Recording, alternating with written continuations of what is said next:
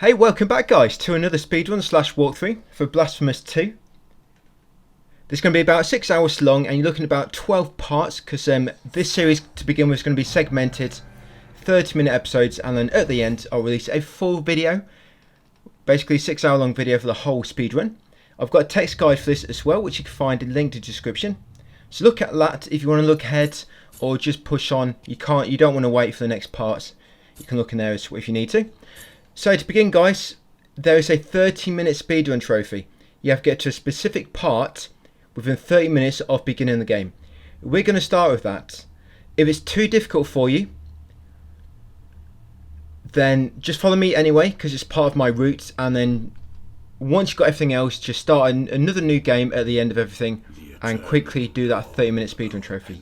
So I'm doing it to begin with. Like I say, you don't have to do it. You're going to be taking the same route. So you can either do it now or do it afterwards. If you do it now, pausing the game will still tick the timer by.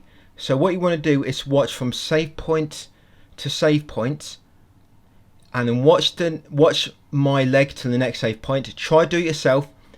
If you don't think you've done it in time or you've made too many mistakes, if you quit to main menu, it will not save. So you can quit to main menu, reload, and you'll be back at the time you was when you last made the save. But if you die, yeah, the only times the game saves is if you die or you rest at a save point. So yeah, but I would advise guys, try to get this out of the way first. It's not too bad. There's one boss which you have to fight anyway. It's a sort of tutorial boss. But other than that, it's sort of like a clear way all the way to where you get this trophy. No bosses to face, so it's not too bad. I'll let you be the judge. You can go for it like I say, and if you do fail, just carry on with the guide and then just come back and do it again at the end on another new game. So we took the Veredicto weapon to begin with. That's that big sort of mace-like weapon. I always go for this one first, depending on what one you go with first, changing up your route quite a bit to begin with. I like to go with this one first because I think it's the most beginner friendly. It's got a big range on it and it recovers more further. That actually sort of blew by your sort of MP bar. It recovers more of that than any other weapon. It's a bit slow, yes, but the range and the damage it does makes up for it. So here's your first boss, the Faceless one, I think she's called. Chisel of Oblivion. Yeah, the attacks are very, very simple. She'll lob that wheel at you, and when she lobs it at that, you're supposed to slide underneath, run over to her, gets a few attacks in. When she pulls it back, you jump over it, and occasionally she'll do that attack. So she'll either jump in the air, lob it at you, or she'll charge you along the bottom. Very, like what, 2 attacks to dodge, very simple. That's it, she goes down really quickly. There's a trophy in this for beating the boss without taking any damage. We do that on the, it's on the 3rd boss in this guide. Yeah, you could actually reach that boss in second, but we're going to go straight for double jump because we're doing a 30-minute trophy. We're getting the speedrun trophy out of the way first. We're just going to get double jump while we're there. Opens up the exploration a lot more then. Allows you to reach more places. There's quite a lot of backtracking in this, but that at least removes a bit of it. So yep, hit the shortcut gate, come in here guys, and you'll find Anunciada, or whatever her name is. She's going to read this massive entry to you. Don't worry, it's not going to read it all at once. Sort of spaced throughout the game. Yeah, the little cutscene. Cutscenes will count towards the timer, by the way. So if you're going for the speedrun trophy, cutscenes will count. And this route you're watching, I get there on 23 minutes. So you've got about 5 minutes to spare. So you could watch the cutscenes. The cutscenes probably take up about 2 minutes. But if you do, obviously you're only going to have about 3 minutes to spare then. But like I say, what you want to do, if you want to get out of the way first, watch me from save point to save point. Try to do it yourself. If you think you've made too many mistakes, then just quit to main menu and retry from a save point. Like I say, the game only saves if you rest or if you die. Right, so we're going to dodge past all these enemies.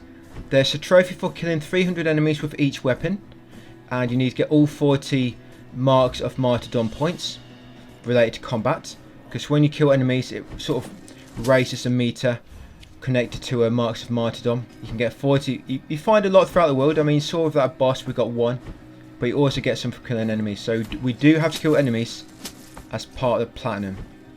But don't worry, When we are going to kill enemies, I'll let you know. So don't worry about that. It should all come quite fluidly, the way I've planned all this out. Yeah, so you just dashing past all its enemies, either sliding past them or jumping over. Come in here, save your game. City of the Blessed Name. Now, do not save your game now until you come back here. Yeah, little edit there. You might see a few edits every now and then between save points, because sometimes at save point, I quit, I have to do some stuff or read up on the next part. Let's try and memorise it before running it again. Yeah, so you come in here to see this guy. This is Montanus, the sculpture. These figures, they sort of give you little perks, like bonuses, like increased physical damage, increased magic damage, etc. etc. Yeah, but you talk to him, he'll give you that one to begin with, the traitor. That gives you physical damage plus 10%. You want to equip that in your old piece of favours. And then you're going to come down here. You're going to hear the woman scream. And yeah, we're going to head towards the scream. So you drop down the shafts. To recover quickly, you have to fall in from a great height. Just spam slide. And you normally recover quicker, guys. Yeah, come straight down here. Avoid all these enemies. We don't have time to kill them. We'll worry about all the kills later. Down here. Down this path on the right. There's a save point in that top right exit. But like I said, we're not saving until we get back to the City of the Blessed Name. So take this middle right exit. Watch out for this guy. To dodge his attacks, slide through him. Sliding through him is the best way to do it. Because if you jump over him, sometimes his slash can still catch you. But most time you slide through him, it will miss. Yeah, that magic, that's a prayer we got earlier. Just go into your prayer slots in your inventory and you can equip it. This is Yerma. Should give the Steely Battle Lance, which opens up your weapon memories. Yep, your weapons have memories. And that will unlock them for you and make your weapons remember things. Now here, you need to jump just before the crumbling floor and then slide, and you can just reach that gold altar and get 3,500 Tears of Atonement. If you don't get that, don't worry. You can either quit main menu and try again till you get it, or you can come back later. But once you're done, drop down here, guys, and grab this first ability, the Ivy of Ascension. And it's going to let you climb up walls. Finally. So yep, now we've got the spider ability. You can climb walls. It has to have the metal sort of frame on the side of it though. Yeah, loot that chest for a rosary bead, guys. That's your first rosary bead, the lead sphere. That increases physical defense by about 10%. Right, so now what we're going to do, we're going to get killed. This is why we did not save the game. Because now when we get killed, it's going to save, but it's going to warp us back to the city. City of the Blessed Name. I've no idea what the name is. But you'll be back here. Yeah, accumulation of guilt. That's what happens if you die. You turn guilty. Apparently dying is a sin. Right, so just equip that rosary bead. Now we're going to head right. Now we've got wall jump. Sorry, not wall jump. Wall climb. We can actually jump off the wall at the end of it though. You're going to climb this shaft on the right. Take this right exit, which is opposite the entrance. Right, just on the outskirts of the City of the Blessed Name. You're going to sprint past all of these. Take the right exit here. Save your game there. Grills and Ruins. Later on, we don't have fast travel unlocked yet, but later on we're going to have the ability to travel between save points. So make your way to the right here. And you see a statue. Activate that statue. It's going to activate that time door. And we need to quickly slide beneath it before it closes. Be really quick. We did it. Right, in here. Smash that box and you find a statue hidden behind it. It's going to lower that platform. And then we're going to jump on it and go up to the top. And then take this exit on the right. In here, drop down to the bottom. Climb down this first ladder. Taking the bottom exit. Now, activate a statue. Just try and be careful because the enemies will attack you and knock you out of the animation. So you need to quickly get around to that time door next. So back left, climb the ladder, jump up it, it's a bit quicker. Slide through these. If you get hit while on the ground, you'll get knocked back by the way. But if you get hit while airborne, it doesn't knock you back, it just damages you. Just remember that's quite useful. And there we go. Once you got that, grab that, I was going to say, grab that miracle. Grab the bleeding miracle, I meant the prayer. But yeah, you don't have to get that, but it's quite a good prayer to have. It doesn't use much MP. It's quite fast and does a lot of damage, so I'd just like to get that one while moving past it. Come in here, guys, save your game. Smash this wall down here. Jump off, slide, and take this right exit at the bottom. Right, in this room, we want to kill the enemies in here because there's one enemy on the far right. He's too tall to jump over him. He's really tall, this guy's like literally about 8 foot. And you can't slide through yet. The big enemies, you can't slide through them. It's funny because you can slide through most bosses, but the big normal enemies, you can't slide through them. Yeah, so this guy, he will always have the same, very easy to see coming attacks. He'll always do that sort of slam, and it'll do like a sort of type of elemental damage attack afterwards from the slam. That's it. Quickly kill them. You probably get about 400 TOA from all that. TOA is short for Tears of Atonement, if you couldn't work it out. And by the way, MOM is short for Marks of Martyrdom. So when I say get your mum or get your TOA, it means get your Marks of Martyrdom or get your Tears of Atonement. So in here, make sure you're coming far enough to discover this room, because if you just pop in and then pop back out, it doesn't uncover that room, and we won't uncover that teleporter gate. Now, do not save your game at that save point we just ran past. Yeah, do not save your game, guys. You're going to see why very, very shortly. So you get past all these enemies. Watch out for the guys with the big candles. They're a little bit annoying. If you slide too early or too late, they'll catch you with the massive candle they're holding. Jump over these. And we are going to get killed deliberately in a second. But drop down here, go right, and you'll get another weapon. This is the Sarmiento and Scintilla. The daggers, basically, or the rapiers. Or the spikes. Whatever. I call them SC. So if I say SC, it means this weapon. So now we've got the daggers. Now to go for the swords. Yeah, we've got the... What we've got? We've got the sort of mace. We've got the daggers next. It's the third weapon. We're basically making our way back up here. So what we're going to do, we're going to head left and we're going to get killed. Break this weak pillar, and let one of these little blue runts kill you. I hate them, guys. That's perhaps the worst... No, maybe it's not the worst enemy. There's some teleporter guys later, headless teleporting guys. They're pretty annoying. But you're going to get killed.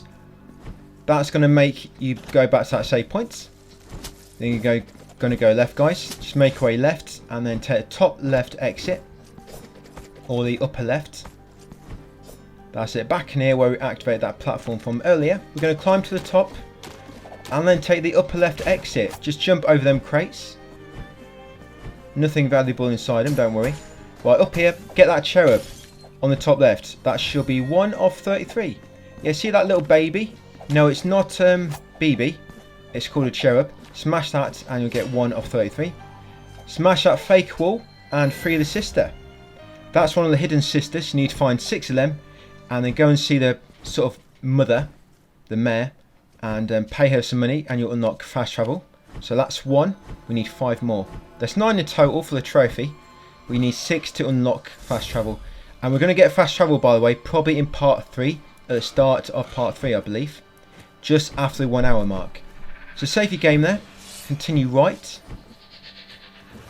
Just get past all these enemies. Watch the guys with the birds.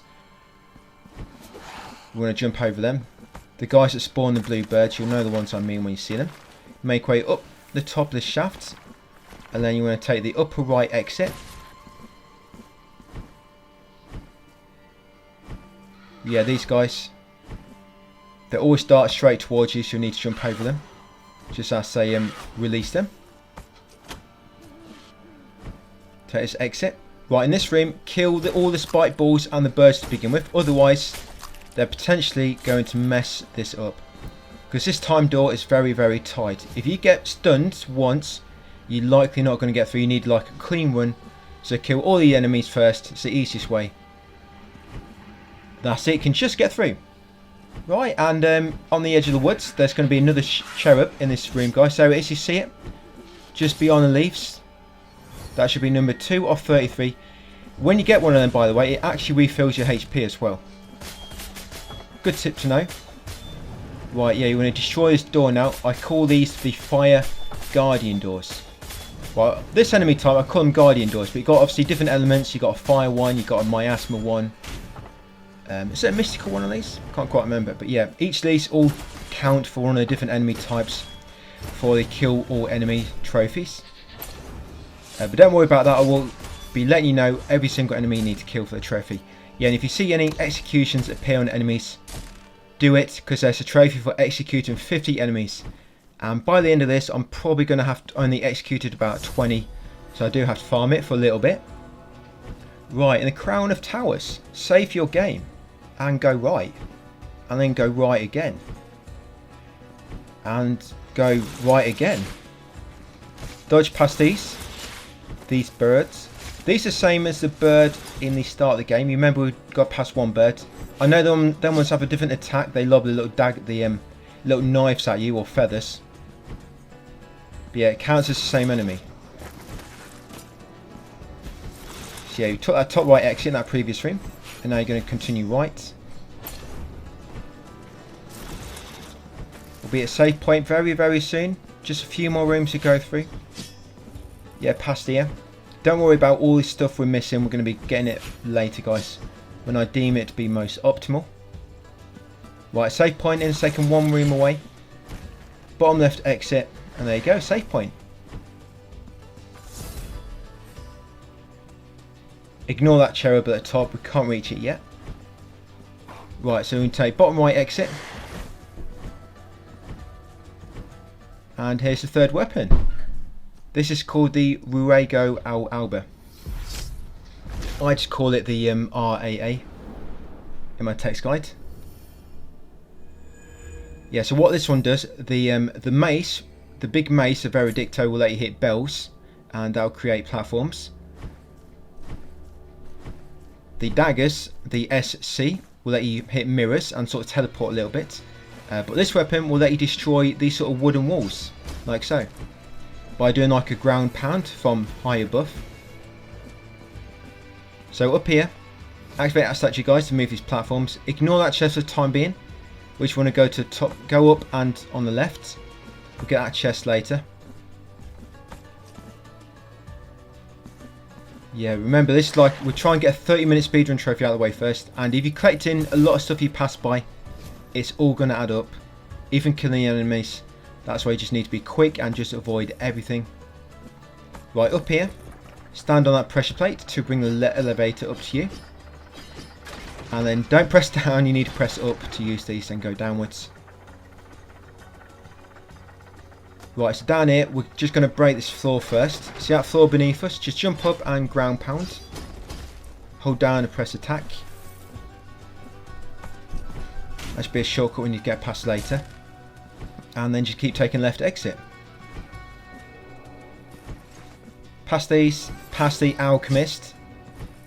Yeah, the guy with the lamp which is trying to electrocute you. I call that one the alchemist. Yeah, you can find a enemy list guide as well. Linked in the description, by the way. I didn't mention that, did I? So activate the statue, guys, and quickly get across. So remember, if you're airborne and you get attacked, it will not knock you back. So if you think there's no way to avoid an enemy attack, try to use that to your advantage when you're trying to reach a timed door before it closes. So here, it's going to be a teleport gate. Enter this one, guys, and it'll take you back to the city of the blessed name.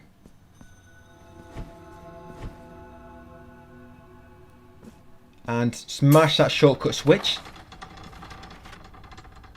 Drop back down the shaft. Yeah, in Profundo Lamento. Yeah, back down here. Go right, watch your HP. Yep, bottom left. Bottom right. And then it's going to be top right. Actually, what you want to do first is you want to get your guilt. You remember we died at the bottom of this room earlier. We need to get our guilt. Luckily I remembered. Just after saving, I just remembered. So I just came back in here quickly. So yeah, down here should be your guilt. Guilty as charged. That's it. Pick it up. That should give you a little bit of your MP back. And it should absolve some of your sins. Right, hit that V-bell if you're Veredicto. Get the cherub. That should be cherub number 3 of 33. Now this big blue guy, this is the, I call these enemies, by the way, I call these heralds. You've got a blue one, a green one and a red one. You need to slide through the lightning. So lightning he tries to hit you with, you need to slide through it. Don't try to jump, it's too high. That's it, we killed him. Kill him, get past, drop down here. That marks of martyr Tom we just got, that mom. That's just from killing so many enemies, by the way. Right, bottom left exit. Now we're in the mother of mothers, in the mom. There's lots of moms in the mom. Right, get past these guys. That's the enemy from the first game. Yes, quite a few enemies recycle from the first game. This enemy as well. They're recycled from Blasphemous 1. So in this room, smash the top right wall. And you'll find a sister again, a hidden sister, hiding in this little alcove. Interact with her to free her, guys. That's number 2 of 9 of the sisters. They'll all be reunited soon. Right, in this room, head to the top left. Slide past that guy. No need to fight him. Just leave him alive. Hit that V bell. And quickly drop down over here, guys. And go through that door before it closes. The V bell obviously opens up that door and you have to pass through before it closes again to break it. And keep it open permanently. Time doors will always stay open permanently as well once you get through them. So activate that statue and move this platform, guys, to about there. Just for later. Just to have to be precise. Just roughly about there. Right, so get past these. Them jumping things were enemies from the first game as well. Them sort of crouched enemies. So in this room, jump up. Smash the shortcuts. And at the top is a save point. Yep, so later, a save point for us to walk back to once we unlock the fast travel between save points. Take this left exit at the bottom. Right, make our way up here. Yeah, I almost died here somehow. Yeah, watch out for the alchemist. Talking to myself there. Yeah, activate that statue to lower the mirror. Use your daggers to dash across. Yeah, that's what the daggers do. Drop down here. Right, now quickly get through these. Yeah, that wall on the right was not a secret. It looks like it should be a fake wall, doesn't it? But it's not. Right, in this room we're going to get a cherub first. So dart up here, switch to your Veredicto and smash that cherub. That's number 4 of 33. Now quickly activate the statue. Now we need to quickly get to that door before it closes. So you go back to your daggers, dart across, slide at the bottom here. So you recover quicker. Then quickly dart across to the door. You get plenty of time with that one. Right, save point here. So save your game.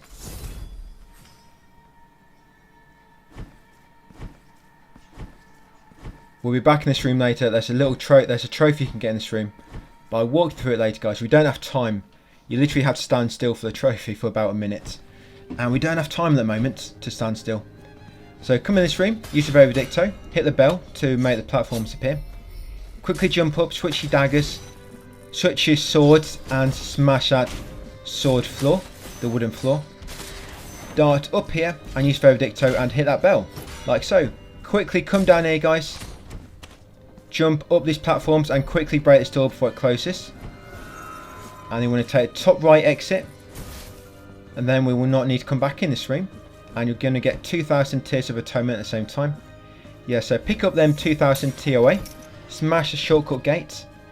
I smash every single shortcut in the game, I think, guys, in this guide. I think there's actually one which I'll leave just because it's really unnecessary. So smash that shortcut switch. And then activate the statue, guys, to move that platform on the far left. And then quickly make your way up before the platform starts to rise. There you go. Watch out for that electric. And then jump across, guys. Release that shortcut ladder. Release this shortcut ladder. Jump up and smash the wooden floor. Right. The room is at the bottom, guys. So we're in beneath the sacred grounds. Yeah, the room is at the bottom that you need to get to in 30 minutes for the trophy. Carefully make your way down here. Very carefully. The spikes are very pointy. You do not want to land on them the wrong way. Trust me. Don't worry about any items in this room. We'll get them later. And there we go. Save your game, guys. You should be at about 23 or 24 minutes. But as long as you're under 30, you can still get this trophy. So talk to Yerma. Say yes. And then say yes again. Yes, say yes, and say yes. Coming in, there it is, a sharp rendezvous. So you only have to reach this room in 30 minutes, guys. Like I say, if you didn't get that, don't worry. Just carry on from here. And you can do it at the end. Just start a new game and quickly get this trophy. So this boss, you might think he's a bit too difficult this early in the game. We've only got 2 flasks. We've got reduced MP because we're guilty. And yeah, a few other reasons as well. But it's not too bad. I really advise getting this boss now. It did take me probably, the first time I fought it, probably took me 20 minutes or so. Just get used to this moveset. But it's not too bad. Just use the Veredicto. And use your Bleeding Miracles when you get a chance. Make sure you've got the Bleeding Miracle prayer equipped. You just press circle once to use it. Yeah, most of the attacks quite easy. When he does that, you can dash through him anyway. But when he stands up on sort of 1 foot and pulls his sword back, when he stands up tall, you can dash behind him, get a few attacks in. You should always attack in front of him at that point. When he does that, be ready to jump, because when he lands, he does that sort of wave of rubble that comes out of the ground. And on the second and third phase, when he does his swipe where he stands up, he will sort of do like a wave towards you, like that one there. So make sure you're ready to dash through it. You know when he's going to enter the next phase, because he'll jump in the background and he'll do this attack. Now he's going to have his fire weapon, where it'll do more damage to you. Yeah, he's got a fire buff on now. So yeah, when he does a spinning attack, the sort of spinning wheel, you can slide through that, guys. You can slide through almost all his attacks. But the one you want to watch out for is when he jumps, just make sure when he lands, you're airborne as well. Yeah, so slide through most of his attacks. Like I say, it might take you a bit of practice, but it's not too bad. And I really do recommend it. It's a good idea to do him now. Just because straight after this guy, we're going to get double jump, guys. And it's going to open up a lot when it comes to exploring. So yeah, you get a trophy for beating him or her. The sharpest tool in the shed. Definitely not talking about me. Yeah, you get some TOA for beating him. It's got him a text guide, exactly what you get from each boss, what enemy.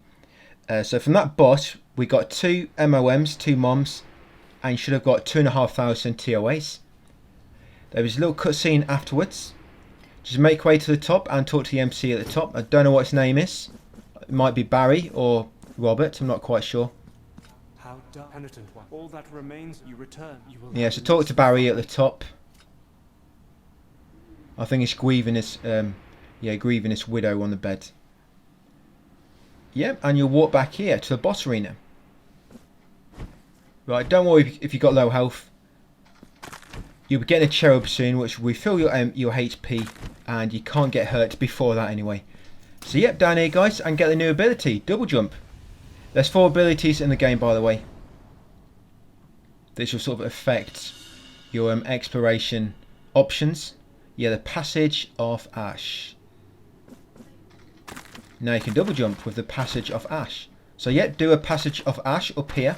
Continue upwards and do another Passage of Ash. Up this ladder and then do a Passage of Ash to get across here. Yeah, don't worry, I'm not going to say that every single time. Right, so yeah, this cherub, you can just get it. There you go, with a Veredicto. As you see, it refills your HP. You should be on 5 of 33 now. Up here, do the passage. No, I'm just kidding. Yeah, double jump across here, guys, and over here. Right, fake wall here. Yeah, it's not a dead end. As you give it a little poke. Right, and take the exit straight opposite you. Jump over the red herald. Yeah, you can jump over these guys now. Right, carefully make your way down here. Now, in a minute, we're going to have to use the mirror, the dagger skill. They're going to have to quickly use the sword ground pound. So dagger, you can double jump and then do the ground pound. And here, guys, you're going to get weapon upgrade level 2 for the swords.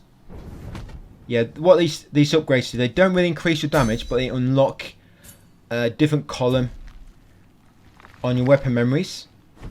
By the way, in your weapon memories, you can actually buy memories which will increase your defense overall, or increase your overall attack or mystical damage. Yeah, that trophy, guys, welcome back. That's for falling into spikes for the first time. If you remember on the first game, if you fell into spikes, it would be an instant game over. But in this game, it just does a little bit of damage. And like I say, it can be a bit more painful depending on how you land. Just when you land on spikes, try to make sure your butt cheeks are clenched. Right, Down here, we're going back to save point, guys. Get this item over here. That should be one mum. Right, down here, save your game, and then that'll be it for that video, guys. So yeah, this is pretty much how it's going to be like for the rest of the series. Like I say, you can look at text guide if you want to look ahead, or check back and make sure you got everything correctly.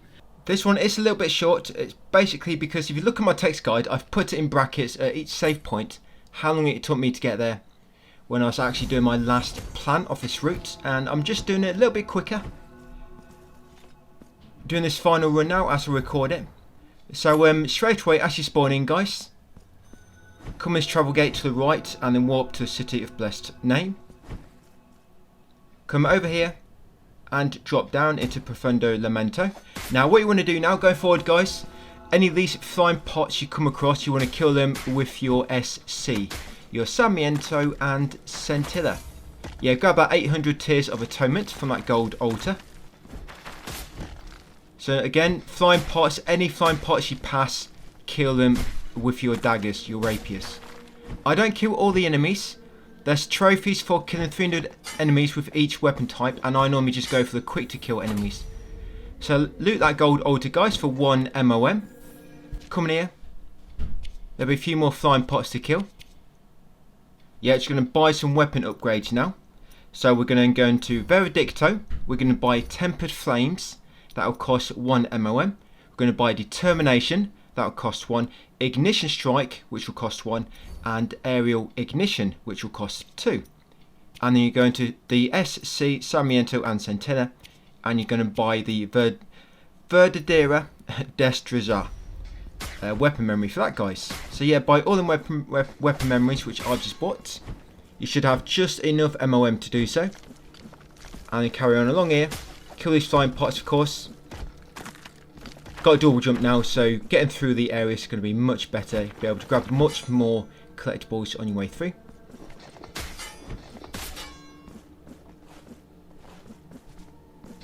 Up here there'll be a sculptor tool. Now these tools, they always appear in the same order. Yeah, hit that shortcut ladder, come in here, and there's going to be a gauntlet. Yeah, them tools, they're for the Montanus, the sculptor. And the first one will always be the same one. Then the second one will always be the same one. So for example, you were to collect them in a different order to me, you would always get the same ones in the same order. This gauntlet to kill all the enemies with your SC, your daggers. What I normally do first, I go for the 300 kills with the daggers, then 300 kills with the swords, and then 300 kills with the hammer. The hammer is one of the best weapons, I think, because it increases your... It recovers more further as well when you kill enemies. You know, one hit from that recovers much more MP than one hit from your other weapons. Come in here, guys, grab that prayer, Mirabarus, return to port. That basically lets you warp back to the city. You just use that prayer as long as you've got enough MP, and you can walk straight back to the city, guys. Kind of like a fast travel back to the middle of the map. Come down that lift, come here into Sea of Ink, and grab that Forgotten Tribute. Yeah, once you got that, use that Mirabarus prayer and walk back to the city. Right, back here you can make a save. I'm going to head left now, back into the starting areas.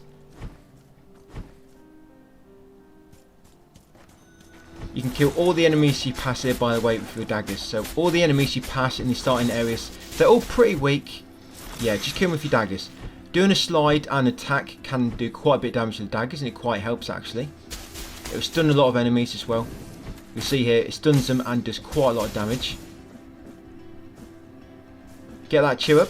That's number 6 of 33. If you get any executions which appear, make sure you use them, because there's a trophy of getting 50 executions. We're likely going to have to farm it at the end if you're going at a similar pace to me and killing the same enemies and not killing any more. Yeah, you're probably going to have to farm them at the end, but I'll give you a good spot for doing so. Yeah, drop down here, slide underneath here, switch to your V weapon, hit the bell, come back under here, slide under there, smash the door, come in here and loot that gold altar, guys, for 1 MOM.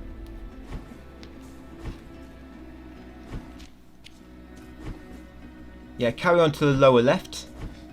You find a flagellant on your way past. There's 3 of them type enemies. You get a new type in the labyrinth of the tides, And there'll be like a type of a gold mask, which will come not long after that in the later areas. Saying that, Labyrinth of the Tide is quite a late game area anyway. So yeah, come through here guys, making way left, killing all those.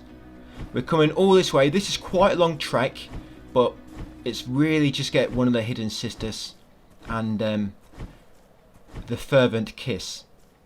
Because before the next boss we're going to do, I get a prayer which lets you sort of summon you summon like a spirit to help you. And even when you're dodging enemies and not directly attacking them yourself, the spirit will be attacking them for you. So, but to do so, it costs 200 MP. And if you do not get this fervent kiss, then there's no way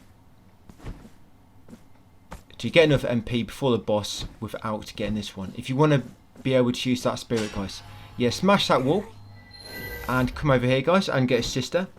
This should be third of 9 of the hidden sisters. Grab that fervent kiss, and then once you've done so, guys, remember, make sure you've got a sister as well. You can walk back to the hub area, the city of the blessed name, using your Mirabros prayer. Right, back here, take a lower right exit.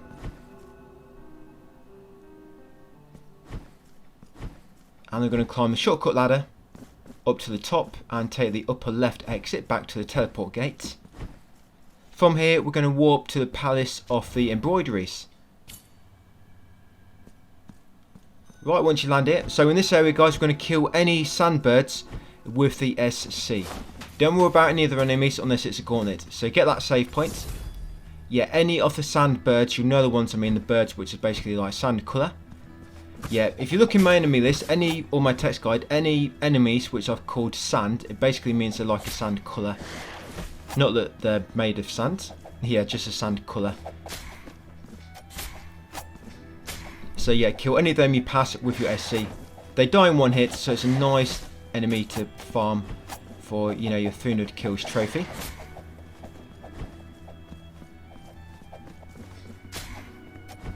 There you go. I mean, you don't. Sometimes there's too many other enemies around. You don't have to. It's just a good habit to get into. Just killing weak enemies as you make your way through. So yeah, straight through here. We're going to drop down and get our guilt fragment from earlier. So yeah, we did die here, but we have recovered the guilt. And you do actually have to die for a trophy, by the way. You have to die 9 times to get a collectible. Yeah, dash through there. Get that shortcut gate. Up here, kill a sandbird. Use your sword to destroy that wooden wall. Coming here, now there's going to be a gauntlet in this area. Pick that up. That's actually a figure called the Alchemist. So yeah, kill all these with your SC. And when the little tiny dudes spawn, the little runts, they're actually too low for you to hit with your dagger normally, but if you dash and attack, you'll hit them. So yeah, with these guys, when you got your daggers, dash and attack, otherwise you'd have to normally duck to hit them. And ducking and attacking with the rapiers is not very effective. It's good with the Veredicto, it's just not good release. That'll actually be part of our build later, holding down and attack with the Veredicto to freeze enemies in place permanently. But that'll be much later in the game, guys. So yeah, kill all those, you'll get that figure, guys, the Alchemist. That's number 2 of 35. Now if you're really low on HP, go back, go left, save at the save point, and then come back here. There's going to be another gauntlet in a second. And if you're low on HP, you might die here. So like I say, if you want to just play it safe, go back to that save point, save your game, and then make your way back over here. So pick up that item, that's a fervent kiss, you'll get it in a second. So yeah, remember, when you're using the daggers, you need to dash and attack these guys. Unless they're slightly above you like so, on a little step. Yeah, keep using the daggers. Remember, we'll try and get 300 kills with the daggers, then we're probably not going to use it anymore. I don't really like daggers, you have to get up too close, and it don't really do more damage. The special on them, where they get the lightning affinity, if you take damage it resets it, so it messes that up. Yeah, you get a fervent kiss from that gauntlet. Head right, use the lift. This will take you into the quiet of the thorns. So in this area, any vultures, the birds, or spiked balls you pass, kill them with your daggers. Yeah, along that shortcut gate, come in here, this teleport gate. Make sure you come far enough into this room, as you can see, If you just step inside, it will not uncover it. Yes, you probably want to run up towards the gate in the middle and then leave. Once you've done so, carry on along here, guys. There will be a cherub here. It's here somewhere. There it is. You see it hidden behind the leaves in the foreground. Yeah, that should be cherub number 7 of 33. That's quite a tricky one to see if you're moving along too fast. So listen to my commentary, guys. There's a cherub in that room. That should be 7 of 33. Yes, these birds, like I say, kill any birds in this area or spiked balls. These all die in one hit. A nice quick enemy to farm for your 300 kills. Another vulture here. A save point here. So finally get all your HP back and your flasks. Right, we're going to slide underneath here. Use these mirrors. And you're going to have to use your sword in a second, just after the ladder, to break that wooden wall. Right, come in here. And you're going to talk to this guy. The Sinner of the Hollow Soul, I believe his name is. He'll give you that figure, the Maiden. That should be figure 3 of 35. Now that figure, if you equip it and I think if you get killed with it on, you can come back to him later and he'll sort of upgrade it for you. I think it increases your critical chance. But you don't actually have to upgrade it, you just have to get the figure once and that's enough. I'm just letting you know, yeah, you can upgrade it. I think, I've not really done it, but I believe you can. Like I say, you equip it, get killed, and then go back to him and he upgrades it. But there's no need to upgrade it, all you have to do is get that figure. Now that enemy I just killed at the start, the tree spirit, make sure you kill that. That specific enemy, you don't come across it in any gauntlets, just this area. Similar to spike balls, but spike balls would kill quite a lot. But yeah, that tree spirit, make sure you killed at least one guys for it to count for the kill all enemies trophy. That's a sort of corpse which is trapped within the tree and it spawns like blue spirits to attack you. Yeah, make sure you kill one of them tree spirits. Yeah, continue left, up here.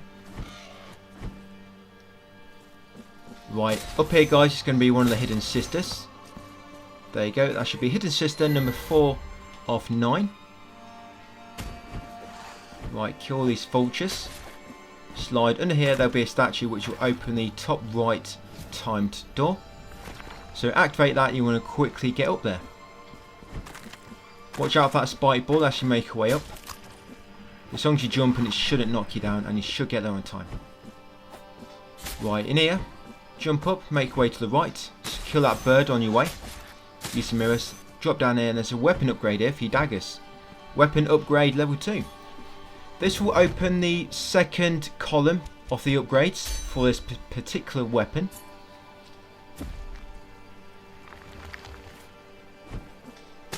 Basically getting that while we are in the area. Right, once you've done so, back in here, kill any enemies along your way, the vultures or the spiked balls, remember. And you'll basically make your way up to the top left exit. You're going to find the procession of shadows up there. You're going to give him that forgotten tribute.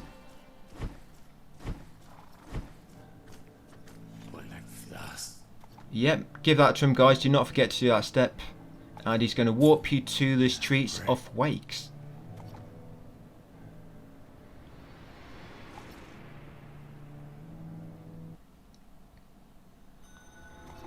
Right, once you arrive, well, it's not Street of Wakes, it's actually Profundo Lamento, but it leads into the streets of Wakes. Yeah, save your game there, guys, and grab the abandoned rosary knots. What they do, you have to give them to a specific NPC. Yes, kill any flying pots, remember, with the SC. Yeah, you have to give them to a specific NPC and she'll give you an extra slot to equip a rosary bead. We've got one at the moment. Once you give that to her, we'll get another one. So yeah, don't bother killing any of these, just dash straight past them. You'll kill all of these in a gauntlet, so there's no need to really kill them. And farming later is quicker anyway. So yeah, teleport gate there, we've just unlocked. In here and take the bottom left exit. Now this is very, very important. This is optional. I mean, you don't need this extra further. But when you talk to his hand, choose don't kneel. Do this all 4 times. So talk to the hand, because the face isn't listening, and choose don't kneel 4 times. Very important. It doesn't matter if you make a mistake. Nothing is missable in regards to this hand, but it allows you to get extra MP at the end. It's kind of like some bonus, a bonus increase to a maximum MP gauge. But you have to choose don't kneel 4 times. Very, very important, guys. And then after that, give him both of your fervent kiss. That should increase your MP by 30 each, so it should give you an extra 60.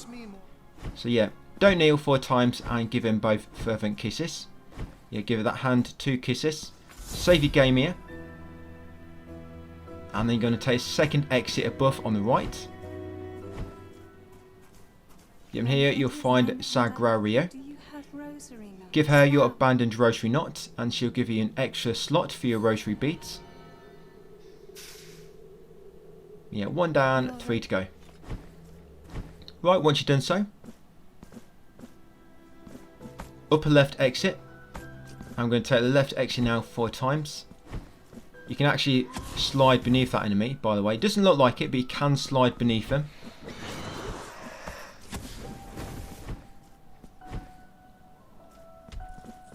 Yes, keep making way left, and in a second, yeah, just here we're going to take a lower right exit.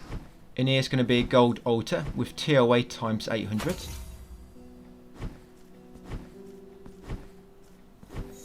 Keep going left. There are some things in the upper part of these rooms, but we can't quite access them just yet, so we'll leave them until later. Yeah, up here, and you need to smash that wooden wall on the bottom left, so you need to get some good height to do so. In the shaft, take a lower left exit, and you're going to meet Castro.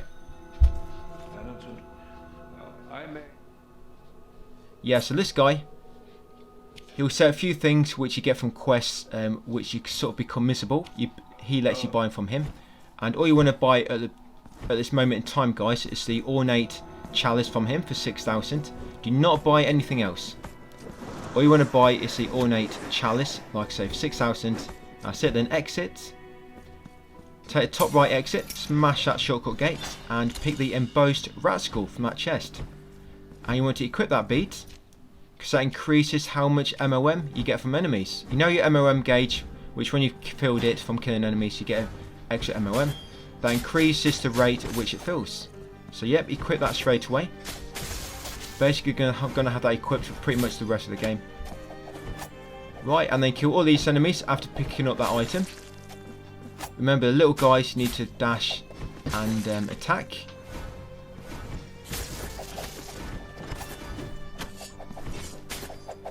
Yes, watch your HP here. It might help to get to the far right or far left. So you've only got to watch for enemies coming from one direction. Right, once you've killed all them, you should get 1000 TOA from the item picked up.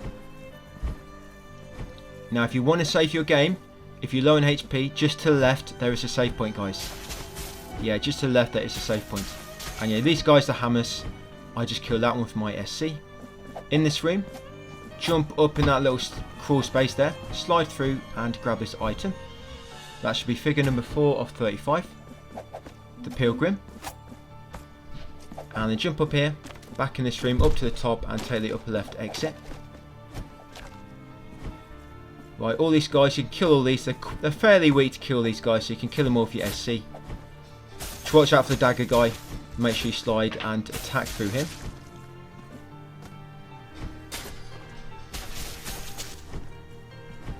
That's it, through there. Once you get in here, use the mirrors to take the exit on the left. And there's going to be another gauntlet here. So pick up that item, that's actually an MOM times 1. And yep, kill all these enemies. You're going to have... If you look on my text card, I've actually put what enemies will spawn in the gauntlets. So every gauntlet you can actually read up and find out exactly what enemies you've got to watch out for. I've not really put the order they spawn. Just what enemies will appear. And once you've killed these, you should get the MOM which you just picked up, and we're going to walk back to the hub area, guys.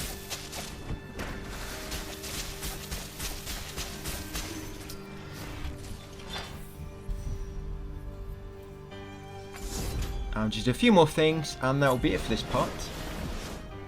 So yeah, back in the hub area.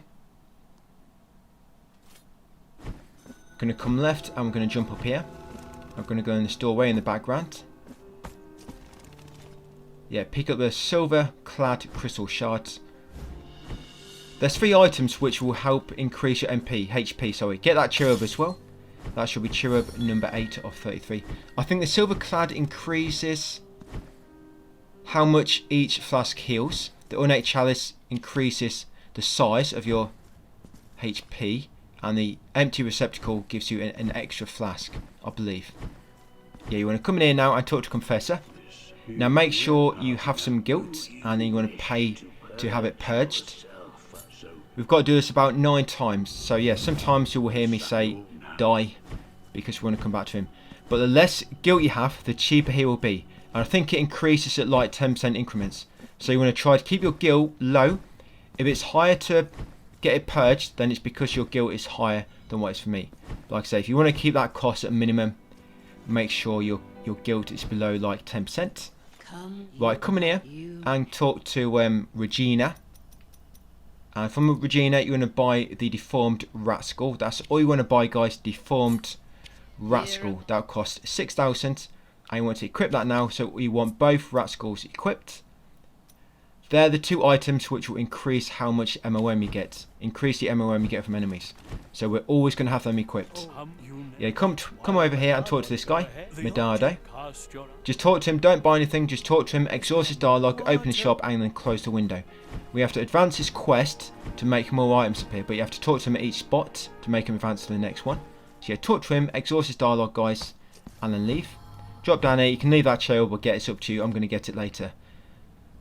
There's no benefit to getting all the cherubs quickly. You need all of the cherubs at once to do anything really good with them. So come over here and sacrifice your blood to fill up this chalice in the background. And then talk to Our Lady of the Chalices and give her a silver clad crystal shard, the ornate chalice, and the empty receptacle, guys. Yeah, each time you come in here, before you talk to her, if that chalice is empty, make sure you sacrifice blood. Just like if that hand from earlier, there's a bonus with this woman. The bonus isn't needed for 100%, but it will give you a little bit of HP at the end. But you have to keep sacrificing your blood whenever that chalice is empty. Bring me more. Bring me. And I think you're supposed to sacrifice blood between giving her each ornate chalice. So you'll find you sacrifice blood, given a ornate chalice, and when you leave the room, come back in, it'll be drained. And yeah, walk back to here, guys, for the Miraculous Prayer, and save your game, and then that'll be it for that part, guys. Part 2 done. At the end of that, it should be on about 9% done of the map. This is part 3, and in this one we're going to be doing a bit more exploration into a new area I've not quite been in yet. We'll be killing another boss, and also getting the trophy for killing a boss without taking damage.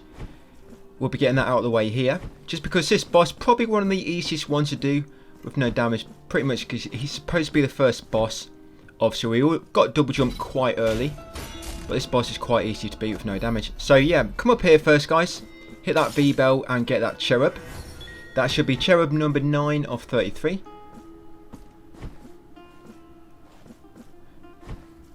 Up here and get that save point.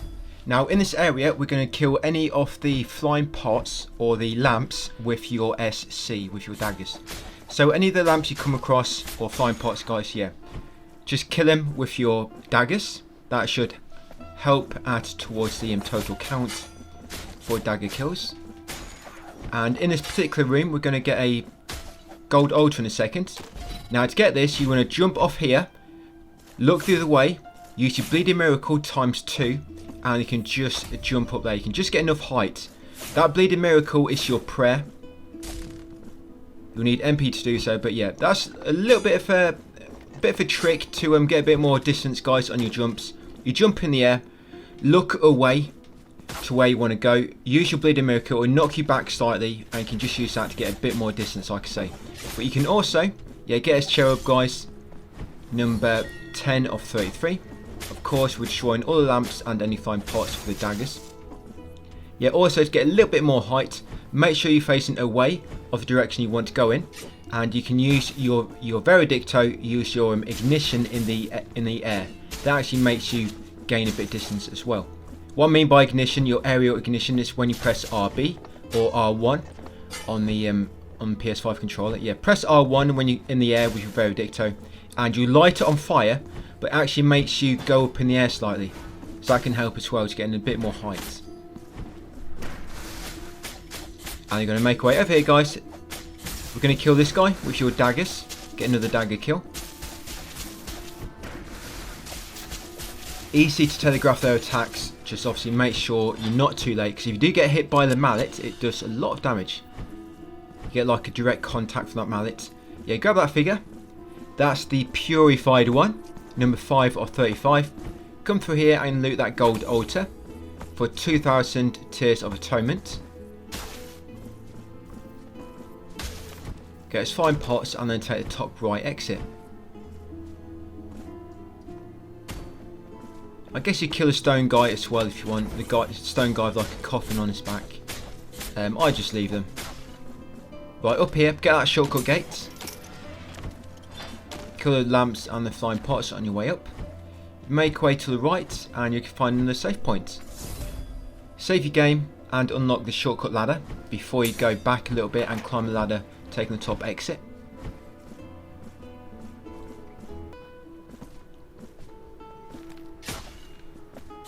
Yep, kill the flying pots and lamps. Them flying pots, by the way, you probably notice there's 2 different colours. Each colour counts as a different enemy type for the kill 65 enemies trophies. Yeah, the red pot, the red flying pot and the sand coloured flying pot, they are considered a different enemy type. Just something which is good to know. Right, up here, make your way to the right. Just kill them. You can't actually go to all the way to the right yet because you need a different ability. Yeah, leave that chest for the time being. You can get it now, but it's a little bit tricky to get. So I'll just leave it. Right, in here. Kill these enemies, climb this ladder. Up here, jump over the Esquilon. Yeah, them enemies with the massive sort of helmet on. They're called Esquilon. I think that's the official name from Blasphemous 1. Yeah, you want to make your way all the way over there, guys. Just get that missing map tile, which probably wasn't discovered because the floor collapsed. And then take the top left exit. This is going to take you into the sacred entombments.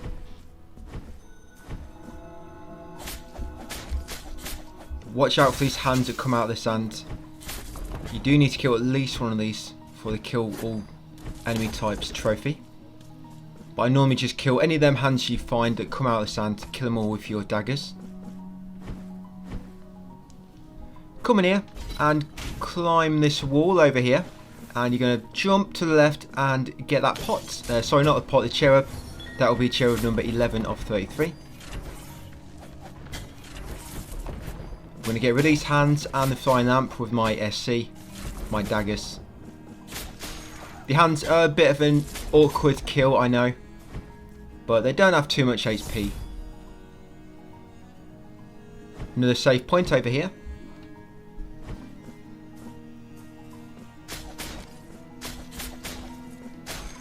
Keep making your way sort of up and left. Killing these hands as well. Dashing through them and attacking can help quite well on them.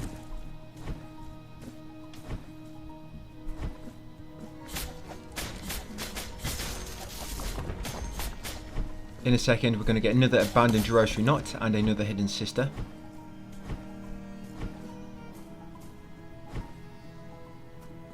Yeah, jump up here and jump up there using double jump. Grab that abandoned rosary knot. That should be number 2 of 4. Just need to hand it into Zagrario to get an extra bead slot and get that hidden sister, guys. That's hidden sister number 5 of 9. And these little sort of instruments in the background, you hit them with your Veredicto and it drains, you'll either lower or raise the sand somewhere in the region. There'll be some which will raise it, some which will lower it.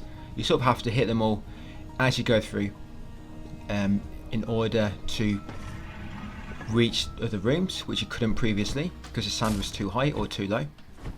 Get in here and grab that figure, guys. That's the anointed rung. That should be number 6 of 35. And because we've already, normally that's where the Veredicto weapon is, but because you started with it, it's put a figure in its place already. That actually works with all the other weapons as well. Depending on what weapon you start with, in its place will be a figure, and those you didn't start with, you buy its figure from Castro, but we'll be doing that later because they're a little bit expensive at the time being. Right, it's going to continue right. Now look for lower the sand. Save your game again. Now we're just going to buy some weapon memories. So you're going to go into your Samiento and Scintilla. You're going to buy a Silver Cross, Galvanic Striker, and Blessed Silver. Blessed Silver will increase your base damage, which is great. And I think Galvanic Striker increases them as well. Forgot what it was now, but yeah. Buy them weapon memories, guys. Drop down here. Kill any pots or lamps on your way down. And hit that V bell. And then quickly make your way back up.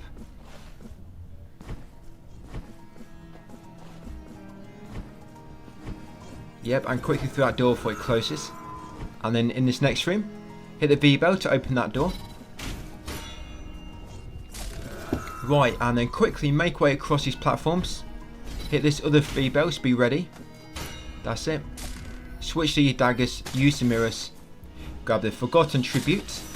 Mirror across.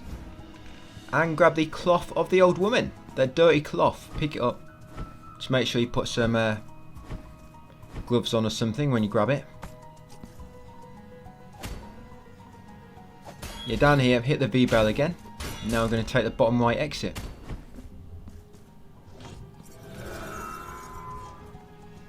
Right, this enemy which just appears, I just killed it quickly.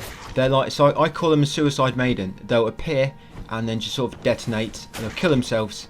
But you need to kill one yourself for order for it to count as the different enemy types. But because they die in one hit, they're quite good to kill anyway. For the 300 kills for the daggers. So yeah, watch out for them suicide maidens that I kill. They're going to appear in the same place for you. And you can quickly get a dagger kill on them. Yeah, so you're going to smash that lamp. To raise the sand there so you can get across. And slide through that little crawl space.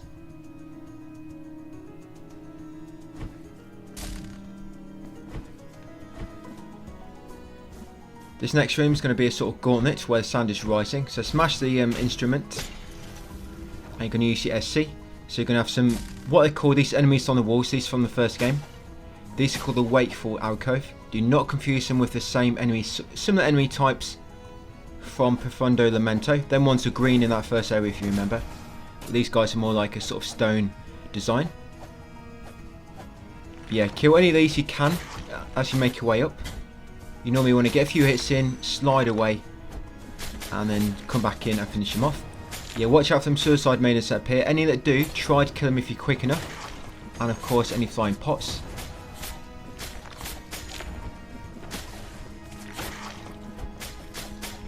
And then once at the top, guys, you need to jump up to the top left, slide through that gap, and hit this instrument to drain the sand again.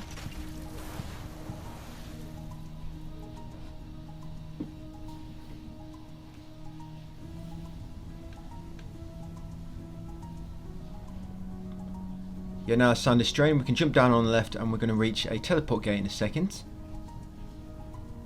Now I'm just going to warp away and just do a few things before I come back here and make our way to the boss of this region. So drop down here, take the bottom left exit. Up here, take the first exit on the left, and that'll be a teleport gate. You want to head inside and we want to warp to the streets of Wakes. Yeah, all the way down here. So up to there, we're going to head over to Sagrario and we're going to give another abandoned rosary knot. That'll give us an extra slot for a rosary bead. Yeah, give her one. Not like that, just give her a abandoned rosary knot, of course, is what I meant. Your rose? Yeah, back out. Yep, you can equip them now.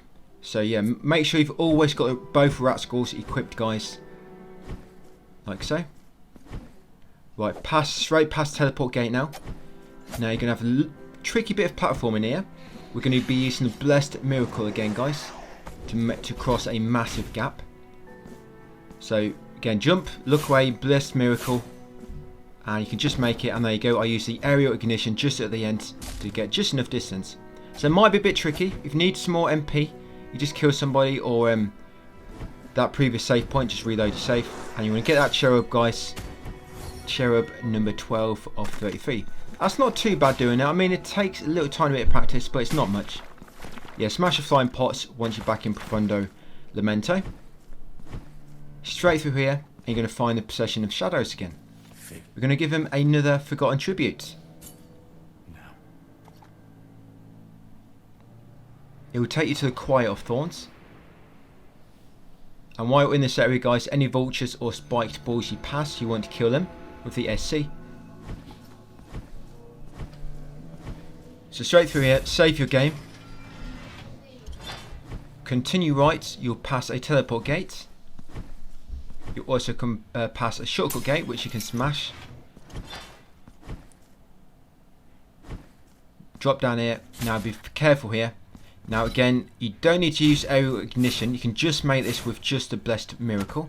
But yeah, you want to cross that massive gap, like so. And then get over here, guys, and loot that chest for the Obedi to the Sleepless Iron. That's a prayer which spawns like a little spirit to help you. And now you can just drop on the spikes, and it will always spawn you on the left there. Right, and then back up here, guys, back to teleport gate. Now we're going to walk back to Sacred Atonement. All we wanted was that prayer. With that prayer, like I say, you can spawn a spirit to help you. So even when you're evading an enemy's attack, that spirit can still be helping. It actually comes in really useful in gauntlets as well. It does quite a lot of damage later on when you wear beads to increase your prayer damage. And it does mystical damage as well as spirits. Yes, back in Sacred Entombments, up here. And take this left exit. You can save your game on the left if you want to. Yeah, the spirit you'll be spawning later, guys, from that prayer, like I say. I'm pretty sure I did do some testing with it where I equipped different rosary beads, different figures, to see what damage type it did. It seems to do mystical damage. So later on, when it comes to equipping figures, yeah, if you have any spare slots, if you equip a figure which increases your mystical damage, you'll actually increase the damage of the spirit which you spawn. Yeah, so back in the shaft with the sand lowered all the way to the bottom, almost. I'm going to take the bottom left exit, clearing the enemies on the way down, the pots and the lamps. As you come through here, destroy any suicide maidens, destroy them suicide priests. They don't actually suicide, they do explode, but they don't suicide. But you don't encounter that enemy type anywhere else.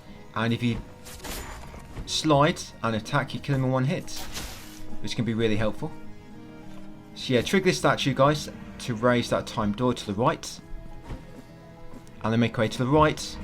Up, there's going to be a suicide maiden here. Get ready to kill her.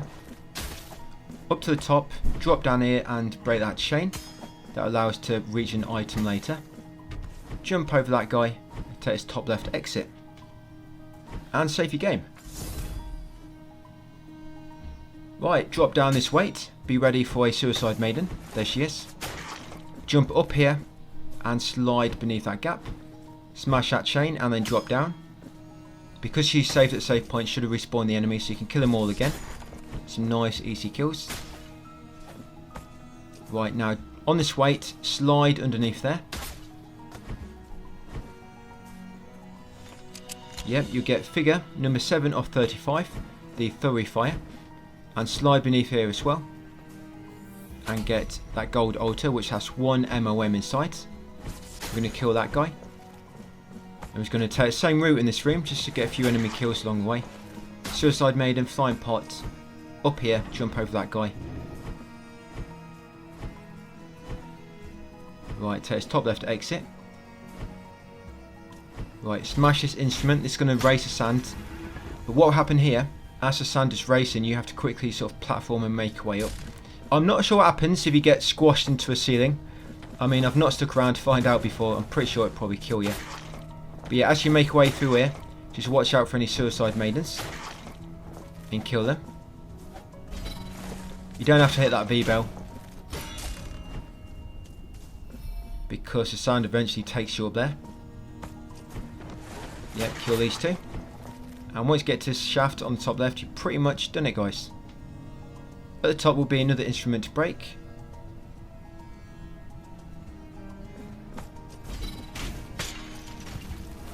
Which should lower the sand once again in the room nearby.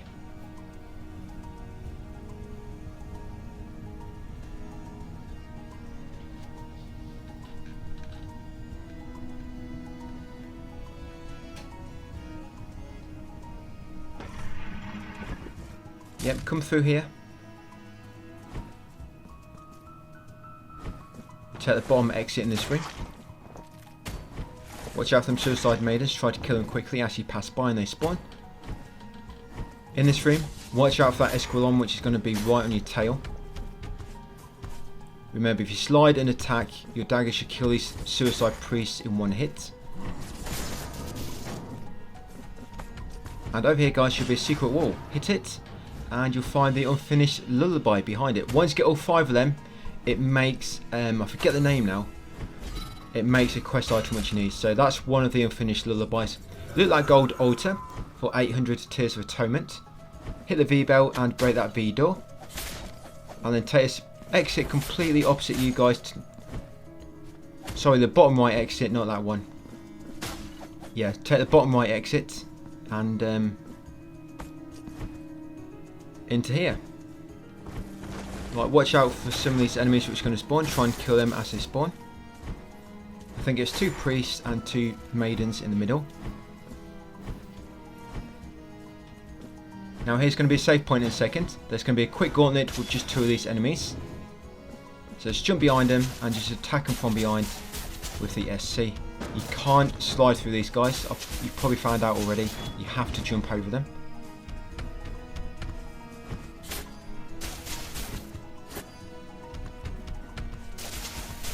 That's it. Once you kill them, it should open the shortcut gate.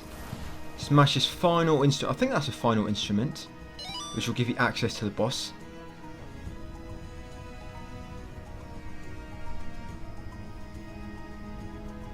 So once you've done that, you're going to save your game, and you're going to buy some more weapon memories then. One of these weapon memories we're going to buy, guys, it allows you to get quite a bit of height using the swords, but you have to attack enemies to do so.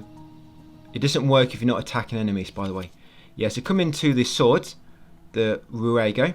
You're going to buy Blood Pact for 1 MOM, Reaper Rosary for 1 MOM, and Crimson Warmonger for 2 M&Ms. That Crimson Warmonger is going to come in very, very important very soon. You see, one of the abilities it gives you is called Crimson Ascension. Basically, you have to combo one enemy twice, and then on the 3rd hit, you have to hold up and press attack. And it will allow you to sort of fly up in the air, like swinging your sword around, and as you get more height with your double jump just after. And we're going to come through here, guys. In this room, we're going to grab that ornate chalice from the bottom there. Yeah, grab the ornate chalice, make way over here.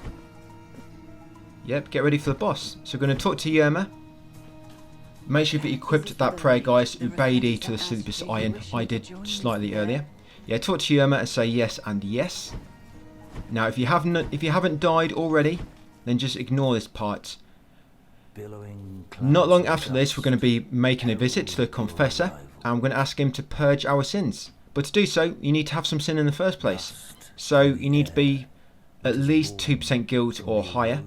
So all I'm going to do, because I'm at 0%, there's going to be nothing for him to purge. I'm going to get killed to this boss. Yeah, I'm just going to get killed to him. There's actually a glitch here. If you press down on the D-pad, as soon as the fight starts, you die. There's a few instances where this happens. So if that happens to you, yeah, don't press down, guys, on the D-pad. You need to wait probably like a few seconds. But yeah, I'm going to die to him, like I say, because I need some guilt for a little bit later. I just do it here. I mean, I could do any other enemy, but I pick this guy. Yeah. But you want to try and make sure your guilt is as low as possible, because then it'll cost less to get it purged. Okay, so we're going to try and kill this guy without getting hit, guys. So if you get hit, you might want to keep going along with the boss fight. Then when the boss is almost dead, restart, just so you can get more. You can spend more time on the boss and see more of his attacks. But yeah, whenever you get full MP, save it for when your prayer for Beatty. He will eventually despawn. So once it stops appearing, you can use that prayer again. In the meantime, you can use your Bleeding Miracle a few times, just a little bit of extra damage. But this guy's quite easy. I mean, when he does that or spikes come out of him, you have to get ready to double jump over him. It's easier because you've got double jump, whereas normally we don't have double jump this early. Yeah, it's massive swings. Make sure you get away, because he can do a massive swing where you see like a red sparkle near his head. and this is basically like his second phase. If you're quick enough, you can actually skip this. If you're clever with your attacks, but it can be tricky. Yeah, second phase gets a few different attacks. Instead of using his club, he'll lob glass at you. Let's get ready for that. When he does these purple projectiles, you do 3 instead of 2. You just jump and duck each of them, quite simple. And then when he charges at you, he'll be taller now, so make sure you try and get more height. But also when he slams into the wall, he makes all the massive stones fall down. So don't commit to too many attacks, you won't get a chance to dodge in time. Yeah, we get our trophy, guys. Flawless penance. Like I say, this is the easiest boss, so try to get out of this guy. If you do get hit, like I say, try to get him down to where he's almost dead, and then restart at that point, so it'll give you a bit more experience with him. Yep, you'll get MOM ×1 from killing him, and 2000 TOA. And there'll be a little cutscene straight after. So during this cutscene, you'll be in the Dreams of Incense. Just make your way to the far right, talk to the NPC there, and it will lower the elevator temple quite just slightly. There's 3 bosses in the regions where you found each of the weapons, and killing each of these 3 lowers this elevator temple. And once all 3 are lowered, once all 3 have been killed and you've lowered it all the way, then you can actually access it and progress in the game a bit further, guys. So the only abilities you can really get before defeating the first 3 bosses probably is double jump and wall jump. Air ability, which is like an air dash in the air, and like a grappling hook ability, comes much later in the game. Right, so in here, we're going to smash this wall down here, guys. There's another hidden sister here. This is hidden sister number 6 of 9. Hidden Cobiada. Take the right exit and save your game. Back in the aqueduct of the Costellis. You're going to come up here. Remember, kill any flying pots you reach. And try to do better than me. I'm just coming up here, just kill these flying pots. Right, we're going to hit this V bell. And we're going to quickly go down, guys, and get that gold altar at the bottom. What you can do first is smash this V door, so you don't have to hit it again. And then quickly get down here, guys, jump on them, and destroy the wooden wall with your sword. Loot that gold altar for 2000 TOA. Right, back up, you're going to take the right exit next.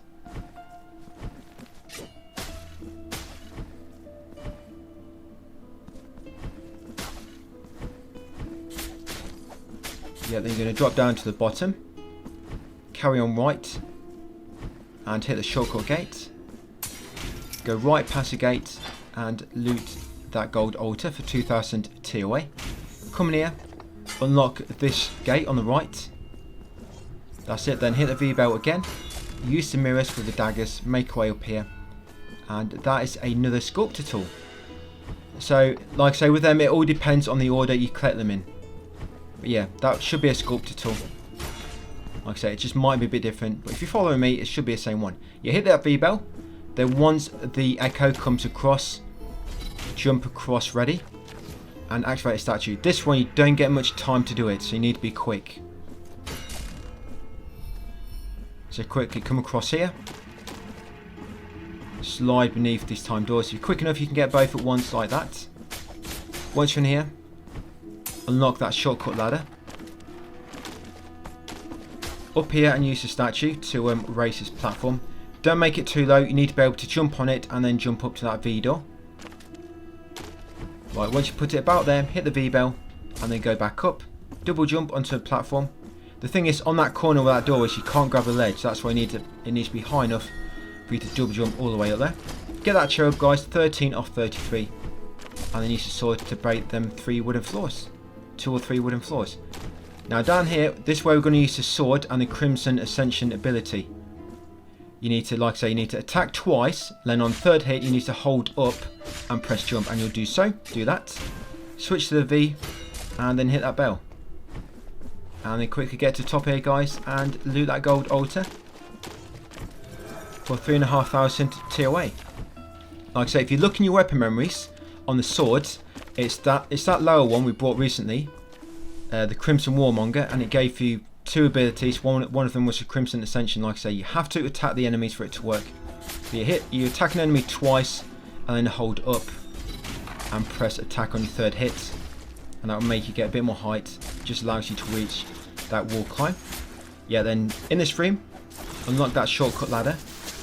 Use the sword to destroy that wooden floor. Come in here, destroy that bird with your SC. Yeah, loot that chest for a figure. That figure is 8 of 35 Nacimiento. And in here, guys, going to be a little gauntlet. Use your daggers for this. You can spawn a prayer to help you. Yeah, the prayer does a lot of damage. It does really help.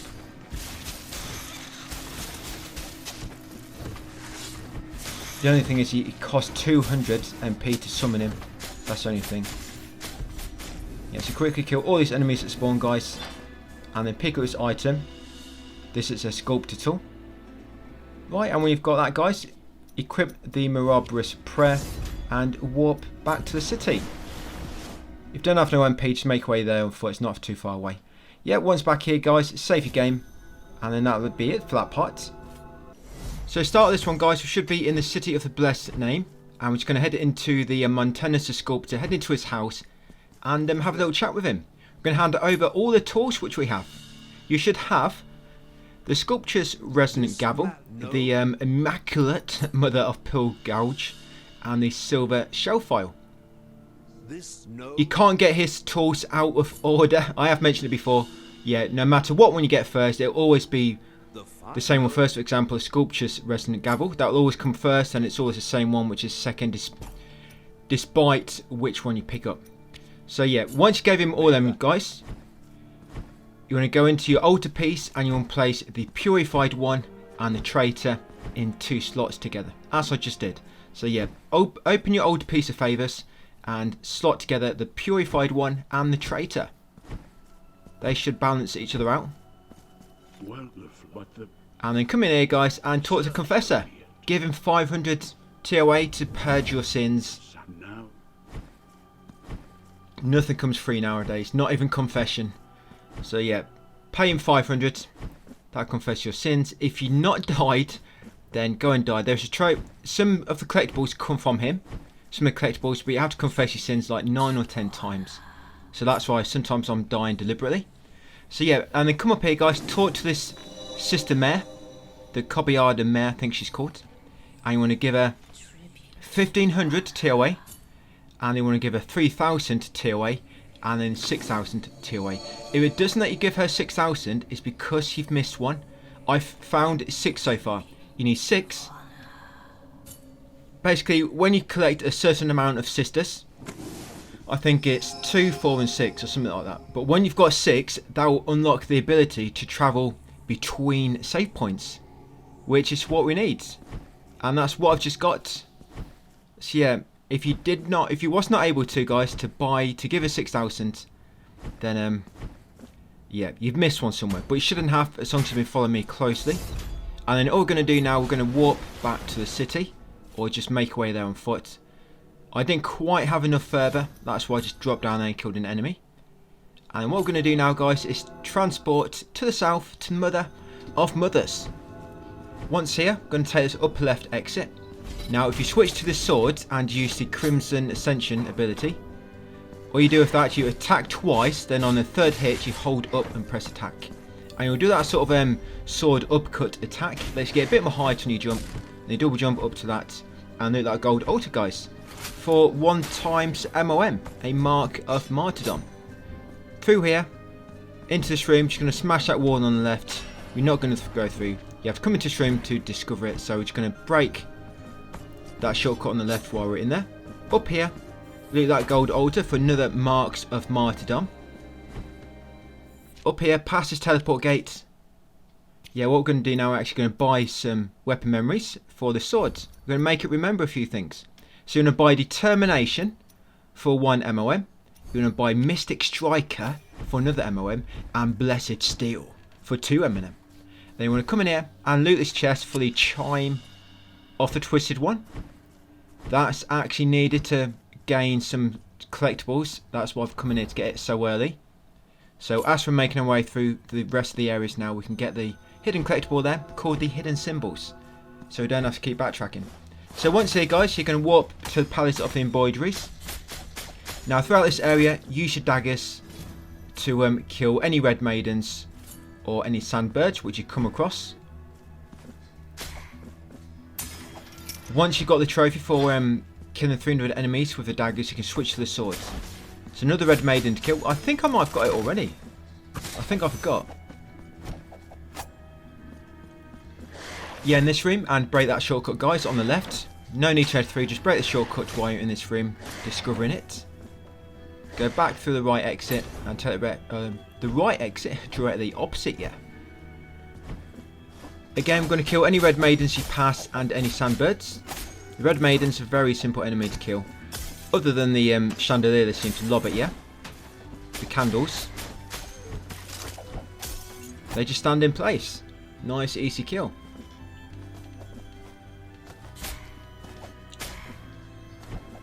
Yep, so like I say, we're going to keep using the daggers until we get 300 kills. But if you have done it already, you can switch to your sword and start working on your kills for that.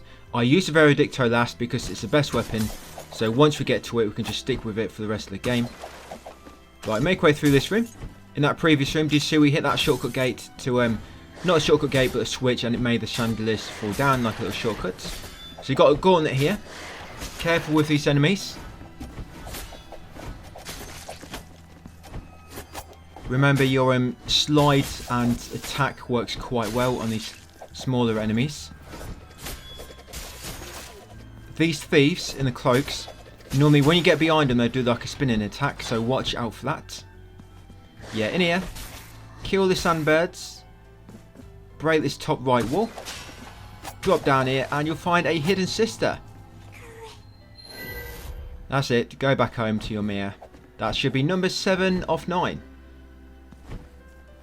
Yep, come in here to exit directly opposite you. Kill any of the sandy birds you find. Just ignore everybody else.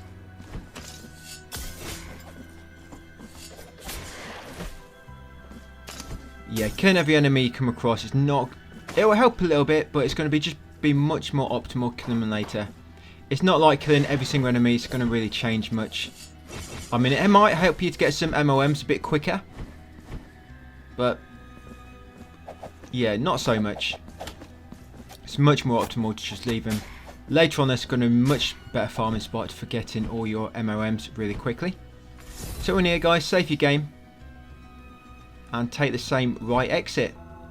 Back in here, kill the sandbirds again. Use the mirror. Mirror, mirror on the wall. Please boost me up this wall. Yep, get that cherub. That should be number 14 of 33. In this room, just quickly dash past these guys. The little runts. Right, you need to quickly get to the left after activating that statue. This time door does not stay open for very long. Yeah, this is one of the stricter time limits. Just quickly hit the mirrors to dart across, make way below the time door, and pick up this item. There'll be a gauntlet. If you need to, you can spawn the spirit to help you. Ubaidi. Ubaidi off the whatever his name was. There we go. Right, guys, the veteran one. So that's for killing 300 enemies with the daggers. So once you have that trophy, you can switch to the swords and start working on your sword kills now. Or just don't, like me. I need to sometimes take my own advice sometimes. But yeah, I should have switched to the sword at this point.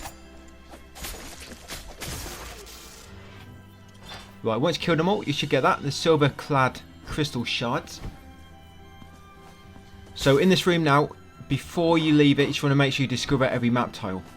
Because this bottom right tile here, normally you wouldn't discover it if you just went to top left, went in that gauntlet room, and then went in this room down here. So yeah, make sure you switch to your swords, guys, if you've already got that trophy. So in this room, you want to enter, leave, and enter again. And what will happen, each time you leave and re-enter, the people that are sitting up at the table, it will switch between them both. And you want it to be the old man on the right who's currently eating his dinner. And you want to talk to him and you want to give him the cloth of the old woman. Dirty cloth with skid marks. Give that to him. I'm sure he'll like to sniff it later.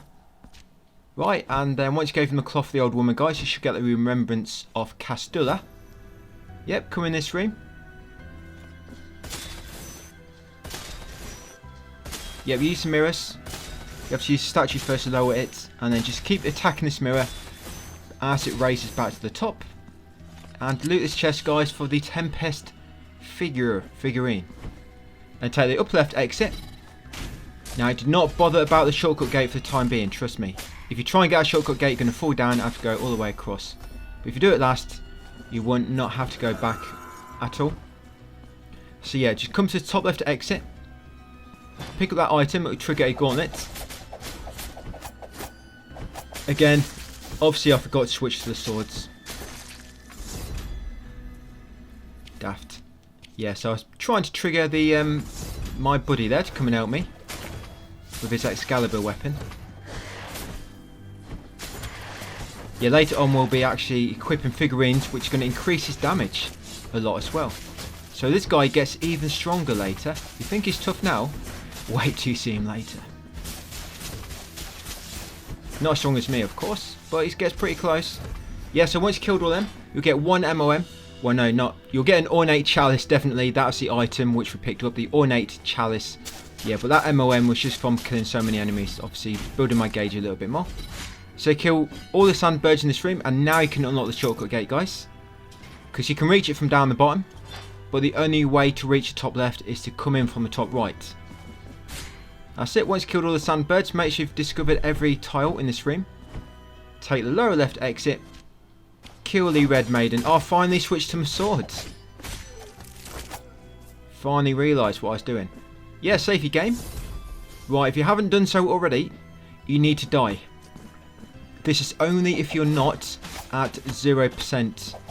Sorry, only if you are at 0%. Yeah, so if you have 0% guilt, obviously you're too good and you need to commit some sins. So we're going to come up here and just get killed. This is so when we go to Concealed Confessor later on, we can pay him to purge our sins. So yep, after dying, I'm just going to get my guilt back. Because depending on how high your guilt is, depends on how much the Confessor will charge you. That's where you want to try and keep your guilt. I mean, 2% is ideal.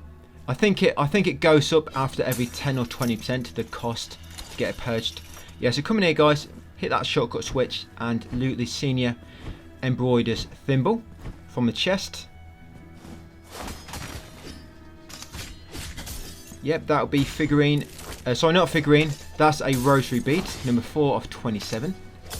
Yeah, so in here we're going to kill any red maidens you pass, and of course any sandbirds. Yeah, so I'm just going to be using the swords now, guys, until I've got a trophy for killing 300 enemies.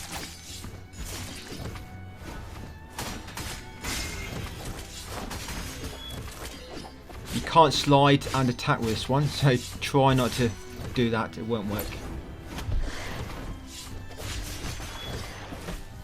But this has a good combo. The 3-hit combo is quite strong, and if you charge up that bar beneath your weapon icon in the top left, you can trigger Blood Pact, which makes you do a lot more mystical damage, like so. These blue guys, make sure you slide through the lightning. Don't try to jump through it, won't work until you unlock air dash later. For now, you have to slide through it. So yep, and hit this strand of the cocoon, guys. It should fall down, and now we're going to use that chime we got earlier, chime of the Twisted One. It's going to make a hidden symbol appear.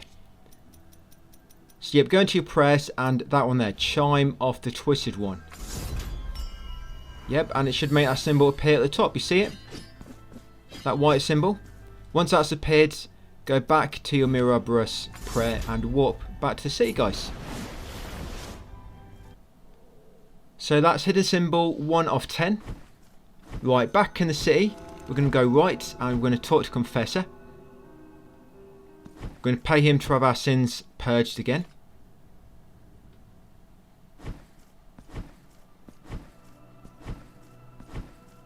Yes, if there's anything you need to get out, guys, do it now. Yes, we won't be coming back here for quite a while. So yeah, once you spoke to him, we're going to go and climb down the far right ladder. We're going to go and talk to the Our Lady of the Chalices again, just to upgrade our flasks. Now, you should have 2 ornate chalices at this point. Do not give her both at once, trust me. First, come in here and sacrifice your blood. I said, just careful where you cut it. You don't want to cut like a major vein, so you know you won't be able to stop the bleeding. Just a little bit of blood in that chalice in the background. And then give her 1 ornate chalice. Give her only 1, do not give her both. And also give her the silver clad crystal shards. The reason being, if you give her 2 without... Basically, you actually have to sacrifice your blood in between each ornate chalice you give her.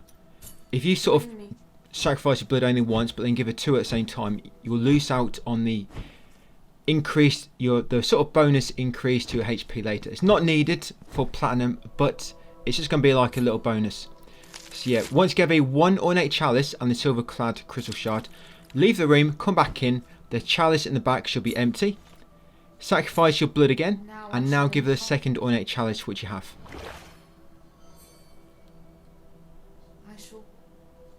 That's it, that's all you needed to do, guys. So now you want to walk back to the city.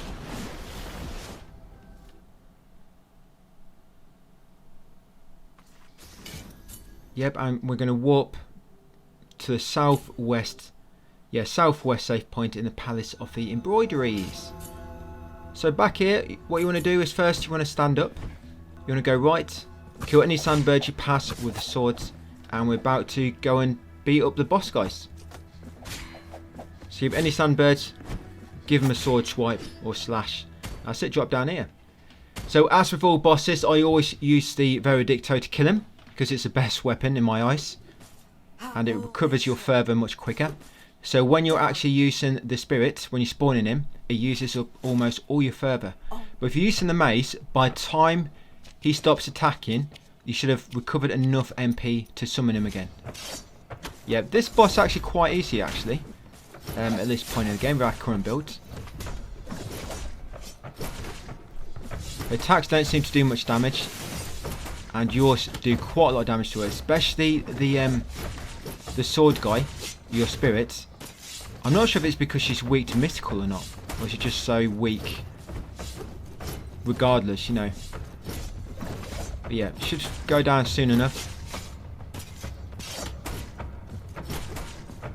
Yeah, so as soon as your spirit stops attacking, you might want to, if she's below half HP, you might want to wait just before she summons her clones, because the sword spirit won't attack her clones, and it's just basically going to waste the duration of your spirits, and you'll not be able to get and recover any further while her clones are attacking. Yes, these 2 clones will attack, and your spirit won't attack these. So it's basically, if it's currently summoned, it's just wasting its duration. So I'm just going to wait for the clones and for the normal boss to respawn. Then I'm going to summon the spirit, and I don't know why it's not attacking her. I remember this now. Yeah, it didn't attack her. I guess.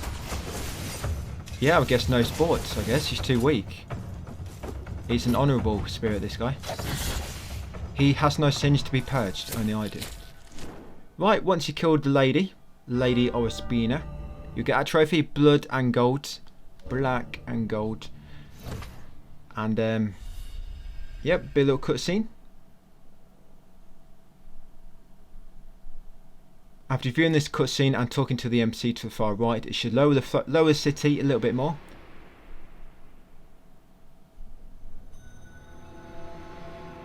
Yeah, you've been in dreams of incense. Yeah, just continue to the right. Talk to this little guy in her hands.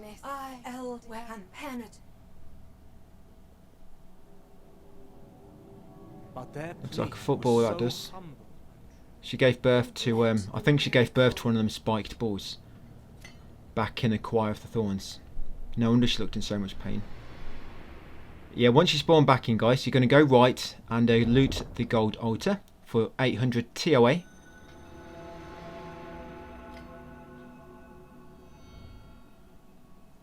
Yeah, so that's the second boss done. There'll be one more boss, and then that floating city should be lowered all the way so you can access it. Yeah, loot that for 800 TOA. Come and talk to Annunciada, whatever her name is. I should just tell you to find the last guardian, something you already know because I'm told you. Yeah, we need to find the last guardian, by the way. Yeah, come back through here. Kill the red maiden with the sword. Save your game, and we're going to warp to the east save point in the Crown of Towers. Right, get that cherub right above your head. And that should be 15 off 33. We're going to come in here. Now, throughout this area, guys, we're going to kill any ghosts and alchemists we pass with a sword. Because I ain't afraid of no ghosts. Yeah, any ghosts and alchemists. That's the alchemist, the guy with the lamp. He'll try to electrify you.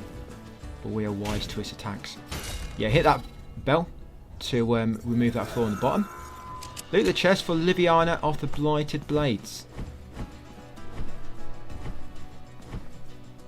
Yeah, good luck trying to remember the names of all these prayers. I tried. Completely failed. Let's call them prayer 1, prayer 2. Right, up here, we're going to take the upper right exit. Not the top exit, just the one on the right, but the highest one, this one here. In here, kill the spirits you pass with the beads around the neck. Don't ask where them beads have been.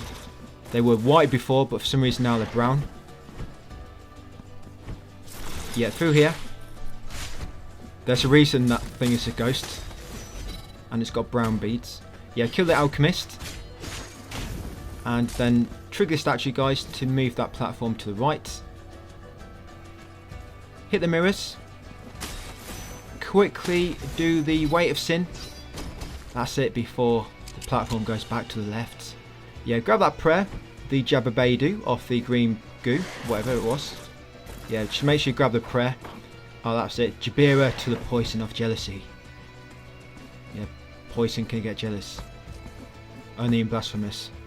Yeah, loot this chest for the petrified lightning bolts. Once you looted it, come over here. We actually destroyed a shortcut floor here earlier when we came down that lift. Yeah, talk to Medado. Exhaust his dialogue and then leave his shop window. Not going to buy anything yet. Right, come left. Kill the spirit. Kill the alchemist.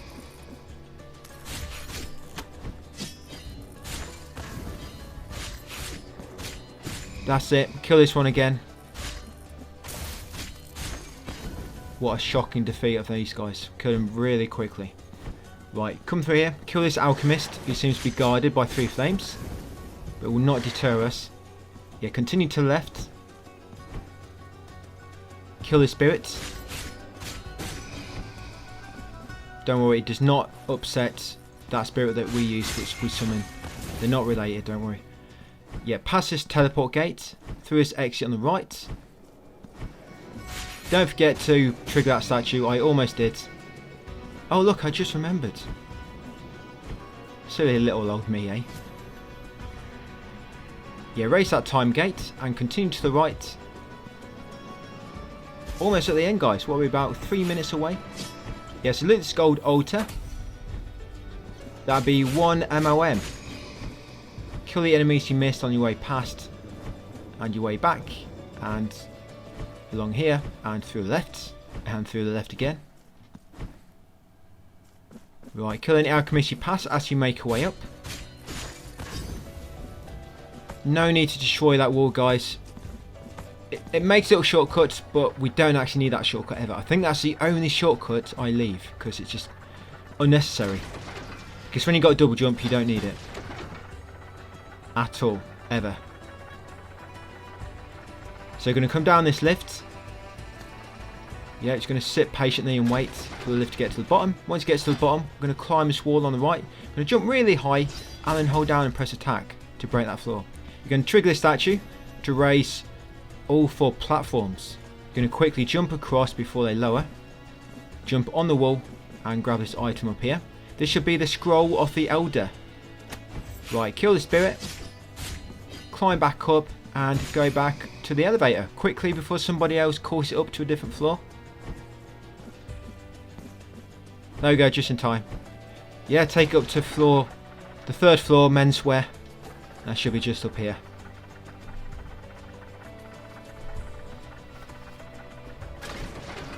Right, once you get up here, just come to the upper right, hit that V bell. Any rooms which I'm not going in, by the way, guys, is because we either go in there later, or at least it's something we can't access yet. So basically the same, yeah, we're going there later. Yeah, so hit that shortcut switch. That'll lower that gate at the bottom. you're going to drop down again, and then use the mirrors to get to the top. I'm going to get the unfinished lullaby. I'm going to kill the sword guy at the bottom. He didn't even see it coming. Right, straight to the top. Take the top exit on the left. The left exit, but the upper one. Come through here, past these birdies.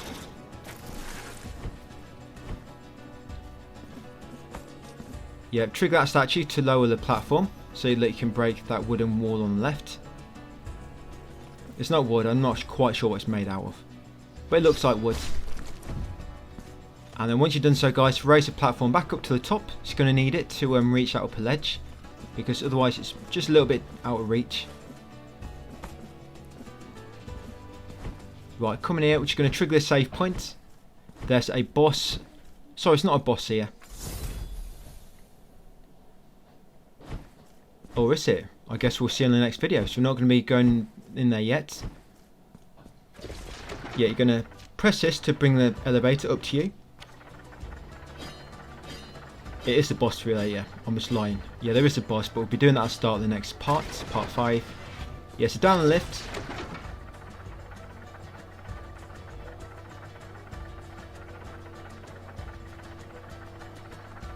And then take the next lift.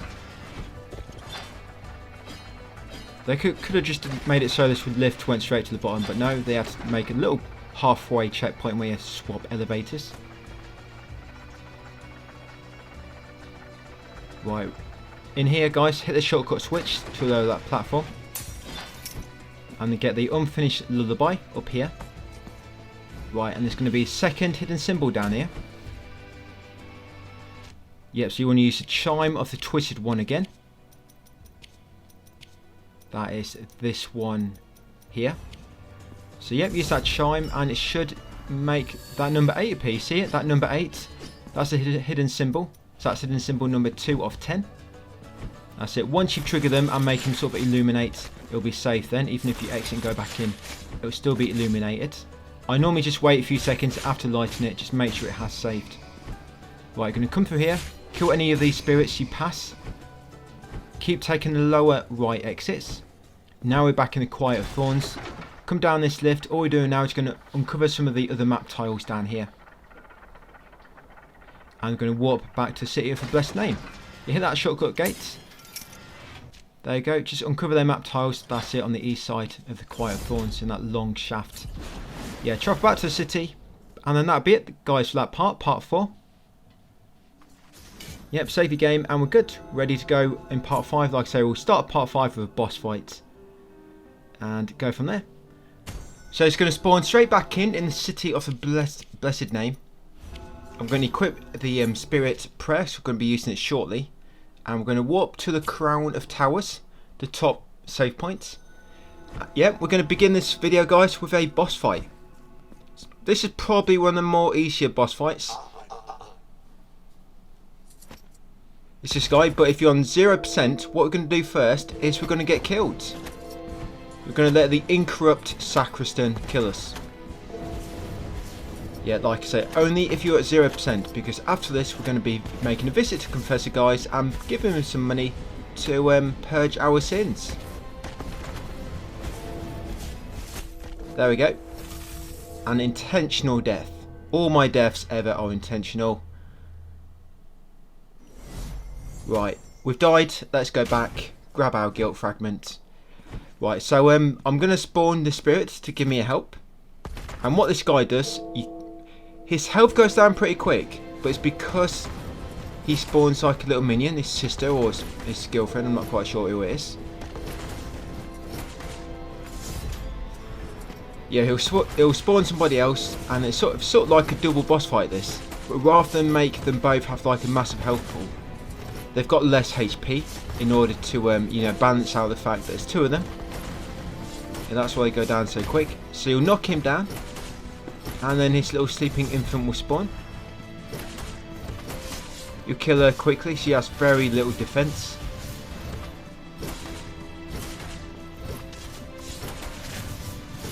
Right, and then once you took her HP down, they'll both respawn with 4 HP gauge. What I normally try and do is go for the little girl first, because she's a more sort of annoying one with the spikes that keep flying at you. Whereas the other one, you can just sort of move out of the way of his attacks a lot more easier.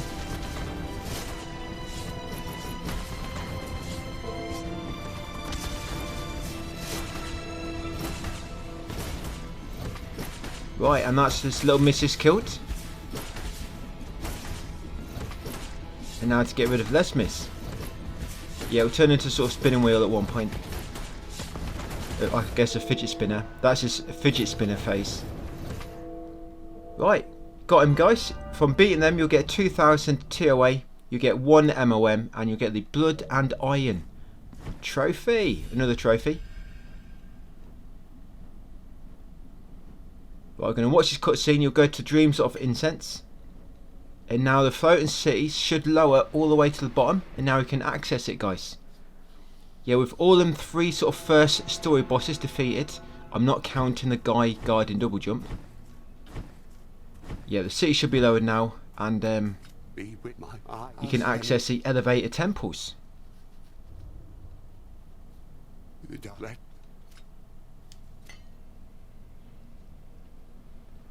Yeah, straight after this we'll talk to Annunciada. And then we use Mirror Brass to walk back to the city. Yeah, so what I've got left to get is the 5 ravens. That's in the sort of orb just above the 3 heads we've just found. Yeah, I'll come out here because normally it doesn't let you warp when you're inside the boss room. You have to come outside. Right, once back here, we're going to take the lower right exit. And we're going to go into church.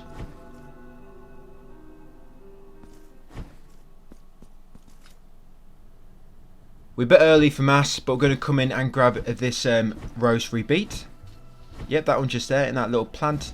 Imperfect sphere of guilt. And then talk to Confessor and give him a donation of 500 TOA, and he'll very kindly purge your sins for you. Yeah, that rosary bead which appears in that sort of plant bulb, I think that one is from after you've confessed your sins I think it's 3 times, or is it 4 times? It's either 3 or 4. Once you've done it 3 or 4, you'll come back in and there'll be that plant bud there. And another one will pop up later. So once we've done that, we're going to walk back to the city, guys. We're going to jump up here after hitting that shortcut ladder. Enter this room and grab that figure. The Ecstatic Novice. Once you've done so, just going to make sure we uncover that map tile on the top left. Because sometimes you might not uncover that, because you have to jump to the left a bit to find it. Then we're going to make a visit to Montanus in his sculptor house. We're going to give him the memento, remembrance of Castilla. And we're going to increase altarpiece capacity twice. We'll give him 1 MOM and 2 MOM. That should open 2 more slots for us. And then what we want to equip, guys, in our open slots for the figurines, we want to have the Traitor and Castilla in 2 slots together. So the Traitor and Castilla. Yep, in 2 slots together. And in the other 2, you want the Anointed One and the Ecstatic Novice. So the Anointed One and the Ecstatic Novice in a slot together. As you see, that little candle in between them, that means you get a little extra bonus. If that one increases the strength of the Veredictol. Right, once you've done so, exit the house. Come up here, guys. Stand on the press plate to bring the elevator down to you. And they can ride it back up to where it came from. Up here.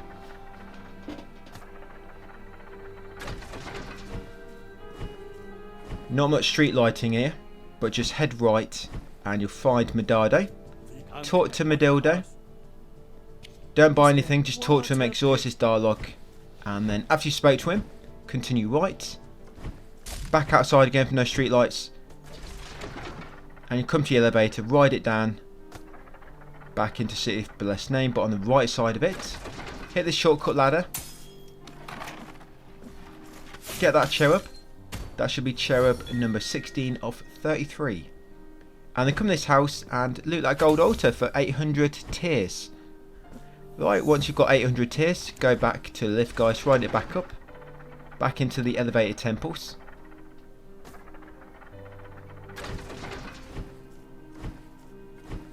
I'm just going to ignore my dildo now. Don't need to talk to him no more in this location. Yeah, carrying up the shaft. Look in the mirrors as you use them. Get that cherub. That's number 17 of 33. Drop down here on the far right and loot that gold altar for 800 tears. And then just carry on all the way up to the top and take the upper right exit, where you'll find a save point. Yeah, save your game here. That's it. Save your progress so it will not be lost. Continue right. Right, in this region, guys, we're going to kill any of the lamps we come across. Yeah, so any lamps in this region. In this region, I meant to say. Yeah, any lamps, kill them, and also any sort of naked slaves / beggars, whatever they're supposed to be. It's a naked guy lobbing heads at you, statue heads. Kill any of them you come across, and like I say, the lamps. Yeah, these guys here. I'm still using the sword because I still need to get 300 sword kills. Right, and carry on up here. Loot this chest for the demented one.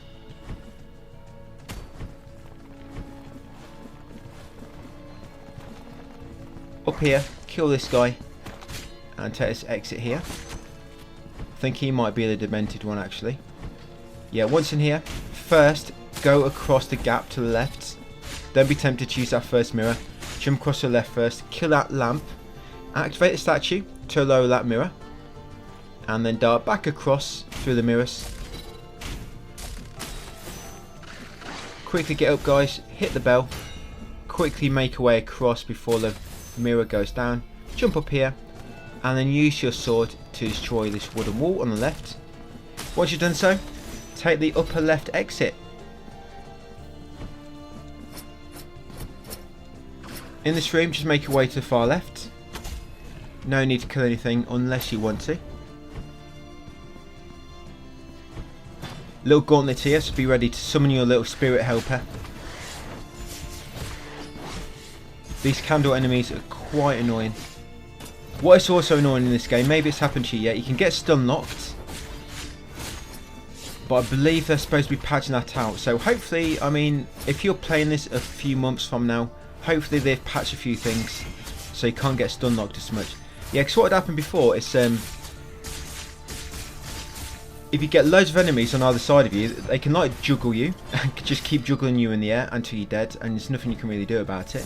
Because there's not many invincibility frames on this when you get hit by an enemy. But yeah, they do reckon they're going to patch it, so hopefully it'll be better. Yeah, come down that ladder, guys, after saving your game. Kill a slave, of course, like I say. Any slaves or lamps come across, kill them. Hit that V bell, make way over here. I'm going to hit that shortcut gate, switch. We'll kill the lamp on the way down if we can. If not, we'll get it later.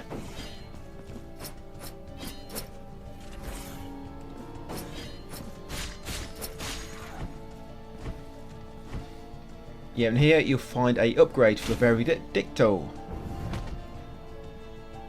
Yeah, this is upgrade level 2 for the Veredicto. Finally got the upgrade for this after many hours.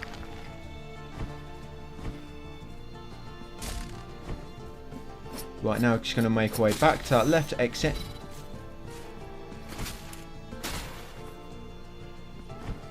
Back up this ladder, guys. You can save your game again if you want to. Once done, climb that ladder and take this upper exit on the right. Again, kill any lamps you come across. These are miasma lamps, by the way. Yeah, the green stuff is not poison, it's called miasma in this game. Mystical damage is normally red or blue, I think. Yeah, I think. Yeah, red or blue is normally mystical. They can have different colours. I mean, I'm not entirely sure on that, but from a little bit of testing, that's what it seemed to be.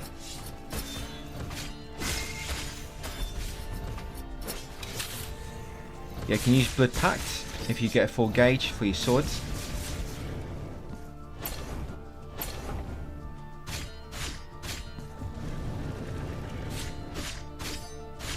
And then take out the Fire Guardian door.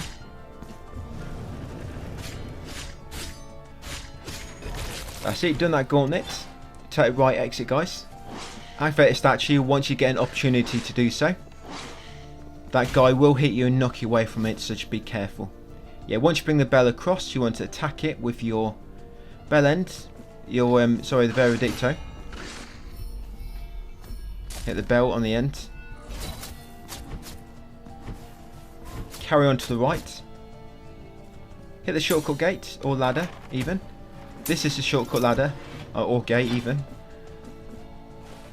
Hit this wall climb, mirror.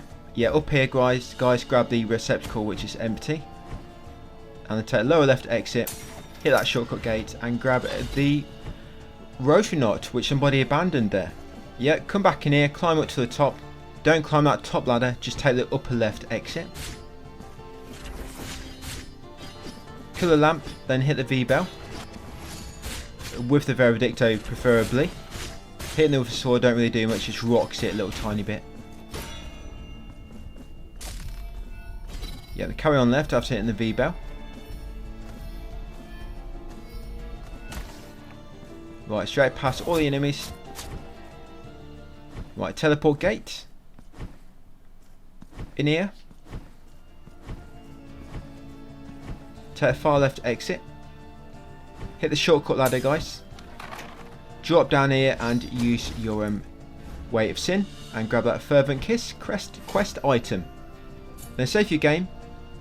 Right, it's going to buy some weapon memories now for the swords. We're going to buy Retribution for the swords, and we're also going to buy Relentless Power.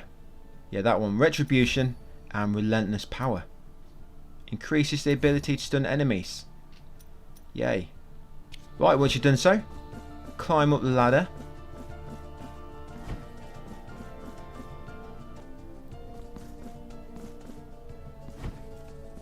In this room, come up here.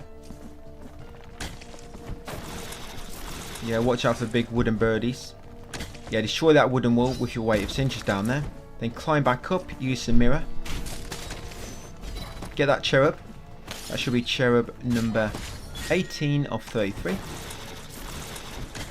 Use these mirrors to get up to the top. Slide through that wooden birdie. Kill the slave or the beggar or the demented one. Hit the shortcut ladder. Use the statue, guys, to raise that platform. Now you need to be really quick here to get below that to use your sword Weight of Sin. Smash these wooden wall and floor. Hit the shortcut ladder in the same time and smash that wooden wall, guys. Come in here and blow out the lamp. That's it. Snuff out the candle.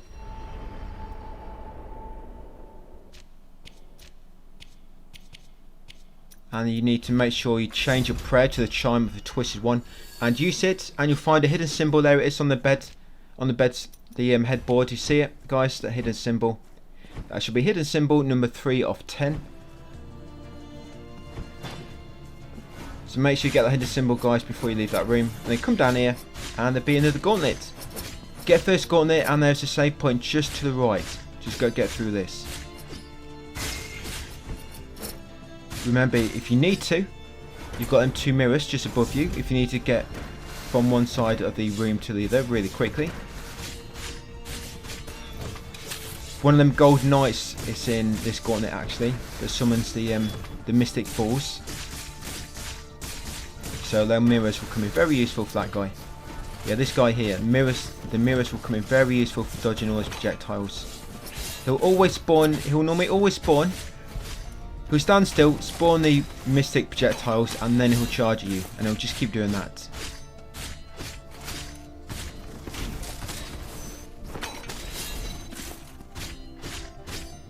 I think I've got him.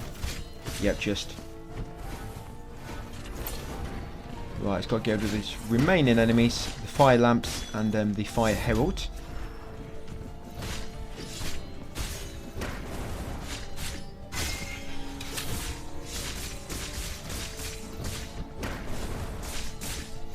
And then once you kill these, just go right, guys, and there'll be a save point.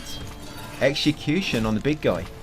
That'll give me a nice bunch of tears from him. He shed 450 tears, that guy did, when I killed him. Yeah, save your game. Come here into the Chapel of the 5 Doves. And then come to the top, guys, and talk to these NPCs at the top.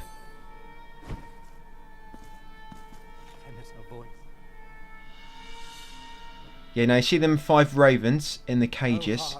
We need to free them.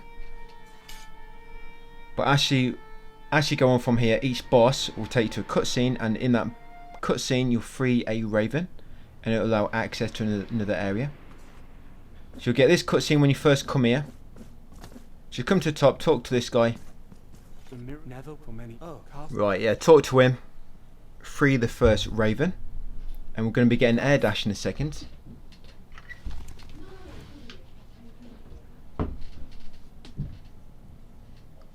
Yeah, you get a little cutscene.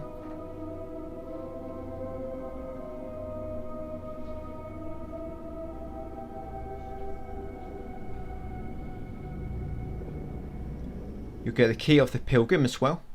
We're just going to take the lower left exit again. We're going to go to save point and then warp to the north save point in the Crown of Towers. Yeah, so once you're back here, guys, once you get control back. Yeah, there it is, first raven or dove, whatever you want to call them. Yep, so come to the save point, guys, and you want to travel to the Crown of Towers, the top save point there. Right, once here, you're going to go right, past this boss room.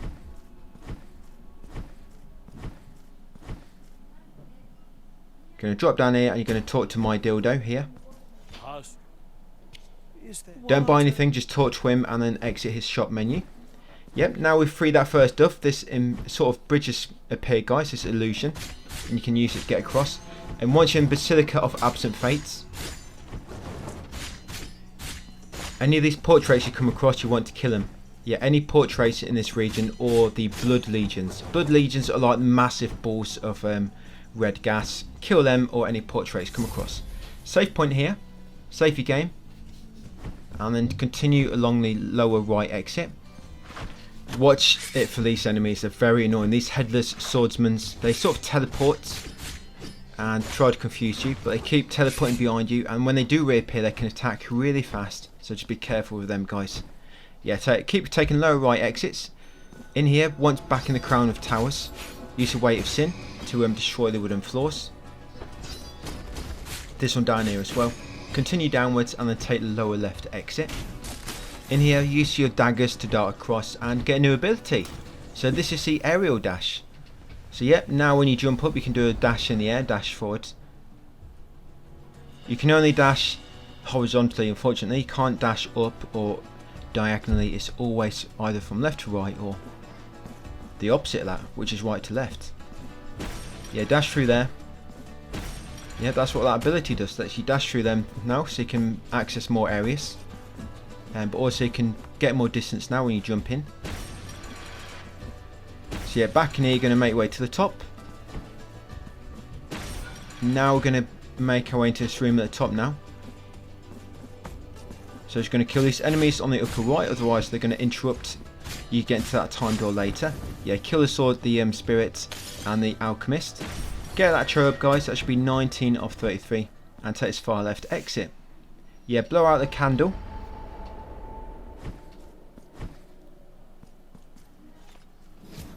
And then activate this, guys. Now you need to be really quick here now. So quickly activate that. Dash through there quickly. Slide as you land so you recover quicker. Quickly get through that time door. You should just make it. Right, we're going to smash that, then we're going to go and kill that alchemist. Right, once you kill the alchemist, we're going to drop down and we're going to use the statue. And then we need to quickly make our way left, up, and then right. And use the Weight of Sin on that floor to destroy the wooden wall before it races too far up. You should be able to just get in time as long as you're reasonably quick. And then get the final upgrade for the sword, guys. Upgrade level 3 for the Ruego Al Alba.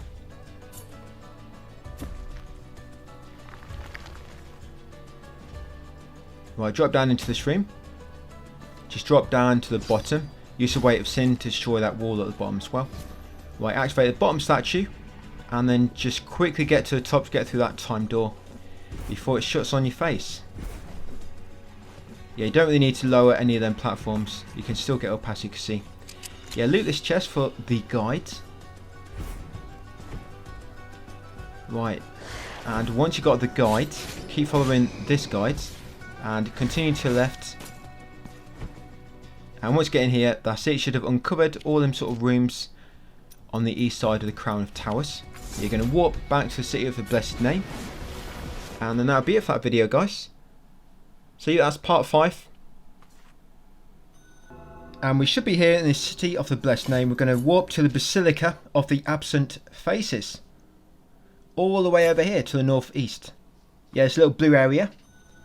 So while we are here, you're going to kill any portraits and the blood legions you encounter with your sword still, if you still require sword kills for the 300 kills for that weapon. Watch out for them headless swordsmen. They're a very annoying enemy, perhaps one of the most annoying enemies in the game. So first we're going to take this top left exit and loot that chest, guys, for the scratched face from the canvas rosary bead. You can come back in here, guys, and take the upper right exit. In this room you're going to use that statue to open that time door. Then you're going to quickly make your way over to it before it closes on you.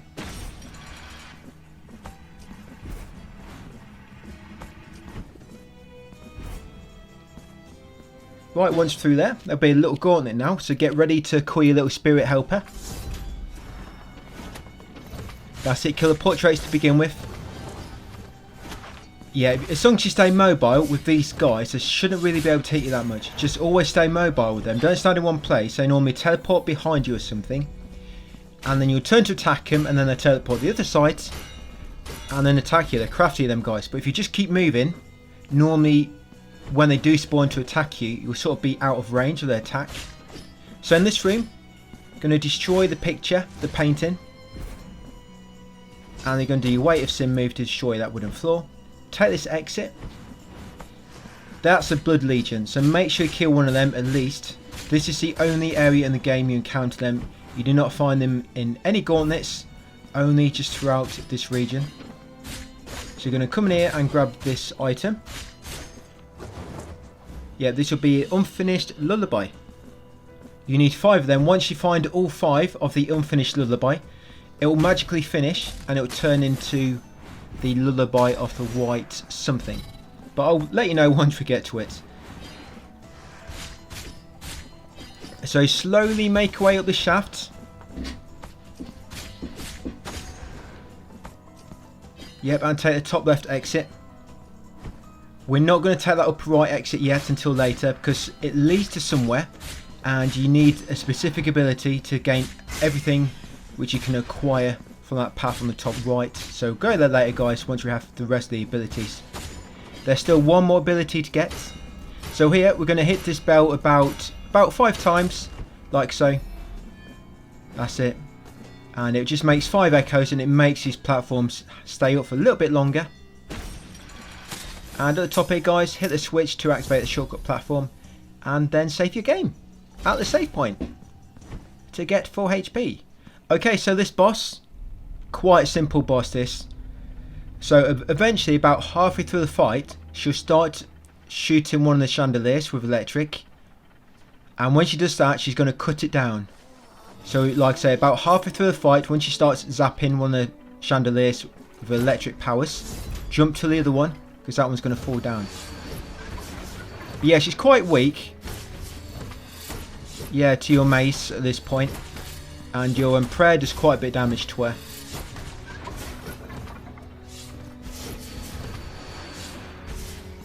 Obviously try not to fall down the bottom. You can jump through the wall on the left or the right to obviously come back across the other side. Yeah, watch out for that, guys, when she cuts down the chandelier.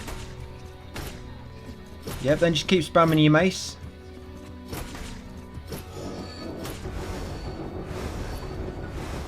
Yep, she spawned. Hey, lanterns that she spawns. Looks like it. But if you are on 0%, guys, because we're going to be making a trip to see the confessor soon in the church. Yeah, you get that trophy of B to know the last ascension. Yeah, if you're on 0% guilt, you're going to have to get killed very, very shortly. Yeah, killing her, you'll get 3 MOMs and 3,000 tears.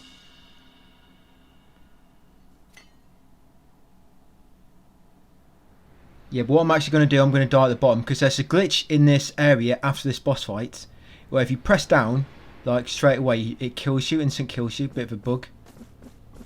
Yeah, but in this cutscene, just head all the way up and you're going to free the second Raven / Dove.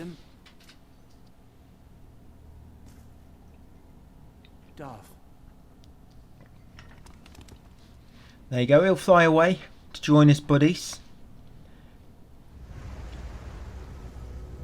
The 2 which you freed so far will get dinner ready now for the next 3 we're going to free later. Right, they can start working on the nest.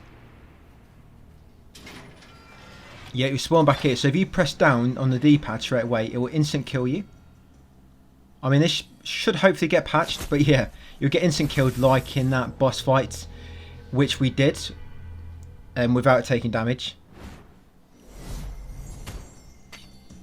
Yeah, so I'm going to die, but I need to make my way back down there, grab my guilt fragment, and then we're going to warp to the city, guys. City of the Blessed Namer.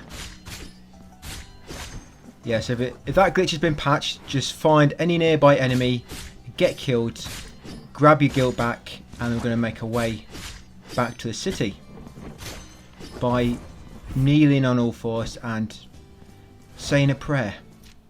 There you go. Use that prayer. Amen. And that'll take you back here.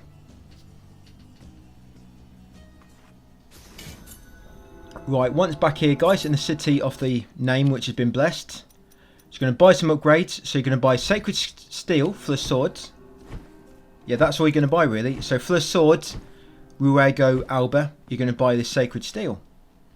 Then you're going to take the lower right exit. Come and see the Confessor. Watch you don't stand on any of the little flowers.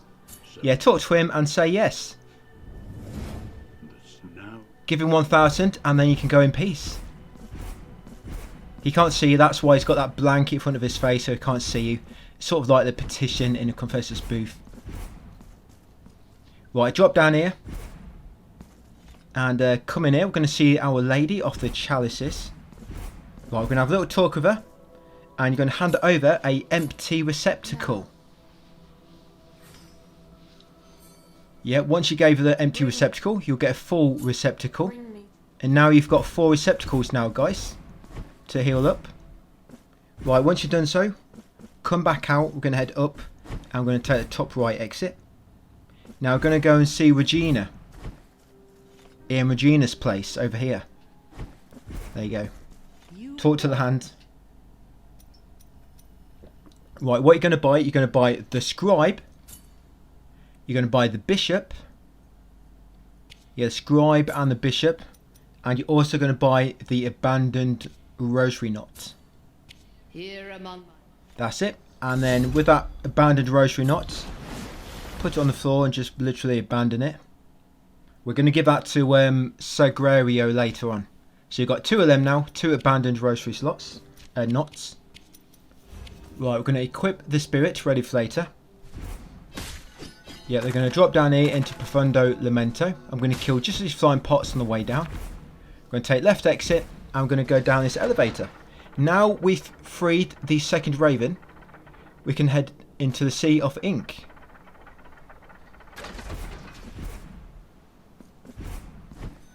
Yeah, you've got to do a massive jump here, a double jump followed by an aerial dash. And there's a save point. Stick your sword in the ground and bow, guys, to save your game. Right, these fish, I always kill these fish, and in my text guide I've called these the Fish Fiends. Don't know why. Don't know why I didn't call them fish. I don't know. But yeah, these are the Fish Fiends. Kill all these because they die in 2 hits. So kill them with your swords if you still need sword kills. Otherwise, use your mace. Right, so this guy, Olden, he's going to be the boss of this area. But this is just like a little sort of a teaser of a fight. Once you've done so much damage, he'll fly away to join his ravens.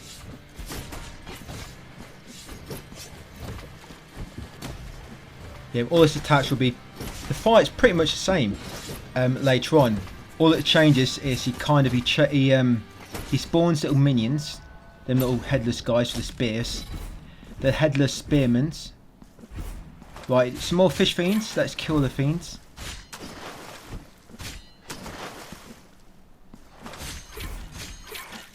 That's it, make your way to the left.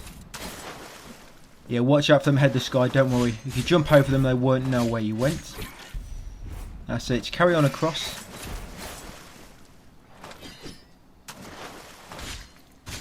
I don't know why I didn't just kill every single enemy we come across. Right here, there is a... yeah, there's a hidden symbol and cherub up there. To get that cherub... yep, that's the wrong one. That's also too far away. So on that second statue from the left hand door, it's a hidden symbol. Use the charm of the twisted one. You see it just appeared in the hands. So make sure you get that hidden symbol, guys. That's hidden symbol number 4. Yep, and to get that cherub, guys, number 20 of 33. You want to equip that prayer. The Liviana prayer. And just double jump up, use that prayer, and the little spears that come out should hit it. Save your game here, guys, and talk to Medildo. Yep, just to exhaust his dialogue and then leave his shop window. And just discover that bottom left map tile, because you will not normally go through there while doing everything else. So just discover that tile. Yeah, so in this area, guys, yeah, kill any fish fiends you come across, any ink fiends. Yeah, these sort of you see these enemies here, the sort of black, these black naked things. I call them the ink fiends. And the small crawling enemies, which sort of leap at you and they're sort of crawlers, they're called the Percherons. They're from the original Blasphemous 1, actually. That's like the official name. And you also want to kill any alchemists that you come across. So yeah, these guys, kill any of these you come across, any of the ink enemies, and any of the alchemists. You know, the ones that shoot lightning at you, but stand still normally. So up here, continue all the way to the far right of this library. If you want to read a book, you have to come back here later. For now, you're just going to have to carry on along here, come down, drop down here, guys, kill this alchemist. There's a cherub over there, get that first.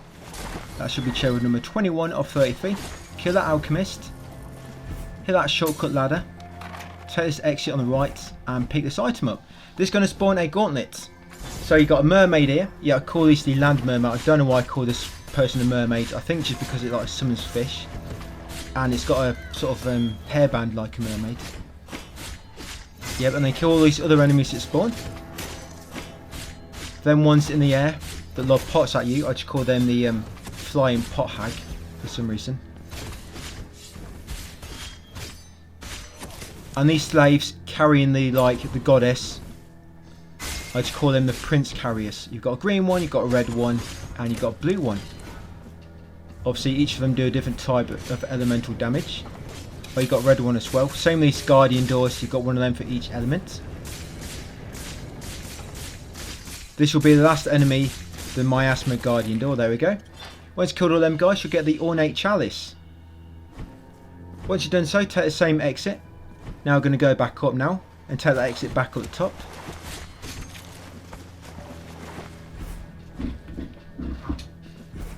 Yeah, up here. And next, we're going to go through that V door on the right there.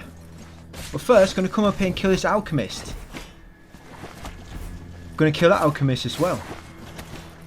And I'm just going to bounce off the enemies here, let them play tennis with me. And I'm going to activate a statue. Move that V-bell all the way to the right. I think if you leave it to the left, I don't think the echo reaches that far. On this one anyway. I know on other V-bells in other rooms it does, but this one it doesn't seem to reach far enough. They've made it so the range on the specific V-bell is very small. So in here, guys, it's the Veredicto upgrade. This will be upgrade level 3 for the Veredicto. So now you can gain access to all its weapon memories. Now it's got its memory back. So yeah, what we're going to do now, we're going to buy the Crucible of Faith. And we're going to buy Azure Typhoon. You're not going to buy nothing else. So Crucible of Faith and the Azure Typhoon skill, weapon memory with the Veredicto. Right, then you're going to take this upper left exit. Just going to make your way past these guys. You can kill any of the ink fiends you come across or the Persia ones.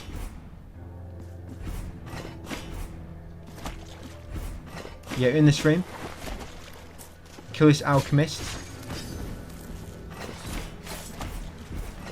Get that shortcut gate, ladder. That's all we wanted to do. Get a shortcut ladder and then come back up here. Yeah, it's quite a long trek between save points in this part of the map. In this region right now. We're not too far away though.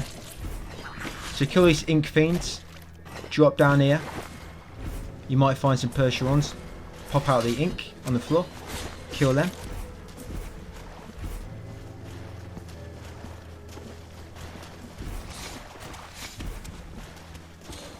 You might want to leave these two, so it's a bit annoying to kill them with them sort of fish jumping out the stairs. I thought I'd hear myself say that. Yeah, carry on right in here. Now I think there's a save point in this room, guys. Yeah, get that chest to grab the salt-covered spear point, rosary bead. If you're low on health, leave that and come down here first to the save point. The save point is just below us at the bottom. Yeah, if you're low on health, leave that chest. But in here is the teleport gate. Just make sure that's discovered and then leave it. And here's that save point, guys.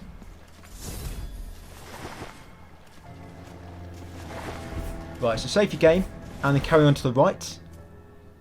And then what we're going to do now, we're going to buy another skill, guys. So we're going to go into the weapon memories for the Veredicto and we're going to buy Blessed Bronze. That should increase the Veredicto's base damage. Right, boss fight. There he is, standing on that tower in the distance. It's Odin. He's come back for a rematch. And we're going to do exactly to him as we did earlier. We're going to make him, we're going to scare him away. So yep, summon your spirit straight away. When he flies off into the sky, he's not running away, he's actually going to come back and land on you, so just be ready to move. And when he does that, sticks his axe in the air, he's going to spawn some little minions. We'll normally spawn them where you're standing, so just keep moving, and then you can sort of attack him as he spawn in. So watch your health. He'll also do that, he might also do that when he lifts his axe into the sky. So watch out for that. There we go. It's a lightning which indicates he's spawning little minions. But he actually forgot to spawn the heads by the look of it. Oh well. I think he's still working on that spell. That's his flag.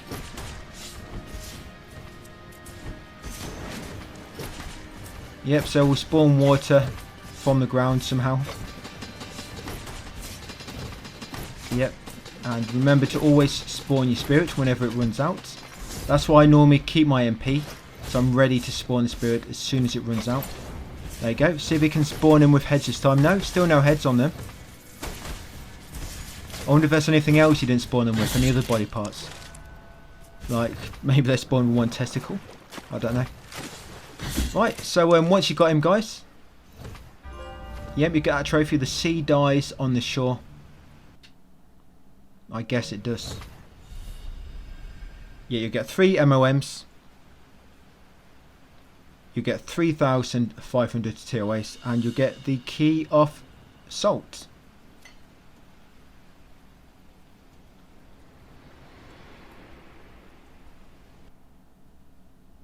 Yeah, there'll be another little cutscene. Come to the top, talk to the NPC, and free the 3rd Raven. Yeah, this Raven, I think this one's called Hubert.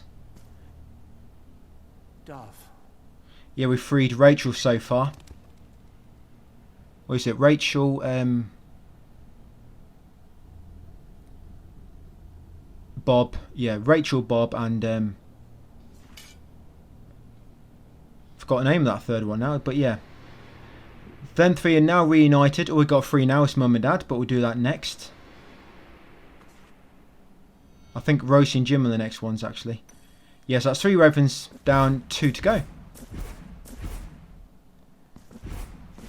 So it's quite a trek until the next save point. So if you're low on HP and receptacles, come in here, guys, and save your game.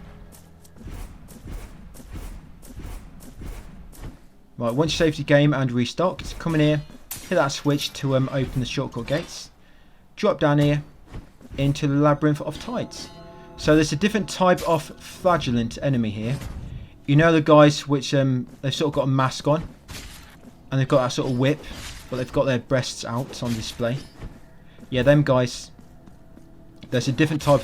In my guide, I've just called them labyrinth flagellant. I didn't know what else to call them. I mean, because this one's got a red mask on as well. You've got the gold ones at the end. They're pretty distinct. But 2 of them have red masks, but they're different. Their skin's slightly different colour.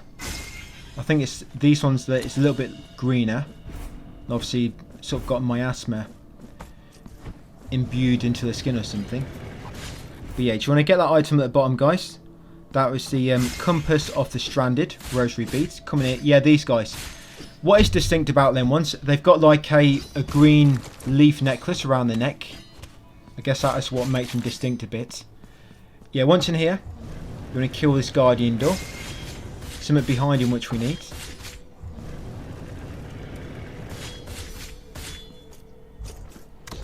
Just be careful, because when he breathes that mystical damage on the floor, it stays on the floor quite a while. Just careful you don't land in it. Yeah, come in here guys and grab about 3,500 tears. Yeah, back out left exit. Continue left. Any of these flagellants you come across, the labyrinth ones, kill them. Yeah, drop all the way to the bottom. Now you want to kill all the enemies down here. Because we need to kill that door on the right, and if we leave them enemies alive, they're going to come up behind you, and you'll be in for a rude encounter. So get rid of them first, and then try to take on the door. That's it, another execution. Right, once you've got rid of all them enemies at the bottom, we're going to make our way up here, dash through that chain, and trigger the statue. That's it, that should raise that time door. Then we need to quickly go back down there to the bottom right, hit the V bell to make the platforms appear, and then quickly get up there before the time door closes. Right, let's do it. Be quick, you do not want that to close on your toes. That's it, the pillager. So that should be figure number 16 of 35. Almost forgot to do something very, very important. So you're going to take bottom left exit next. Don't need to kill any enemies from here, but obviously I'm going to be... Yeah, in this area, you want to be killing the flagellants and any of the vultures you pass with your swords. Nice, easy enemies to kill. Yeah, to carry on to the far left, you'll find this woman. This is Regula. Yeah, so talk to Regula Gulia, and there'll be a shaking, a rumble. Just exhaust the dialogue. That's it. All you want to do is just exhaust the dialogue, guys.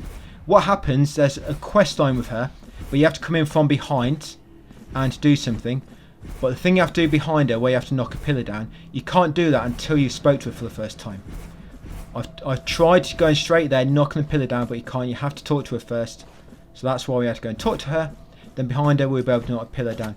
So if later you're wondering, why did I go to talk to her when I go to talk to her again after knocking the pillar down? Like I say, it's because the pillar does not appear until you spoke to her for the first time. So you sort of have to speak to her twice for her quest and to get the item, which she leads you to.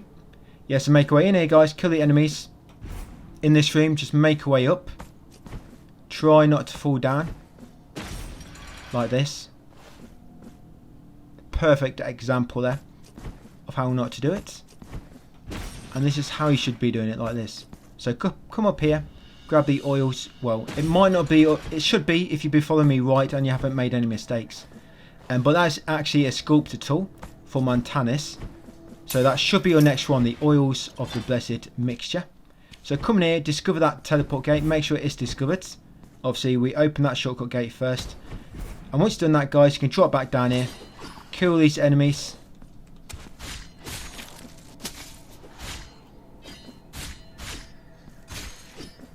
You know, kill these enemies, then make our way around and left. In a second, we're going to be using the weight of sin, I believe. Or it might be in the next room. Yeah, I think there's a secret wall here. Yeah. Hit that secret wall, guys. Use the weight of sin. That's it.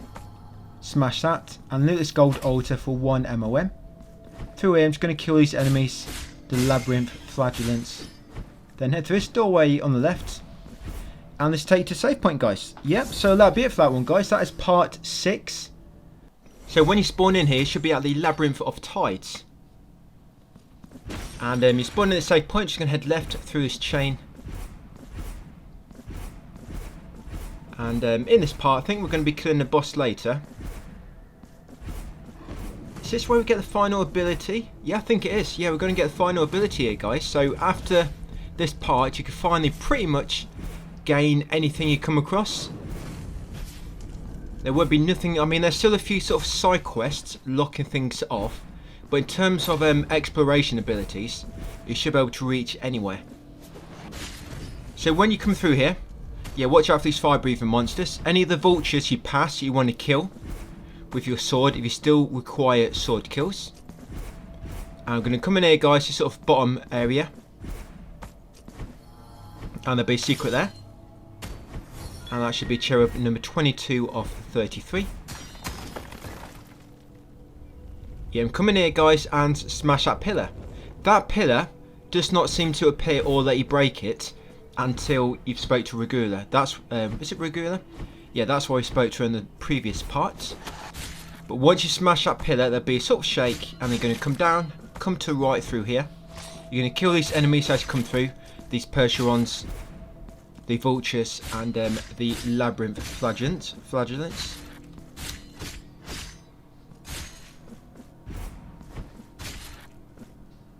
And there'll be a secret wall there, guys. Smash that secret wall. Come up here, and you might remember this place from earlier. Come in here and you find Regula. It's in a bit of a pickle. These sort of stone archways falling on her. So we're going to talk to her, and she's going to give you an item. Regula's cloth. Yeah, she's going to give that to you after she's wiped her tears, and then you're going to come down here and just go back. And where we knock that pillar down, you're going to go back into that room.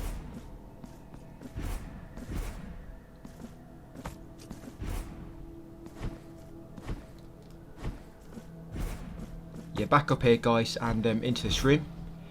And now you want to continue right into this room here. And now interrupt the statue, and you'll put a dirty cloth on its face, so that you can have a little sniff of that.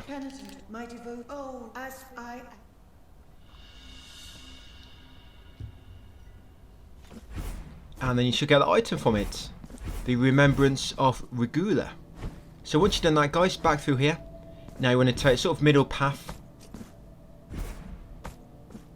slide under there, and up here is the secret. In there, guys, is the final forgotten tribute. So make sure you do not forget to get that. Come up here, carry on up to the left, and back out the exit where we came in. Yeah, this bright little doorway here. Yeah, once you come here, come across. Watch out for them hot monsters. Come up here, kill any weak enemies. Yeah, like I said, killing labyrinth flagellants, the vultures, and the Percherons. Continue up. Cross the spikes. Slide under here, guys, find a statue. A burning statue. Activate it, and that should open the time door to the far left. Now make haste and quickly get over there before it closes on you. You don't want to end up like Regula. Right, in here, kill the flagellants. I don't know why they put like the weakest enemy in the game guarding in the chest.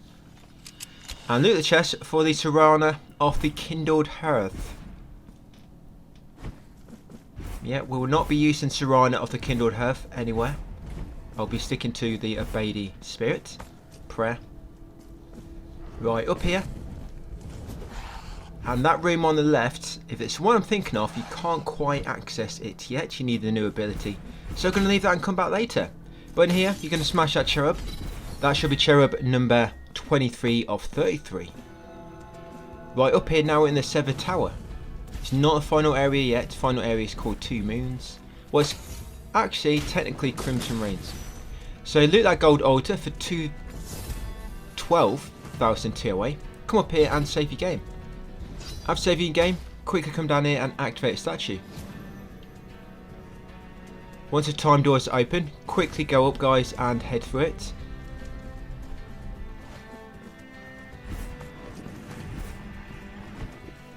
There you go, just in the nick of time. Come in here, do this gauntlet. I always like to save it first before I trigger that statue, just in case you die here. It'd be a long journey back. Yeah, so watch out for this gauntlet. Obviously spawn your spirits. Very helpful spirit. He's always willing to help you. Don't forget that. Right, some more fire torsos. And you've got a mystical guardian door. I don't know why I've made mystical purple and red. I'm not sure if it's purple, it maybe has a physical element to it, or maybe miasma element. I'm not quite sure. But I'm pretty sure it does mystical damage when it's purple and when it's red. Just go by going from rosary, not rosary beads, but prayers that I've equipped, and you know, use figures that increase prayer damage. Pretty sure. Yes, these big red slugs, quite easy to avoid. Just watch out, because when they turn around, obviously, if you're standing too close to the tail, massive belly will probably belly flop you when it turns around. So make sure you are not attacking it from too close. So when it spins, it doesn't hit you. They can slide through it and attack it from behind again. Right in here, use your mirrors, guys, and head upwards. Yeah, kill these monsters, them little sand monsters. I think they're wax, actually. I think I call them sand in my enemy list, but they're more like wax.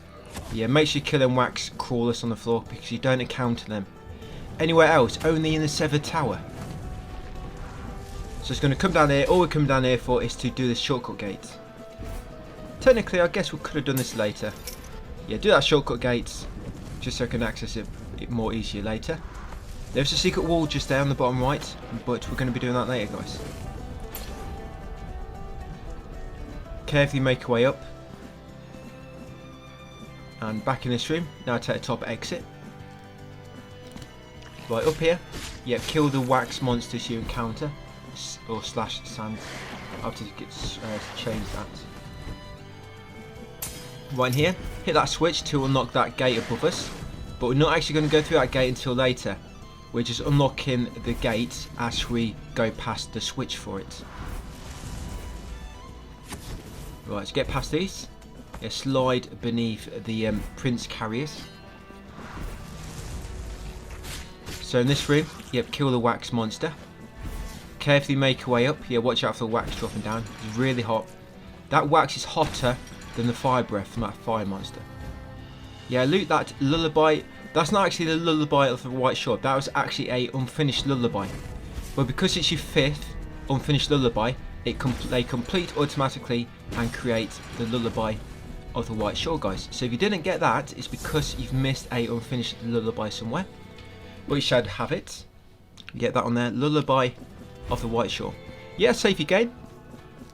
In here, just explore this teleport gate. Make sure you go far enough into the room to uncover it. The amount of times I've gone into them rooms on my when I was working out this route, and then I looked at my map at the end and realised, well, I wasn't on 99%, 100%, is because I missed a teleport gate. I didn't miss it, I just didn't go far enough into the room and didn't register. It took me probably took me a few goes to realise that. Yeah, so in here, guys, it's a final ability. And it's called the final ability. No, I don't remember its name. Oh yeah, the Scion's Protection. But it doesn't actually protect you. It actually creates more like a grappling hook for your hand. Yeah, creates sort of like handholds that just appear in the sky. That little baby cherubs are holding on for you. So yeah, that's the final ability, guys. So if you notice any of them like orange sparkles in the sky, anywhere, yep, they're all going to turn into little grapple holds now. But you normally have to trigger one to trigger the rest. They sort of only appear in sequence when it comes to them. Right, so we're going to open that time door and quickly get across. Yeah, it's a bit annoying trying to open that. You might want to kill all the enemies first, guys. Or leave this till later. I just wanted to unlock that time door. But like I say, we're not going to do that bit in that room until later. I was just getting the time door open now. But if you want, because it's a bit annoying to open that door without killing all the enemies, just leave it until later. It'll be a lot easier because you'll be more powered up. Right, unlock that shortcut gate, hit the bell, and then come at these platforms. Any rooms I'm leaving is because it's going to be a much better opportunity later, guys. Or you can't quite access it yet where it leads to. So we're going to go through that room when we can access it everywhere. So yeah, jump over these guys, come this right exit, hit the shortcut switch, now we're back in the sacred entombments. Use your weight of sin to make your heavy weight smash through them floors. Yep, loot that chest.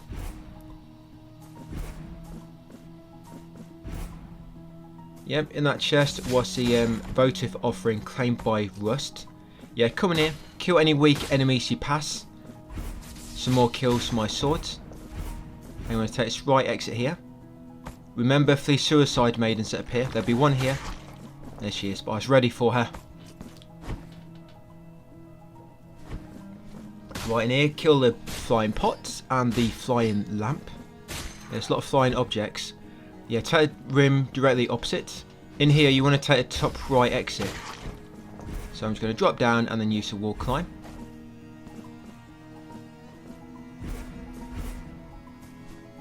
Yeah, now we've got a final ability. We're going to do quite a bit of exploration before we get back onto this actual story. Yeah, destroy that wall. Come in here. Loot his chest for the Rosa of the 3 stars. Flame spell. Yeah, dash for that chain, guys, and loot that gold altar for a mark. I'm going to take this upper left exit. Now make sure you fully uncover this room. This should be it. After you've uncovered this tile and got the item here, this should be all of Sacred Entombments completed. Watch out for the suicide maidens. Hit the bell. And then quickly get... No, okay. Do not do that, guys. That is a good example of what not to do. There we go. Loot it. For the broken bell. It's not as broken as it sounds. Forget what that does. Does it increase your defense, your physical defense? Right, so once you're ready, guys, you got that. You've uncovered all the tiles in this room. Use your prayer and walk back to the city. Once back in the city, you're going to walk back to the north save point in the Severed Tower. Do I kill the boss now? We will see soon. Right, so once you spawn in here... Oh yeah, looks like I do. Alright, so we're jumping straight into a boss fight. Right, come in here. Yep, use these handles now to destroy the floor. And to say hello to Sonardo, him of the 1,000 voices. So what I'm going to do, I'm going to get killed to the boss to begin with. Yeah, we're going to be confessing our guilt very soon after this boss. So if you have 0 guilt, get killed, guys. Here. Yeah, like so. This boss, he mainly does fire damage. So if you've got some sort of defense against fire, like your rosary beads, you might want to equip it. Because his fire can do a lot of damage. So you'll see me temporarily swap my rosary beads, guys, just for this boss. Yeah, like I say, you want to go for fire resistance. So you can use your fire beads and your elemental beads, one which increases elemental defense, of course. Yep, he also seems to do a miasma attack as well. Yeah, it's mainly fire he does, but you might just want a bit of miasma as well. Okay, so let's do it.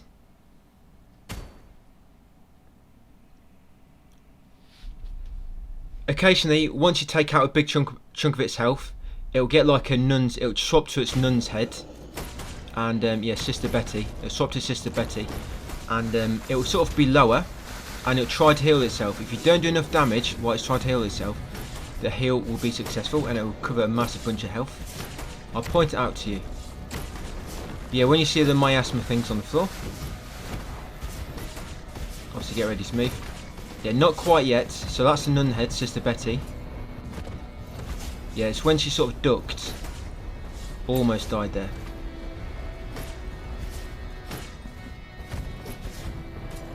Right, it's normally, I normally find it's normally after that fire pillar. Yeah, now go and attack her quickly, or she's going to heal a massive chunk of health. That's it. You want just do enough damage, guys, so you interrupt her. So always be ready for that. Like I say, it normally happens after she moves, when he turns into like a pillar of fire and moves from left to right. It normally happens after that. So just be ready for it. Yeah, look how much damage these fireballs do. Massive. And got him. Not too bad. Went down quick enough. Only got a chance to heal. Well, try to heal once. You'll get that trophy, Forged in Fire. Yep, and should follow the events to unlock the 4th Wraithen. You'll get 4 marks. Yeah, 4 marks for doing that, guys, 100%. Yeah, you get Key of the Council. And you'll be warped to a little cutscene. To the chapel. It's going to continue to the top again in the chapel. And free the 4th birdie. Right, do not forget, if you did unequip these, do not forget to equip them again, guys. And what you probably do want to do, actually, is as well as your Rose of Beads, which increase your marks of martyrdom gain, are always priority. But normally later on, I normally equip the beads which increase your Tears of Atonement gain as well. I'm not sure if we've got any at the moment. There's Price of Blood and another one which I know we don't have, the better one. But yeah, you always want them beads equipped, guys, that increase your marks and once increase your tears you get. Every other one is purely for defense, more like situational. But then ones I mentioned pretty much are given for the majority of the game. Obviously, once you've got all 40 marks from combat, you don't need to worry about equipping them no more.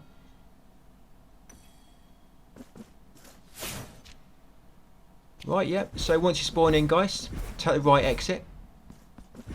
Just continue through here. Talk to Medaldo. Yeah, talk to Medaldo. And just exhaust his dialogue. Hit that switch. Continue right. And it's going to take you back into the starting area. So once back in here, continue down. And then come left to where we were born, I guess. Where we came into the world. As a penitent one. Yeah, so here you want to use your hidden symbol prayer, Chime of the Twisted One. That's it, to make that hidden symbol appear on the coffin. That should be hidden symbol number 5 of 10. And once you've done that, you're going to continue right, guys, until you get to the save point. If you didn't have enough MP to use the Chime of the Twisted One, you have to come all the way over here to the save point, save to recharge your MP, and then head all the way back. Yes, and here, grapple up to the gold altar at the top. Yeah, sometimes that'll happen when you grab a grappling hook. It'll like race you up. If you can't see any others close by to grab onto, leading you to where you want to go. Yeah, it's normally because one of them will sort of rise or move. Yeah, so once you've got that gold altar and the MOM, go to save point, guys, and just warp at the save point just to the right. Then make your way through here. Kill all these weak enemies because they're mega weak at this point. 2 hits and they're dead. Yeah, remember, try and get execution kills along the way. Them guys normally quite good to execute. Same with them sort of mallet pilgrims. Yeah, so in here, come up into the middle, up to the top floor. And you want to head to the top left. There'll be a gold altar with 800 Tears of Atonement. I did used to get these tears at the start of the game previously, but I leave it now until we come here to jump up these grappling hooks. Yeah, so grab them tears and then make your way over here, guys, and get that cherub. That should be cherub number 24 of 33. Once you've done so, I'm going to use the prayer and walk back to the city.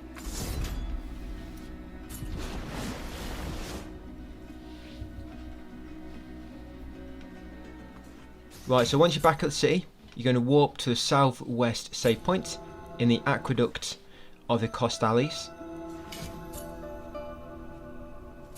Once you get here, you're going to stand up, climb this ladder, kill any of these flying pots in the area, in the room.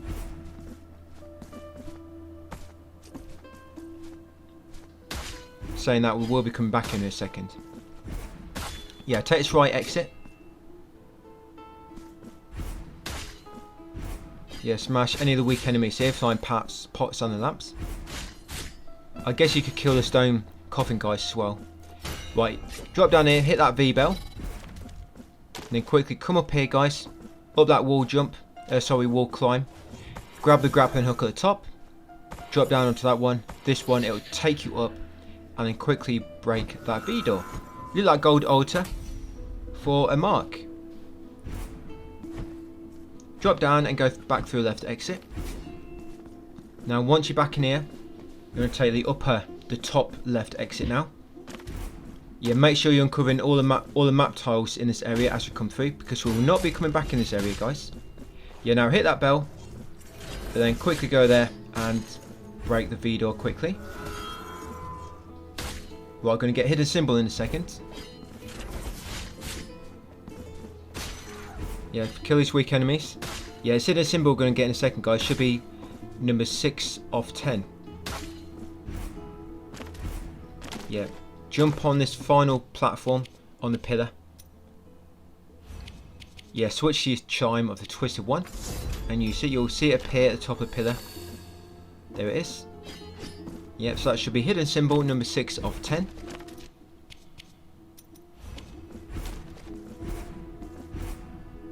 There'll be a gauntlet soon, that's why I switched back to my spirit prayer. Got through here, now we're going to get that gold altar there. That gold altar gives you 5,000 tears of atonement. Yeah, so down the ladder, continue left. There it is, grappling hook.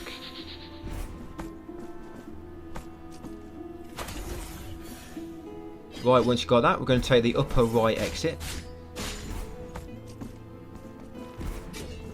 That's one just to the right of the save point. Yeah, this one here. And all you want to do in this room, you see I didn't quite uncover all the map tiles. You want to come in here and uncover all the tiles. There we go, done so. The reason we didn't do it on the first pass through is because that green herald enemy, and we didn't have a means to get past him at the time without killing him, so I just leave it until now, so we can just double jump over him. Right, once come up here, to be honest, maybe we did have actually, but anyway, we just did it now. Yes, come through here, and you can see that chain at the top there. We can dash through there now, but it will lead you to a gauntlet, so just be ready for this. Yeah, so it's quite weak gauntlets.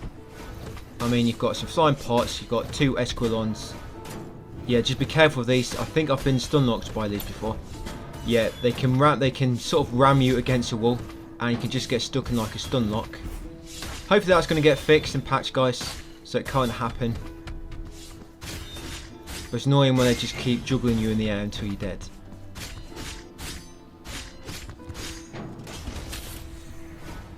Right, you got these guys.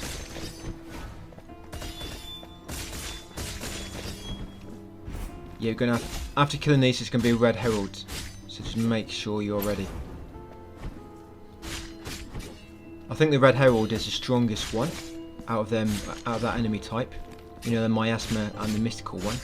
Yeah, I think the red herald is the strongest. If he hits you with this mallet, it does massive damage to you. So do not let that mallet connect.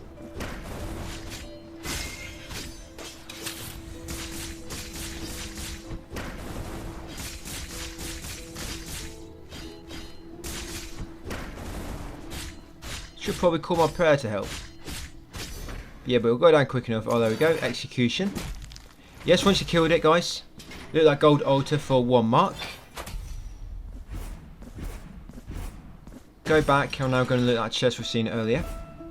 You can get his chest much earlier in the game. It's just a bit tricky to do so. Yes, loot that chest, guys, for a votive offering of a hopeful mother. Then take us upper left exit.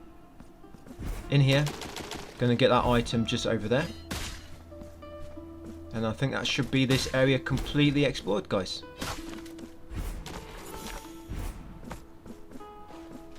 Yeah, there should be a wax seed. Yep, so we're going to walk back to the city now with a prayer. Yeah, that should be all of that area explored now, I'm pretty sure. Yeah, like so. Yeah, so once you get back to the city, we're going to see Montanus the Sculptor. And all them marks have been hoarding. So by this point, you should have quite a lot of marks. I've got 14.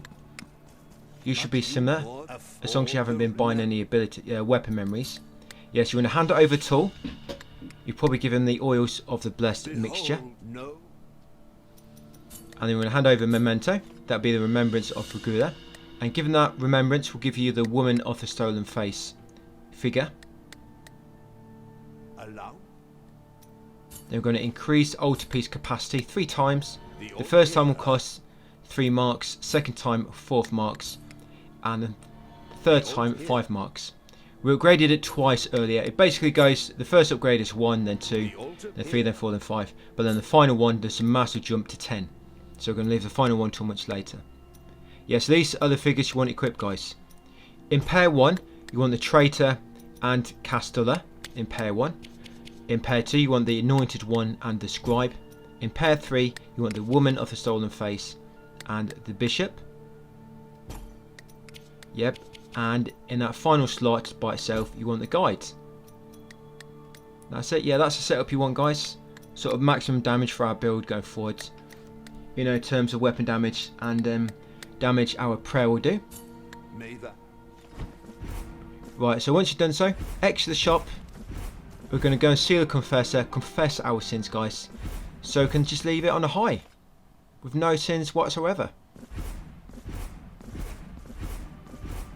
Yeah, so talk to him, we'll probably want 1,000. Therefore, but so be it. The sun now.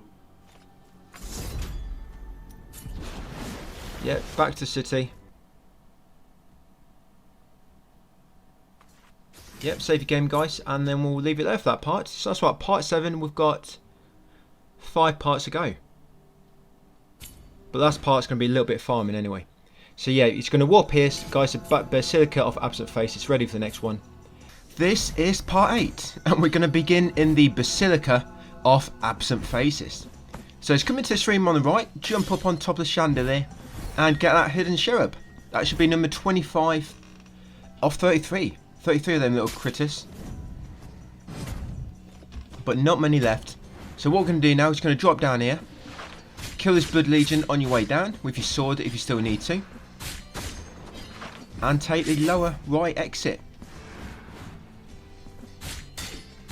In this room, kill a Blood Legion again. And then take the upright exit now. Yeah, now we've got all the abilities unlocked. We're pretty much doing quite a bit clearer now. We won't be getting everything, but we're going to be getting a lot of stuff right now, guys, before we crack back on the story. Yeah, so in this room, it's going to slowly make your way up. Can any enemies you pass, you need to make your way to the top of this room. This is why we left this room until now, because as you can see, you need the little grappling hooks to come and help you.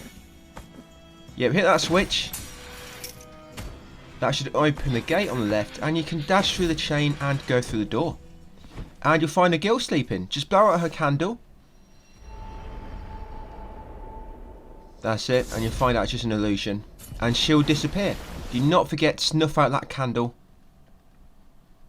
Yeah, leave it distinguished. Do not light it again. What they do, they get you some gauntlets later. Yeah, you're going to warp to the west save point now in the Crown of Towers. Yeah, blowing out candles, it triggers gauntlets in a specific area, sort of like challenge gauntlets, and when you complete them you unlock something. Similar to a gauntlet challenge in the first game if you remember. Right, in this room, come to the top and grab this MOM. On my very first playthrough, I was missing one MOM and I did not know where it was, and it was this one. Because I think that's the only thing you're missing in this area at this moment in time. Yeah, so you're going to walk back to the city. And now you're going to warp to the Quiet of Thorns, guys. In this north save point in the Quiet of Thorns.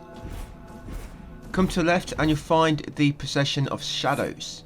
Talk to him and agree, definitely. Give him a forgotten tribute. After a little tribute cutscene, you should wake up at the far top of the Severed Tower. And loot this chest. You get a figure called Zierzor or something. And then save your game. That should open the gate on the right. Bonus, for saving your game, you also open a gate. Yeah, in this room, continue right. Hit that invisible wall, and you'll find a hidden sister. Talk to her and send her on her way. Drop down here. Keep dropping down, and then slide beneath here. Interact with the statue, and you should open that time door on the far left. So you know what the plan is now? Quickly get through that time door before it closes. Watch out for the big red dudes. There's a lot of red enemies in this room. The room is very, very red, with a bit of a yellow to the far left side. Yeah, loot that gold altar, guys, for 1 MOM. Use your weight of sin to destroy that wooden floor. Hit the switch to open the shortcut gate. And that's all we're doing.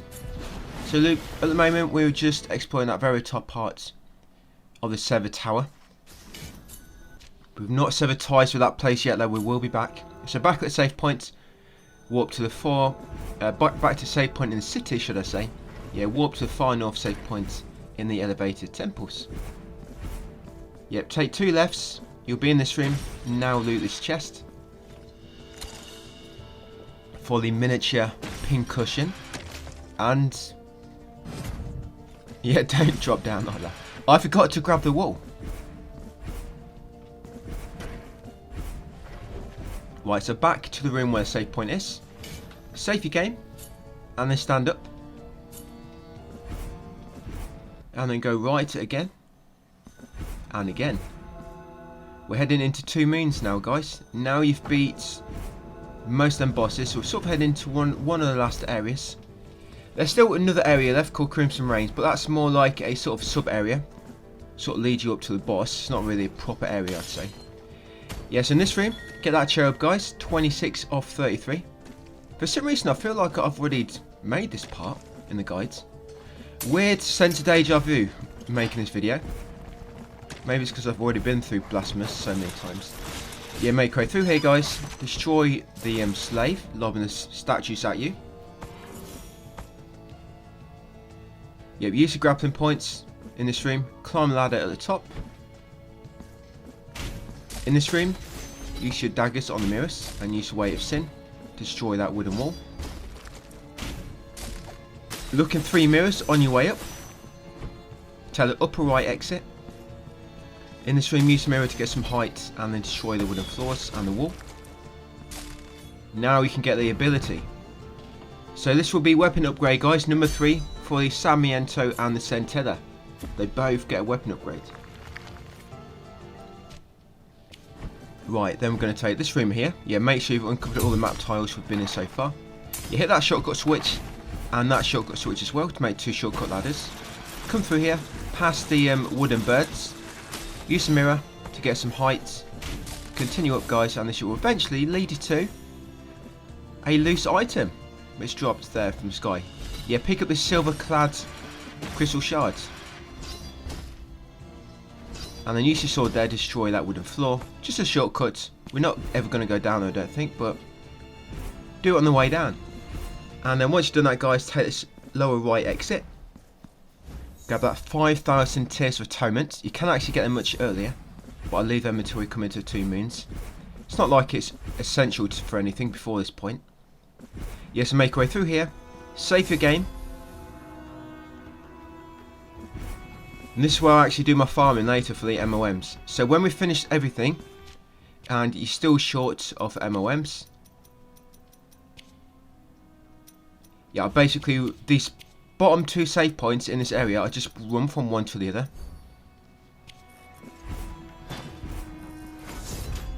Yeah, you just want to buy some upgrades as well then, guys. So the upgrades I just brought were for the Veredicto, and I bought Immaculate Harvest and Sacred Bronze. Yeah, this gauntlet can be quite hard, guys. Yeah, this is one of the harder gauntlets.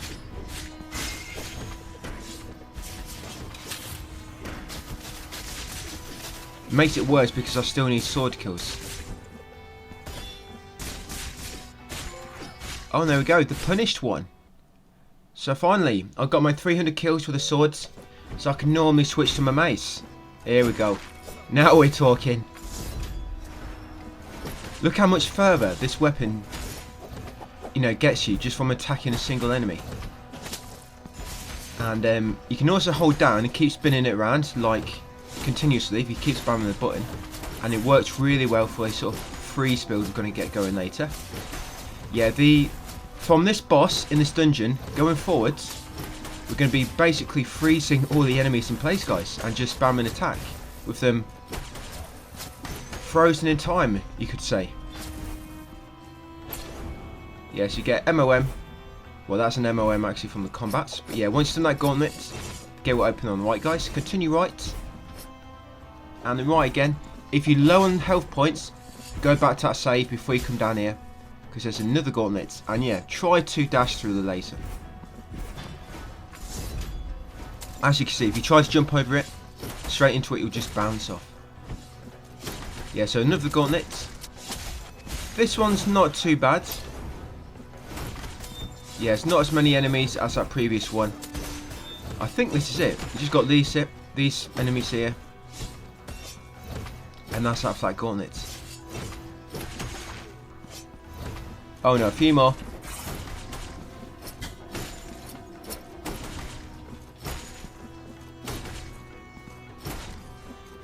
And there we go. So mainly just smaller enemies in that gauntlet. Right, continue right.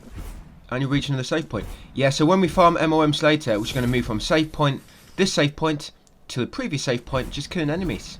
And farming MOM. I think I end up on like 26 MOM by the time we have to farm. So I have to farm for about 20 to 30 minutes. But what I'll do when it gets to farming, guys, I'll obviously show you a lap. I'll show you a few laps and I'll just edit it out and let you do it. Right, once you come down that elevator, go left and grab them 3 MOMs from that gold altar. That's where we spoke to the procession of shadows earlier and we gave them forgotten tribute. Yeah, in their place where they teleported from, picked you up from, you can find gold altars with MOM. That one has 3. So come down in this room. Yep, kill any vultures and spiked balls you come across with your mace. Don't fall on the spikes. And take this bottom exit.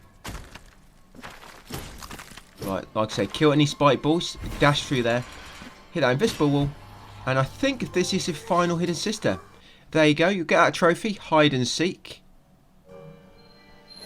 Yep, that's for finding all the hidden sisters.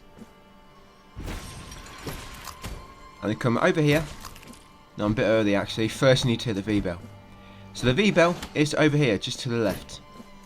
Beneath where that hidden sister was hiding. She's been hiding there for about 3 years. She's very, very hungry.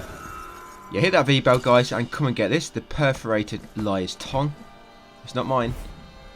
Yep, that's a rosary bead. That should be number 15. Yeah, you should have 15 rosary beads at this point.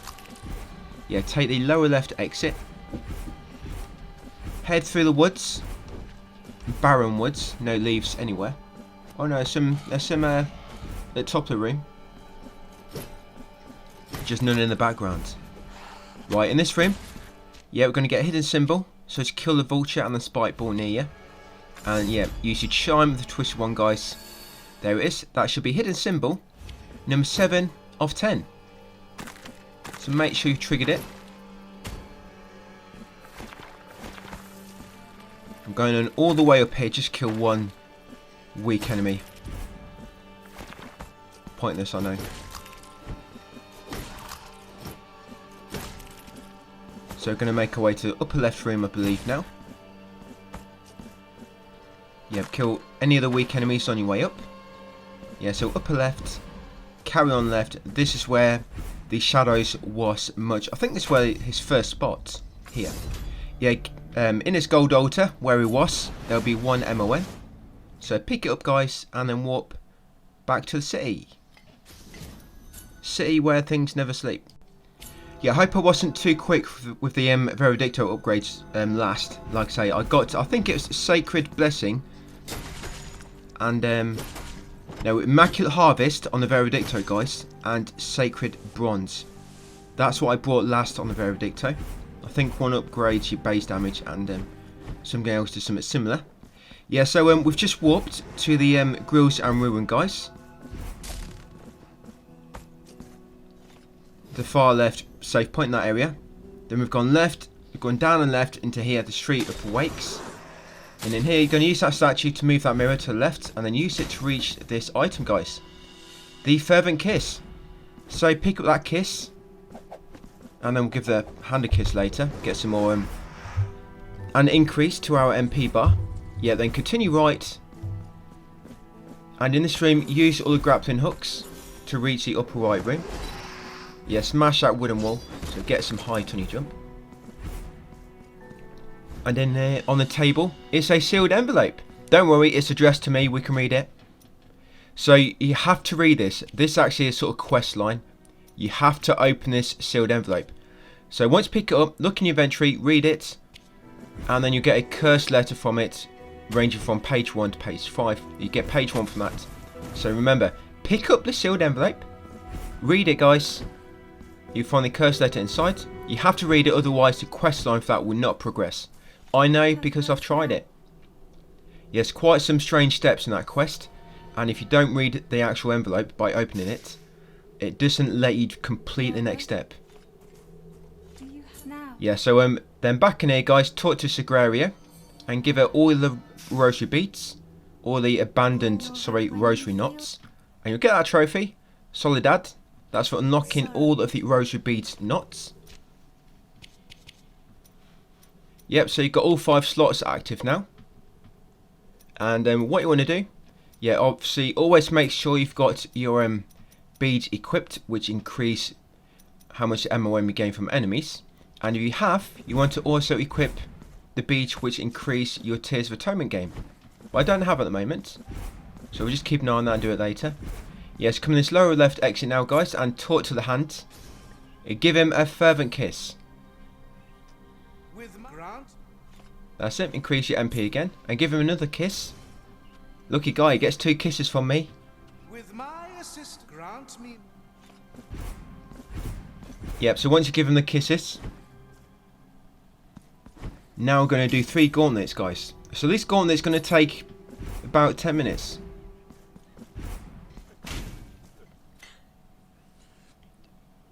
Yeah, so what I'll do, I'll just let you do these gauntlets yourself. You can watch me doing it, and I'll come back afterwards. Basically, when you've blown out a candle, you'll come in this room, talk to this woman in the bed. She'll teleport you to sort of gauntlet type area. And them chairs which are floating in the sky, that indicates if you can do another gauntlet. So when you blow out a candle, it'll trigger a chair to appear. Yeah, bit of a weird connection. But yeah, and when there's a chair, that means you could do that gauntlet. So at the moment we can do 3 gauntlets. There's 2 more candles which we'll do later. So you can do 3 gauntlets. These gauntlets, the first one is going to give us the Terzo figurine. The second one will give us the Thirst figurine. And the third gauntlet we're going to do here will give us the another empty receptacle. And you kill quite a lot of enemy types here. So yeah, like I said, I'll leave you to it guys. So get through these gauntlets. If you want to list off all the enemies which appear, obviously you can just watch me here. Or look on my text guide, it's got a full list of all the enemies. But yeah, just do 1 gauntlet, save if you need to. If you need to restock, just go back and save and then come back to restock. Come back in, talk to a woman in the bed, come back here, talk to her again, do the second gauntlet and so on. Do all 3 gauntlets guys, and then I'll pick it up just after.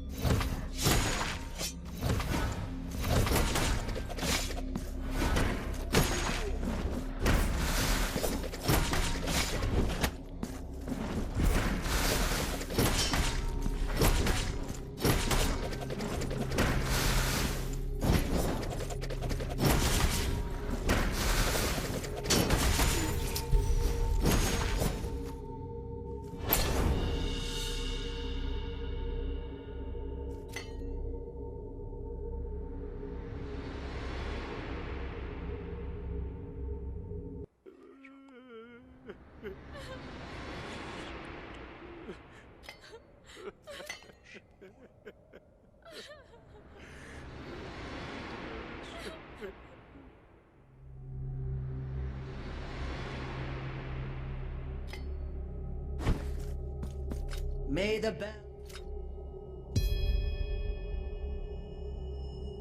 And we shall.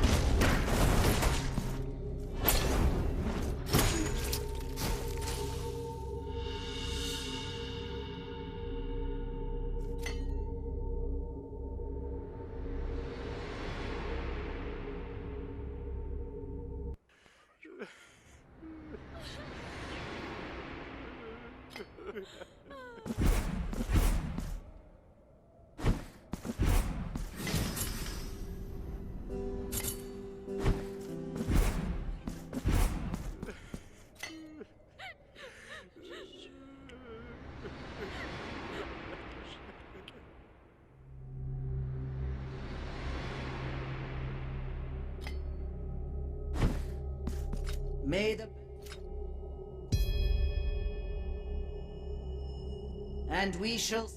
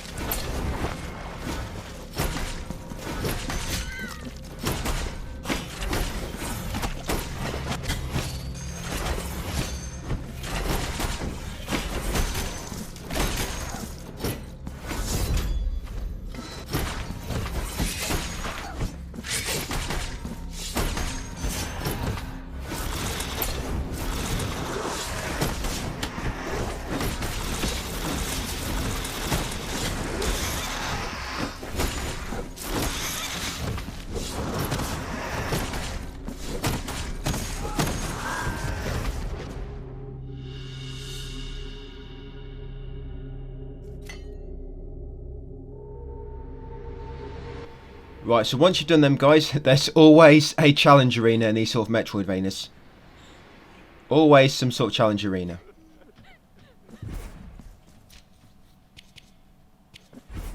So yeah, back to save point. Now we're going to head up and left.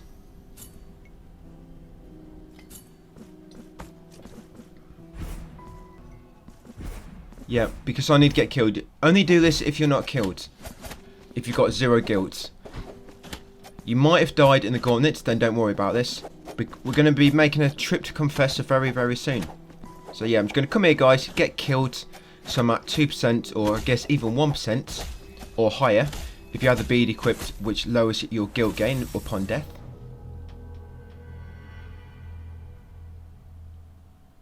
Yeah, so I've just died. I'm just going to go back, get all my guilt back, and then I'm going to go back into that shaft where the save point is. I'm going to take the upper right exit, which we have not taken before. So yeah, come back in here, make sure you recover your guilt if you did die. Now I've got a grappling hook, we can reach the top of this room and destroy that wooden floor, guys. There you go. Then come in here, hit the shortcut gate and grab the item. That's a wax seed. We need 6 of them later to give to an NPC. But I don't actually go and see the NPC until we've got all 6. Yeah, destroy that fake wall. And this second fake wall, guys. Slide under there. And you'll find a chest with the price of blood. That actually increases your Tears of Atonement gain, by the way. So you might want to equip that now, price of blood. Just so you get more Tears of Atonement from killing any enemies going forward. I do equip it, but I think I do it a little bit later, once I've got the other one. So yeah, kill all the enemies in this room. Obviously I'm using the mace because I've got all the kills we need with the sword and the daggers. So I'm pretty much going to be using the mace from now on till platinum. So come this room, upper left exit, use your grapple points, use your weight of sin to kill that enemy below, and also destroy that wooden wall on the left. Loot that gold altar for 1 MON. Yeah, then drop down here, go left, and also destroy that wooden floor. Yep, in there you'll find another gold altar, guys, with 2,000 Tears of Atonement. Right, climb the ladder, save your game if you want to. Take the upper left exit. In this room, kill any of these weak enemies you come across. These guys all die pretty quickly. Yeah, you want to take the upper right exit. There'll be a bed here, so blow out the candle. And then just be quiet that you don't wake up. Yes, that's the 4th candle, only one more left to blow out. Yep, then we're going to warp to the city. So now we're going to make a trip to the guilt. Sorry, a trip to the confessor to purge our guilt. Yep, only the guilty can come in here.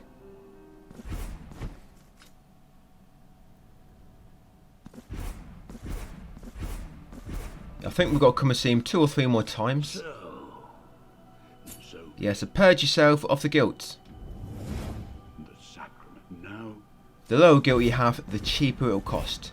I think it does actually go up in increments after like 3 or 4 confessions. So I think it does go up naturally anyway. If you remember, it started at 500, then it goes to 1000 as it is now. Then later it'll go up to 1500 on the sort of lowest level of guilt. Yeah, so come in here, talk to Sister Mare again. Now you've got all 9. Talk to her, give her the money she requests, and you'll get that figure. The Cobiada Mare. Right, take the same left exit, guys. Go to the very top of this room. Now we've got a grappling hook. Now we're going to hit this bell 12 times. There's also a hidden symbol on it. So that should be hidden symbol 8 of 10. Then going to quickly hit this bell 12 times. And funnily enough, that's going to pop a trophy. Yep, so you get a trophy. Happy New Year. That's for hitting it 12 times. I know, quite a random trophy, that one. Yeah, once you hit the bell, come in here, get his cherub finally. That should be cherub number 27 of 33. And then break that door, because you hit the bell. And loot that chest, guys, for the prayer Taranto to my sister. I believe that's on the first game as well. Yeah, come in here now and talk to the woman. You should already have blood already in that chalice in the background. If not, sacrifice blood before talking to her. Yeah, give her a ornate chalice, give her a empty receptacle, and also give her the silver clad crystal shard which you have. So that's going to increase our maximum HP, increase how much a flask recovers, basically the potency of your flasks, and obviously you'll get an extra flask. Yep, now take the same left exit. Climb the ladder. Take this exit on the right. Gonna go and talk to Regina. A shop should be open. I think she's pretty much open 24/7, this woman. She's all about the work. Yeah, with this woman, you want to buy a wax seed. So buy a wax seed guide for 12,000 tears. And then come outside, climb this ladder, hit the V bell a few times, and jump up to the top right. You find a gold altar, guys, with 1 MOM inside. Yep, loot that. I guess that's perhaps a easy one to miss as well. Right, and then we're going to come right, guys. Save our game, and then warp to the south save points in the Severed Tower. Ready for some collectible cleanup in here on the next part. So yep, that's it for part 8, guys. So we should be in the Severed Tower at the end of the last video. And we're just going to drop down here, like I say at the end of the last one. We're doing just a little bit of cleanup, just finishing up that cleanup, guys. Then we're going to head into the next area, back into 2 Moons. So you're going to come down here into Labyrinth of Tides. Yeah, I didn't mean to fall down there. You're going to take this upper left exit, and now we've got that final ability. We can now access that wax seed. I believe it's a wax seed. So make way across here, guys, across the spikes.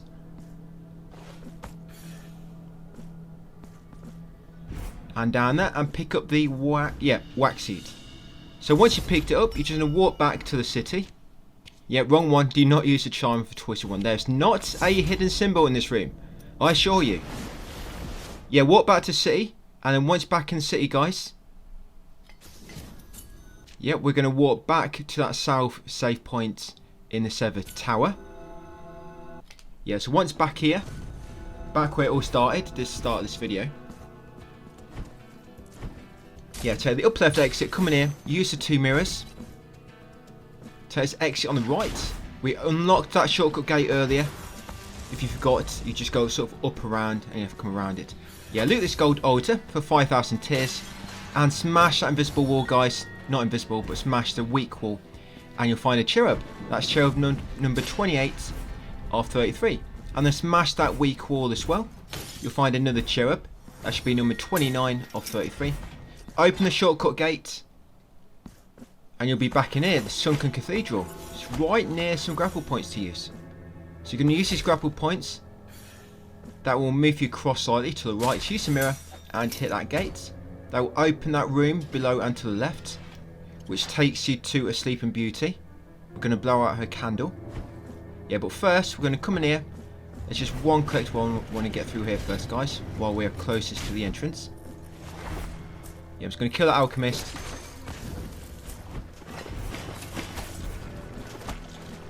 Yeah, up here, now you can use his grappling hooks and get the item to the far left, upper left. Watch out for the mermaid. I'm just going to kill her. Yeah, loot that gold altar for 1 mark. Then back through this room and then take the same exit again on the left. And you'll be back in here where we opened that gate a little bit earlier. So you kill any of these if you want these ink fiends as you move past them. And carefully make your way down to that lower left doorway which you just unlocked. Yeah, watch out for Percherons, jumping nuisance.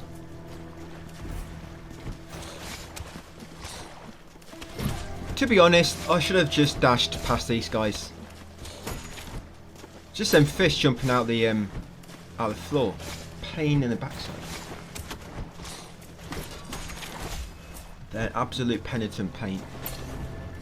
Right, had to heal up. That's quite embarrassing. Yeah, so in this room, blow out the candle. There you go. That will open up another one of them battle gauntlets for later. So once you've blown out the candle, travel back to the city, using your prayer to walk back. Once back in the city, now you're going to warp to the east save point in Profondo Lamento. Yeah, the east save point. Yes, once you spawn in, go left and you'll find a gold altar where the procession of shadows was earlier. And that gold altar will be 2 marks.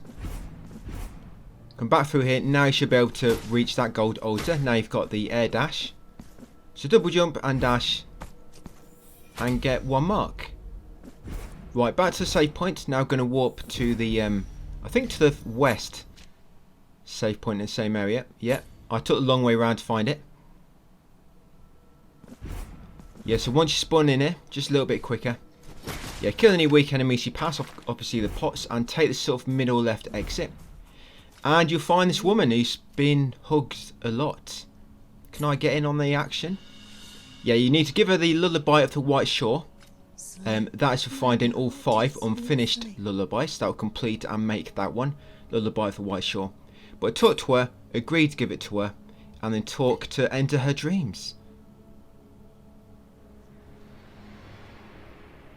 This is a small sort of platforming section where it's sort of timed, you know, the screen is sort of moving, pushing you forward. And you've got a few enemies blocking your way and a few bits of platforming.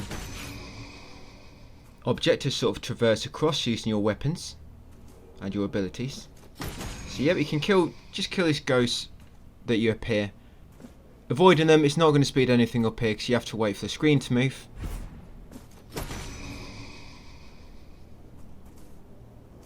You would have thought they would have made, I mean, obviously I'm not complaining, but normally sections like this in games are normally a little bit harder than what they are here. This one has a few annoying moments, but it's mainly these lasers. Yeah, these lasers can get a bit annoying. I've had times when I just can't dash through it. I don't know what's happened, I've just got stuck somehow. I've sort of got like a mind block, and I just can't dash through them. I'm just getting the timing completely wrong for like a few minutes. Don't know why that happens actually. Probably I play too much when I'm recording these, and they're working on it. But yeah, when you have to hit this bell, wait for the last moment, guys, because if you do it too early, you're going to find out you're not going to be able to reach the next platform because it's not actually appeared yet, and you're just going to fall down to your doom. Yep, so again, kind of wait till the last minute. That was close, very close. Yeah, hit the mirror, and the mirror will reflect you over here, and go into light, guys, and pull a Mooney. No, just go into light and take a bow. That's it. Feel that sense of accomplishment for completing that really hard platforming challenge. Yep, you get that prayer, guys. Tiento to your thorned hairs. Right, once you got that, we're going to walk back to the city. Back in the city, we're not going to take any time to rest. Straight away, we're going to warp to the east save point in 2 moons. This is the final proper area. There's like a little sub area leading to the final boss, but this is like the last proper area. So it's going to buy some upgrades now, guys. So go into the Sarmiento and Centilla. You're going to buy Piercing Retribution, Just Retribution, that's actually the name, Just Retribution, and Determination. So 3 skills there: Piercing Retribution, Just Piercing, no, I'm just kidding there, Just Retribution, and Determination. Right, it's going to come through here. Going to carry on up here, guys, up them grapple hooks. Take the upper right exit. Hit the bell to spawn in platforms, and then use your platforming abilities to get across.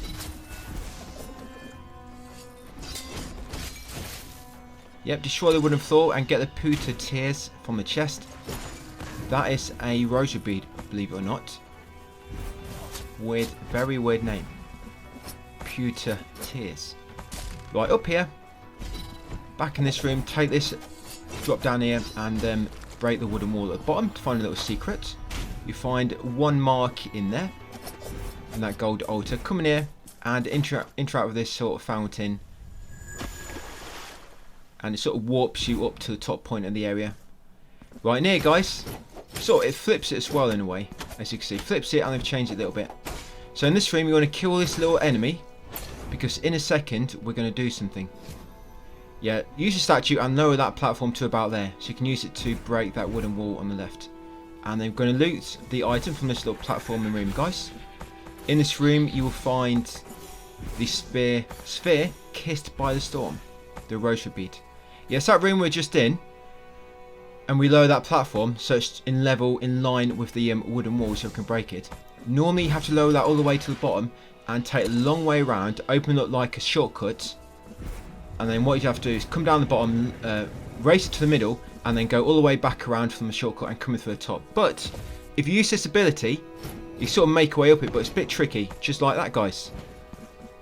That's called the Azure Typhoon. You can look in description for Veredicto to see what that is. I'll just show you here. So this one here, Azure Typhoon. Use that. Now when you use it, you won't always gain maximum height. I was quite lucky they gained it first time, but I think it's when you're too close to a wall. Yeah, I'm just in that gap, guys. It's a fervent kiss. Yeah, I think it's when you're too close to the wall. It doesn't quite give you full height all the time. But yeah, activate that statue to open the time door, guys. And loot that gold altar for tears times 1800. But yeah, so we're back to that getting up there. Yeah, the Azure Typhoon, it won't always give you full height because of the wall. So just keep doing it.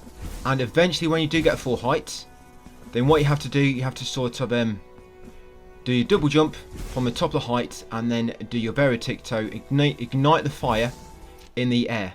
And obviously that gives you a bit more height as well, and you can just reach the wall climb, just as you saw me doing. Like I say, but if you're having trouble doing it, or it gets patched, maybe it's supposed to be like that, I'm not quite sure. Like I say, you've got to take a long way around. You have to lower the platform to the bottom, leave it until later, come up here, go through all this, you'll open a shortcut later, then you'd have to go back around, and then back to the statue at the bottom, lower it to the middle, but by that point you won't be able to reach it, and then you'd have to go all the way back, flip the go through the fountain again, and then come in through the top by the shortcut. Where we go through now, you'd come basically back through this room going right and get to it that way. But that's a long way. Hopefully they don't change how that works, and you can get it without too much trouble. Okay, so yeah, after explaining that, get through that gauntlet, make your way down here and through this door on the left, come to this fountain and flip the map. So I'm going to kill the alchemist and the lamps. Anything I'm not exploring, guys, is because we are going to be exploring that bit a bit later, so don't worry. If you see sort of any paths, I'm leaving them. We will be discovering them later. So in here, we're just going to unlock that shortcut ladder and then make our way across, kill that alchemist, and get our cherub, guys. So that's cherub number 30 of 33. Make our way back across now. This room's actually near the far bottom of Two Moons. It's basically the top from one of the first gauntlets we had in this area when we came through in the last video. So yeah, back in here now. Now make our way up. We're going to kill that weak flagellant. Yeah, take this exit. Make our way up here. You can kill the alchemist. That's it. Take this upper left exit. And there's a save point. So save your game, guys.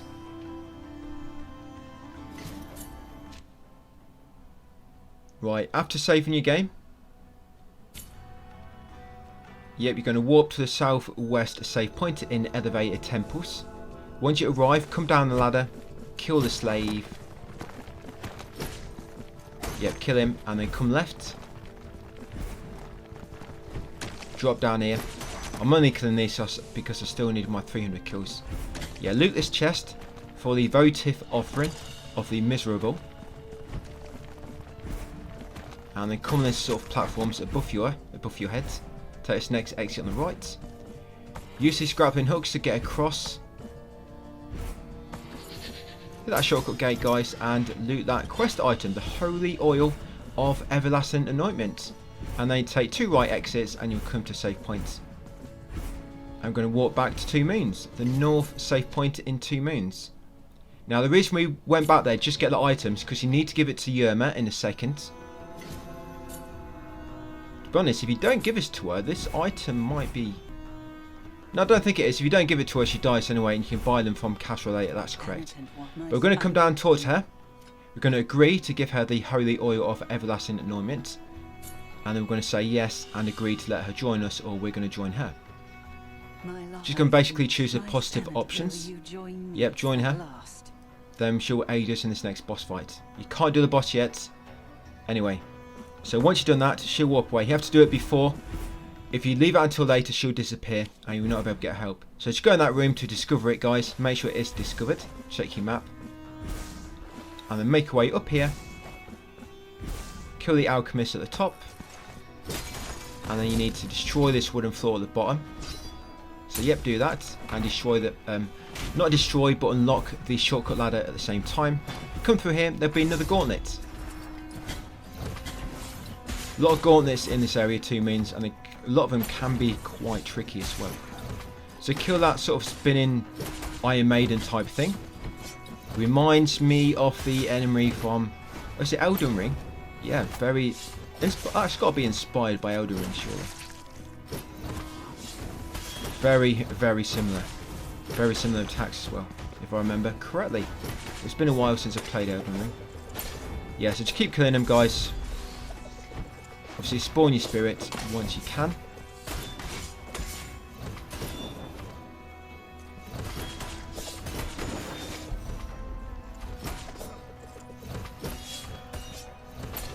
Right, I think... is this the last one? Yeah, these are the last ones, Red Cloak Thieves. Going by my text. Right, you want to take this bottom exit. Yeah, you'll land with a big, quite a big thud, maybe, like I did. Yeah, unlock that shortcut gate. And then take the lower right exit. Yeah, use that to flip the map. Right, going to take left exit. Right, no need to kill this. I mean, I'm going to kill the Belidos because they're quite weak. Yeah, and here, take the bottom exit. Go left through here. Just be careful that you don't sort of dash straight into an enemy, get knocked back into the laser. Yeah, be careful there too. I don't think I've successfully dashed through to it once before. I just got quite lucky in that instance. Yeah, come through here. Drop all the way down to the bottom. Kill the alchemists. Puzzles in this room can send you up and down quite a few times. So hit the bell and quickly go up, guys, and take the door on the left quickly. The V door before it closes from the echo. That's in here.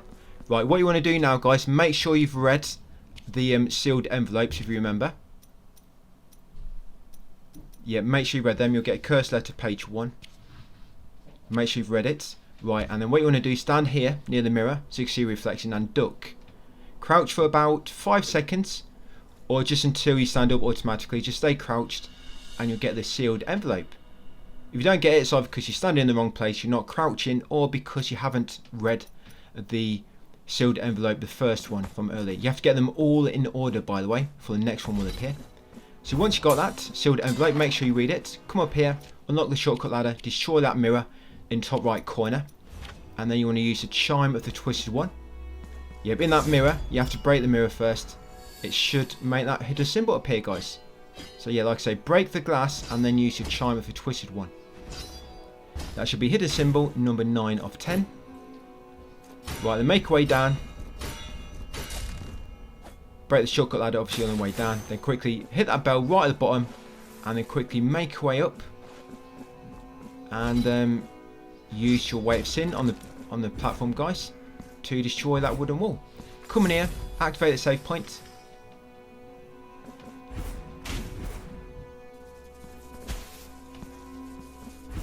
Yeah, dash through there. Shoot up here.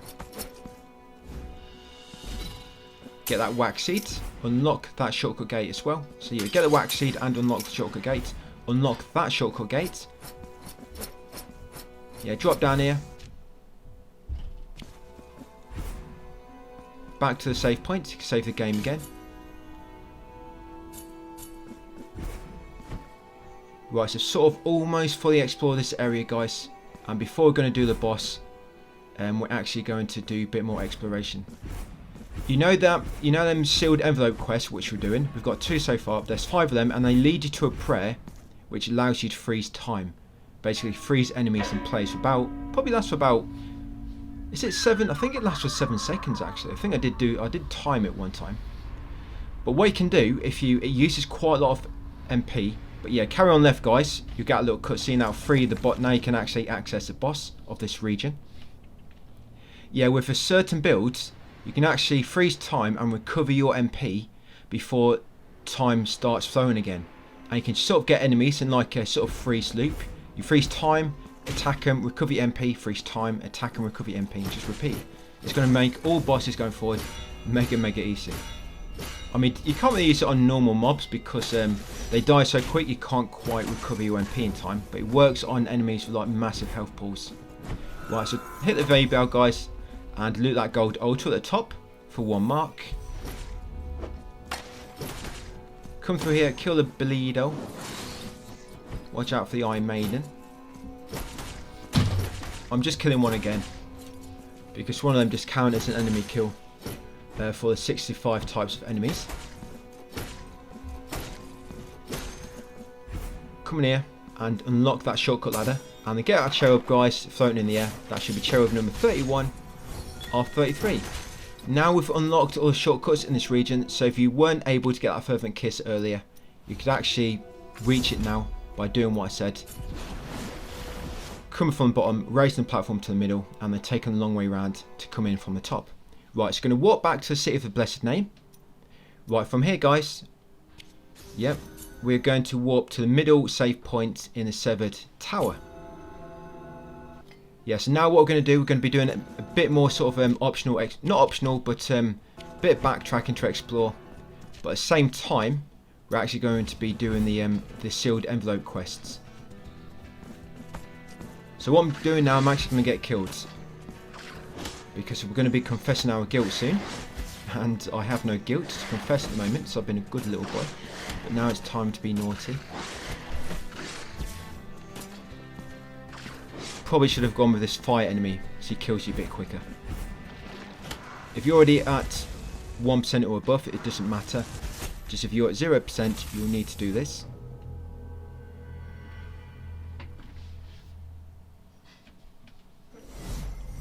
Right, so once you've died, you spawn back here.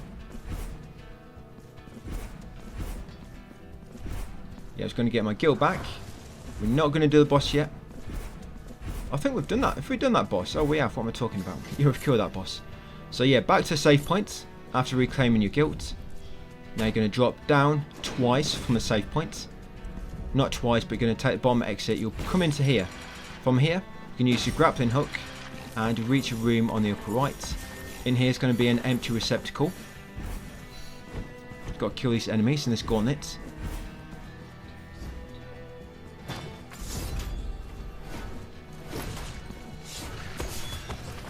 For this one, you've got 2 of the labyrinth flagellants. You've got 1 brown purple acolyte.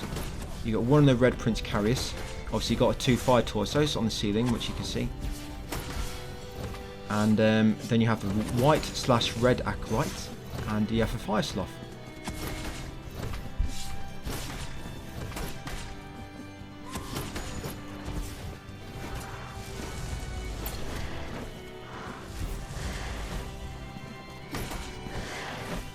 Good thing about fire sloth is he's literally a sloth. He's mega slow.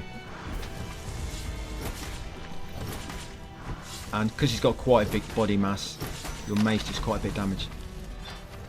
Right, there we go. Another empty receptacle. I think that might be the last one. What if we've got 5 flasks at the moment? Might be the last one. So once you've got that, you're going to walk back to the city. Right, once back at the city, we're going to go right, make a visit to the confessor into church. Yeah, that's right. So we're going to head right, guys, and head into church. Just make sure you don't have too much guilt, or I think you might get castrated, and you wouldn't want that. So yeah, just make sure it's not too high. But come in here, and you should be able to get another rosary bead now. The concentrated sphere of guilt. I think that's for confessing your sins 6 or 7 times. But yeah, talk to him and confess your guilt. It's probably going to cost a bit more now. 1,500. Right, once you've done so, once you grab the bead, guys, and confessed, come back out and head right. Yeah, now when you get to this edge, just going to stand here. Just stand on this edge. I am doing this for a reason. Just stand here and you'll get that, guys, the sealed envelope. That's number 3. So like I say, to get that one, you have to have read the first and the second. Obviously, you got them both. And then just stand there. After a few seconds, you'll get that. So make sure you read it once you get it, guys, to get cursed page 3. Yep, then we could do obviously the 4th step, the quest. Then come in here, talk to Our Lady of the Chalice. Make sure if the chalice in the background is empty, you give a blood sacrifice to begin with. Right, they're going to go and talk with her, guys, and give her the final empty receptacle. And you should get a trophy there. Acquired taste. That's what unlocking all the bile flasks. Right, then walk back to the city.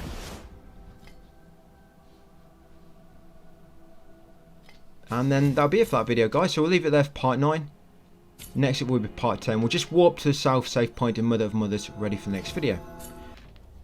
We should be in the Mother of Mothers, and to begin with, we're going to get a misc trophy out of the way, and also find a hidden symbol. This may be the last hidden symbol, so that might be all of them. And these hidden symbols, they don't really give you any good items. You have to find them all for a trophy. And you do actually get about 70,000 tears altogether for finding them all. So what you're going to do, you're going to come and stand here on this tree when you spawn in. And you're going to use your charm of the twisted one. You'll find the 10th hidden symbol, the final one, and you should get that trophy, Still Among Us. If it's not popped, it's because you've missed one, guys. You have to look at my text guide and type in hidden symbol or find and replace to find out where they all are. But all we're going to do, I'm not idling, I'm just going to stand here for probably for about a minute almost. There'll be some dialogue, you'll hear the guy talking in the background. You need to let his dialogue play out. And then once he's spoken about 3 times, it will pop a trophy.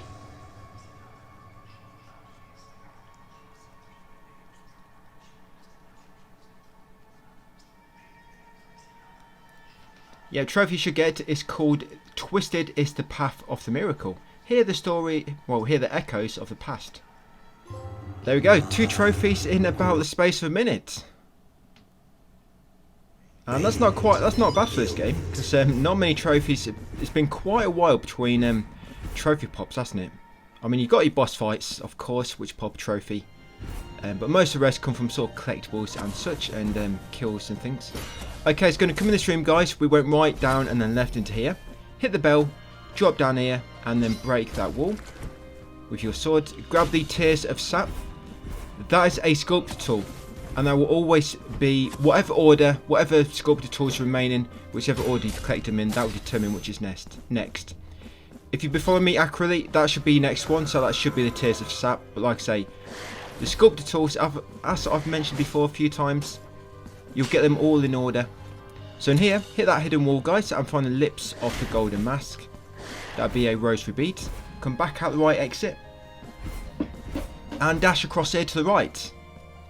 And now we need to get onto that upper platform now. Now this platform on the right, we actually lowered it earlier.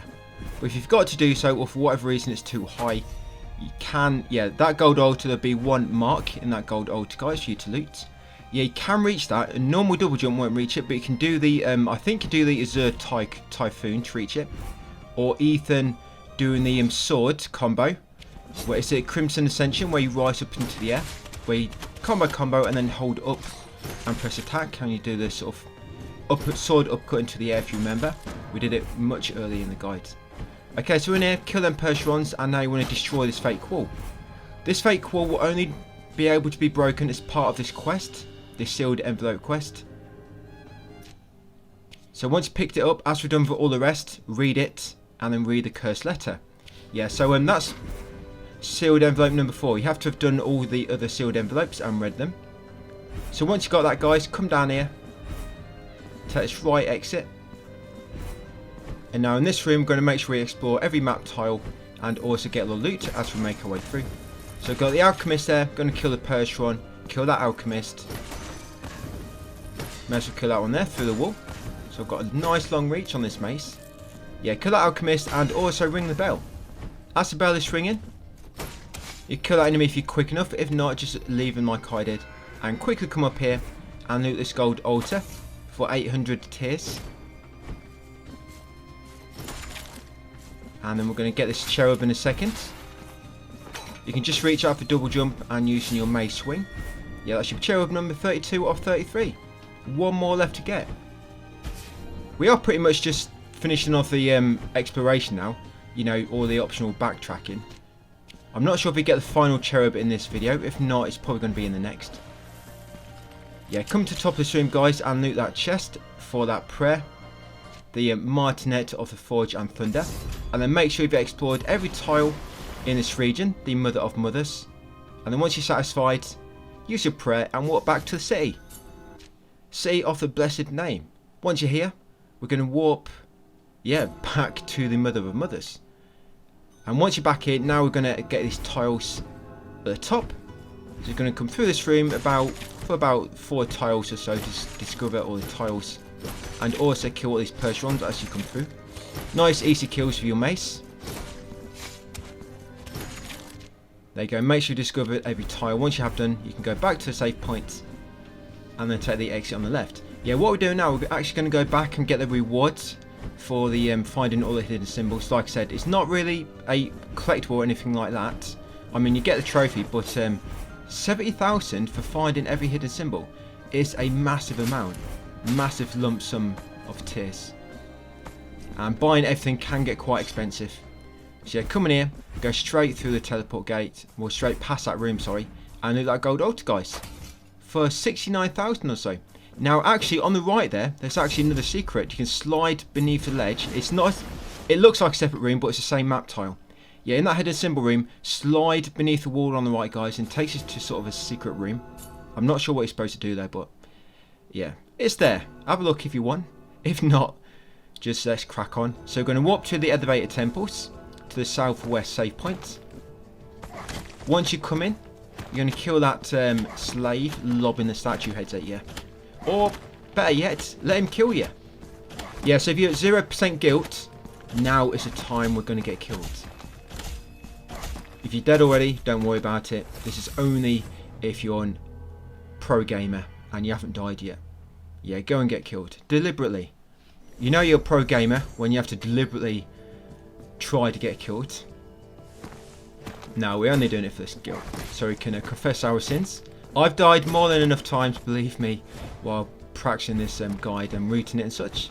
So yeah, get your guild fragment back afterwards. Now we're going to take the bottom left exit, just down here, down the ladder, slide down it, drop down here a bit, down this ladder, and then drop down and get that cherub, guys. The final cherub, 33 off 33. No cherub left behind. Come in here, open that shortcut gate, come in here to find this guy. The, I forget his name now. Yep, talk to him, we'll basically give him all your cherubs. Oh yeah, that's his name, Proximo. Guy of the Golden Tears. His tears are worth billions. Yeah, so you talk to him, and basically what he does, every time you find a cherub, he'll create a platform. And once you've got all 33, of course you can get a few, you can get so many and access a gold altar. But I just come here, there's not really a save point close to it, so I just come here right at the end. Once you've got all of them, now you can go all the way to the top, guys. Yep, and the camera will slowly come back down to you. Just go and make a coffee, come back, and you should be back in control, ready to climb the shaft. So yeah, once you spoke to him, guys, now we're going to climb the shaft. We will be making a visit back to him in a second. So you look at that gold altar for 1 mark. Carry on up. These nice little helpers holding up platforms for you. Yeah, grab 2 marks from that gold altar. Carry on up a little bit more. Just a touch. A little further. Yep, and you'll come to store on the right in the wall. Come straight through here, back into elevated temples. Take the next exit on your right. Come down here, guys, and you'll reach a chest. In this chest, you'll find the Obelisk of Proximo. And what that does, it increases the Tears of Atonement gain. So you want to equip that. So all in all, what you want now, guys, you want both the Rosary beads, which increase your marks of martyrdom, how quick you earn from enemies. You want to equip both the beads, for which increase your Tears of Atonement gain.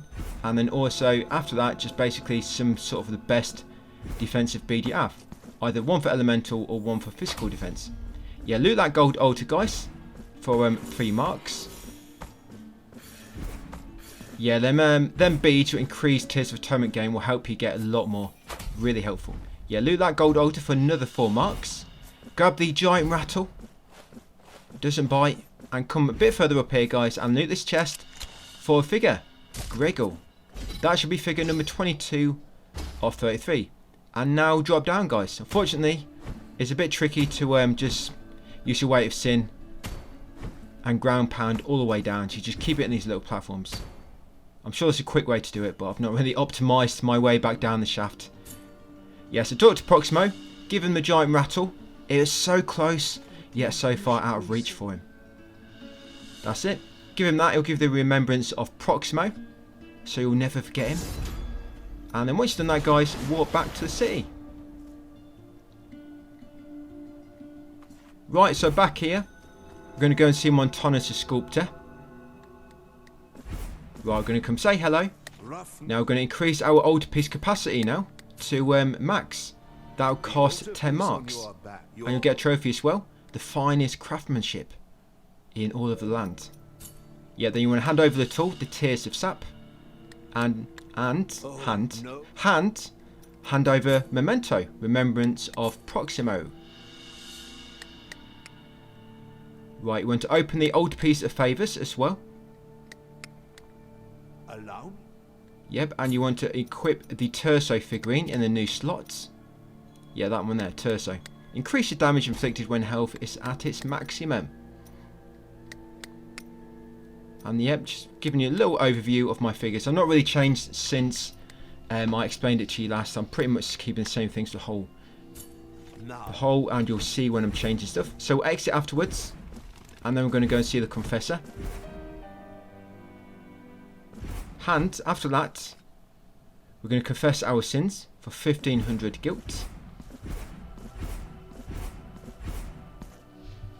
Yeah, so head over and make a confession, guys. After that, we're going to leave the church in peace. We're going to come right, straight across this shaft. Yeah, take far right exit. Now, what we're going to do, you have to walk by Regina's shop 3 times. But I end up entering it first. We are going to buy some things. What we're going to do now, we're going to buy everything from her shop. You should have enough money. So, yeah, just spam everything, guys. You won't end up with much left. But altogether, you'll get a figure, the Partisan. Another figure, Veridiniana. Another figure called the Flagellant. You'll get a bead called the Earring of Regret. You'll get another bead called Bead of Whimsical Essence. And you'll also get one MOM for 17,000 and another MOM for the 32,000. Right, once you get back outside, walk past the door 3 times, like so. Just walk past until the D-pad interaction disappears and then change direction.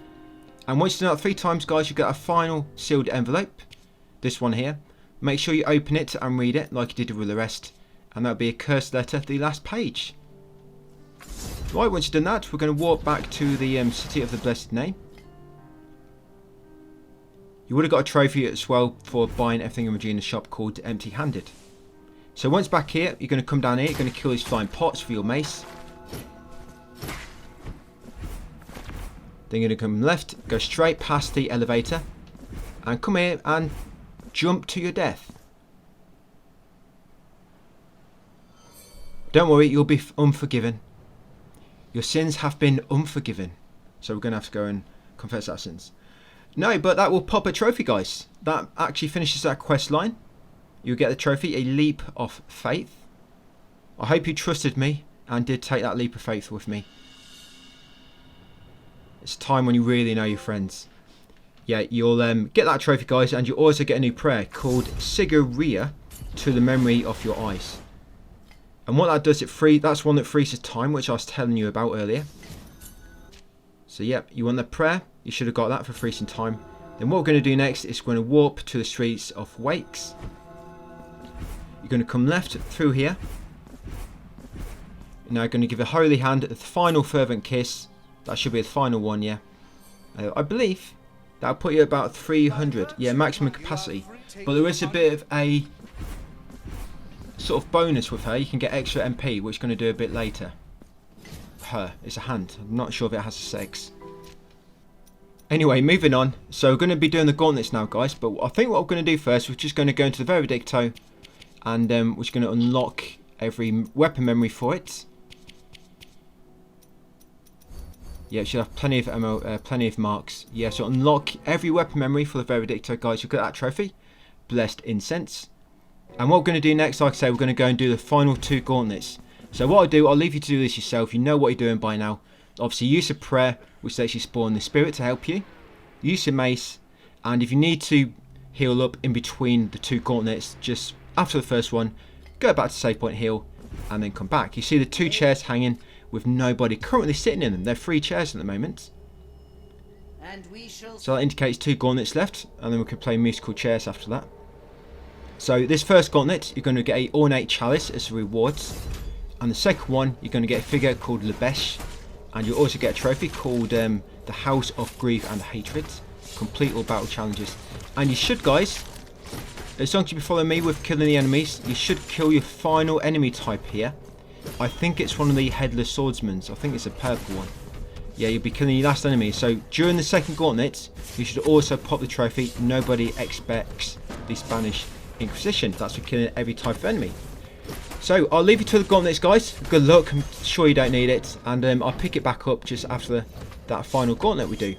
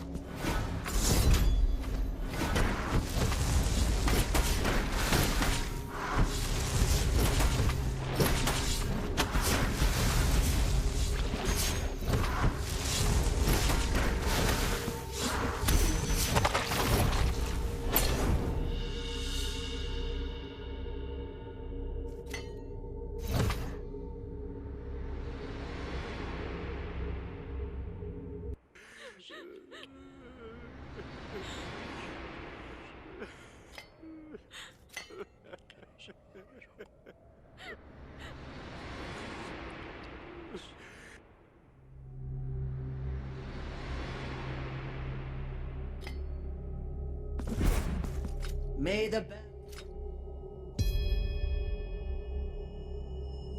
and we shall sing.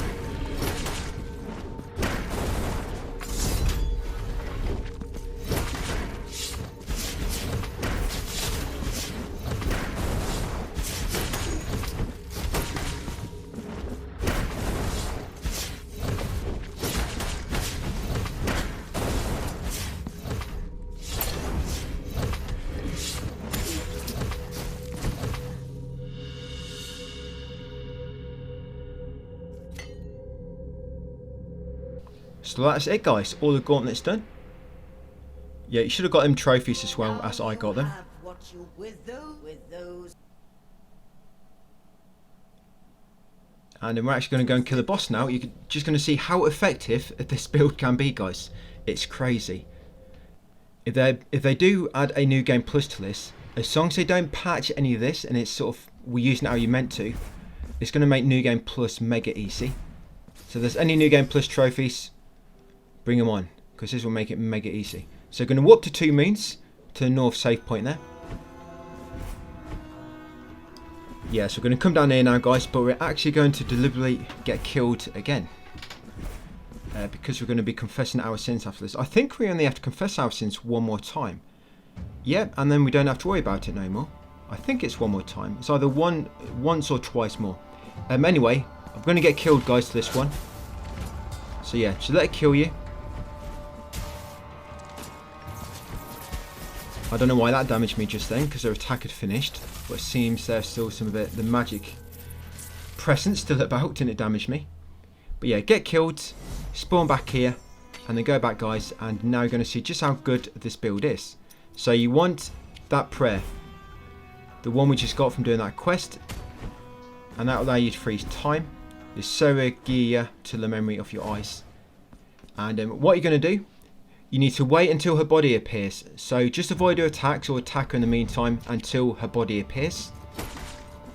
Because this attack we're going to do to get our MP back really quick, you won't be able to hit her at the moment because she's too high. So just wait until her body appears. Just watch what I'm doing. Just attack her in the meantime. And then the attack you're going to do, you're going to hold down, duck with the mace, and just keep spamming the button. And what will happen, you'll just keep spinning it around as long as you don't let go. So I froze time. And what you see, look at my MP bar, look how quick it fills up. And then as soon as you filled it up again enough and you've seen the prayer become active, you know, visible to use, then use it again. That's it, to get her in a sort of frozen time loop. And this is what we do on the final bosses as well, making them mega easy. Hopefully they don't patch it, we'll see. If they ever does patch this, guys, it just means you've got to fight her normally. But you've got pretty much everything anyway, so hopefully it's not too bad just using the spirit as well if you needed to. Yep, that's it, guys, that easy. Yeah, get a trophy for Mosa Fembra. The thing with that build, because the enemy needs a lot of health for you to recover your MP, it doesn't really work that well on smaller enemies. It works quite well on the big heralds. But yeah, most smaller ones it don't. But yeah, Yerma here, she didn't even get a chance to attack the boss, did she? She'll give you that, yeah, she'll give you that, guys, that prayer, Zgel of the Crawler's Thorn, and you also get the mirrored key. Depending on if you accepted her help to help you in the fight, or whether she doesn't, she'll give you something different. But the one she doesn't give you, you actually get, you can buy from Castro later. So don't worry, if you mess that up, and something different happened and you got a different item from her, then don't worry, because that one we just got, you can actually buy it from Castro later. Same with the other one you can get. We're gonna be actually buying that from him. So yeah, during this cutscene, come up here and free the 5th and final Raven, guys. Just up here.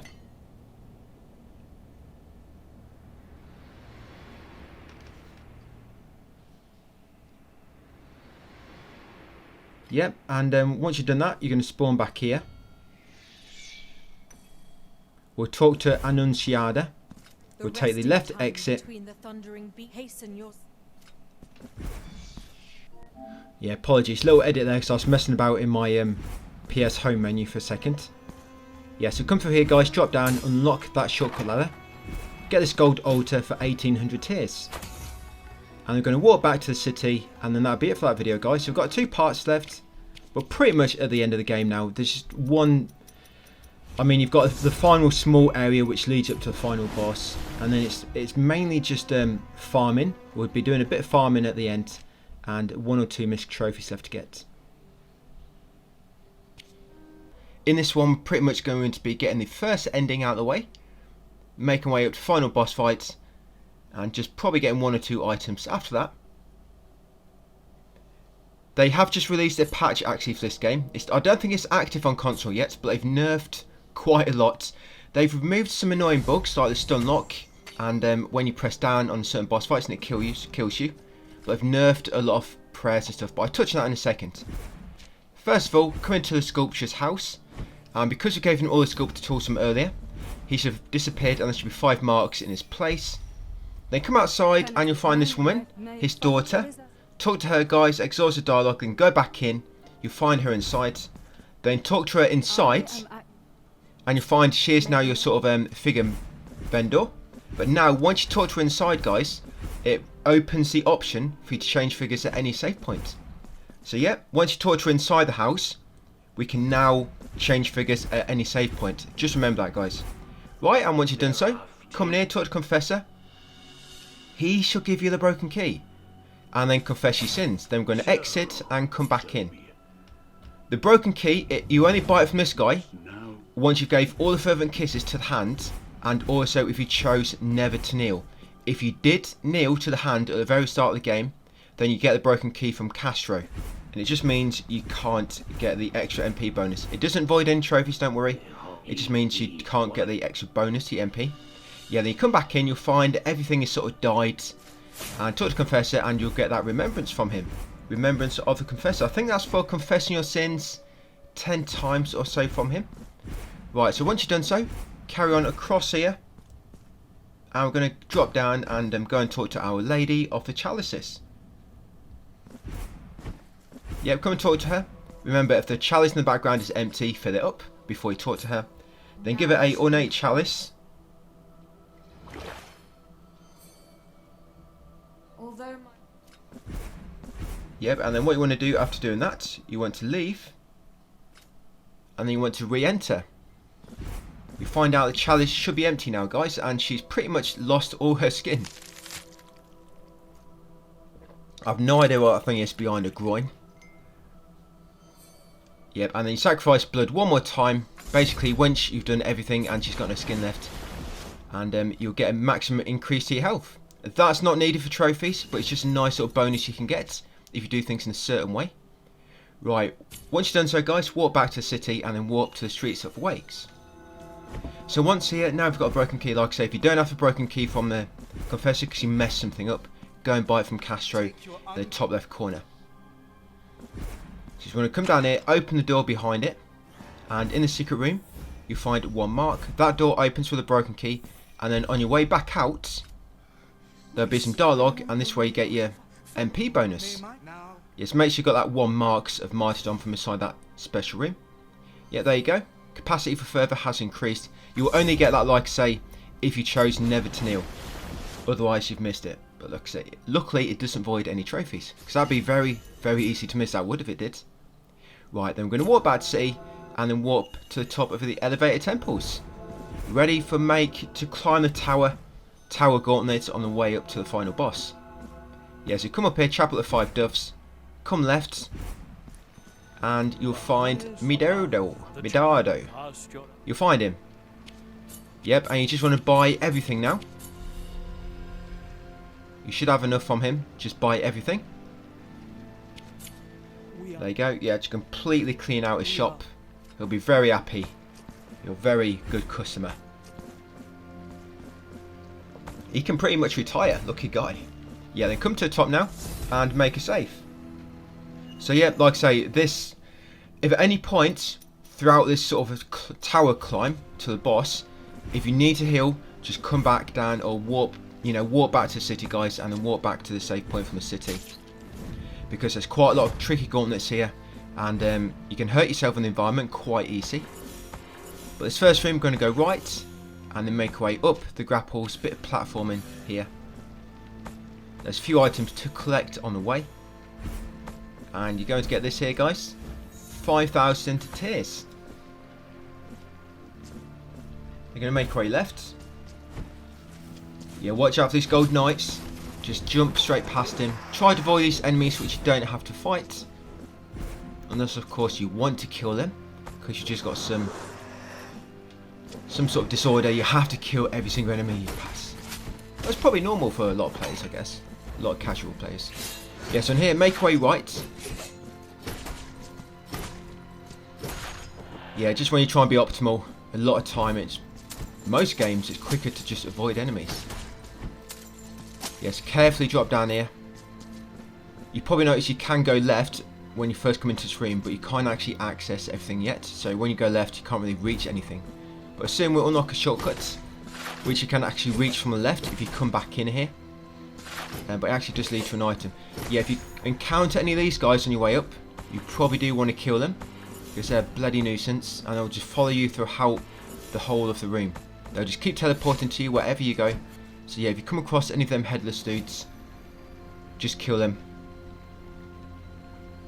because they can be very, very annoying. Yeah, there's going to be a gauntlet in a minute, so yeah, interact that statue, guys. Make this platform come across. Duck here, because you will take damage. I've tried standing up through that little crouching space. I thought maybe it's just big enough for you to stand, but no, you have to crouch, otherwise you will take damage. So yeah, little gauntlet here. Yeah, so just a quick one about this patch, guys. If you're playing this in the future, you've probably already downloaded it, but if you're currently watching this as I upload it, do not upload any patches, because it's going to completely ruin our build. The prayer which I use, which freezes time, if you remember on the last boss, they've nerfed it so it lasts for only, I think it lasts for 6 seconds, that's what it says in the patch notes, and they've changed it to 3.5.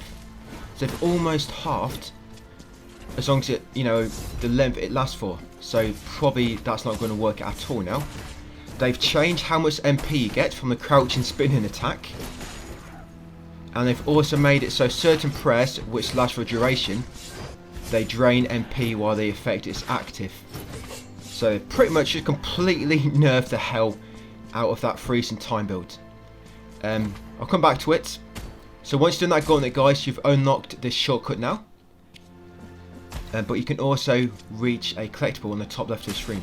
So yeah, if you come back in here, if you need to heal, you can actually just go left now and use some shortcut platforms. But yeah, come up here, guys, and get the 1 marks of martyrdom. And just watching this room, sometimes you can see it's very easy to miss a map tile. Just make sure you got all the map tiles before you move to a new room. Yep, got them all. Just double check, like I said, it's very, very easy to miss a map tile in this room, just due to how big some of the platforming space is in the air. Right, come up here. You can't go right yet. The platform will come later when we've done the next gauntlet. And all you're doing now, guys, is going to make your way up to the next gauntlet and kill all the enemies. Remember, kill any headless guys you come across. And if you need to heal, try to walk back to a safe point between gauntlets and then just come back up here. They can just use your shortcut to get back up here quicker. You will not have to do the gauntlet again. As with all gauntlets, they're just a one-time thing. You never have to redo them. Yeah, sorry, quickly back to the nerf. Yeah, so, but what you might be able to do is, I don't do it until the end of the video, but there's actually a few figures I don't equip which can make the time stop build a bit more potent. There's a figure, you know the wax seeds?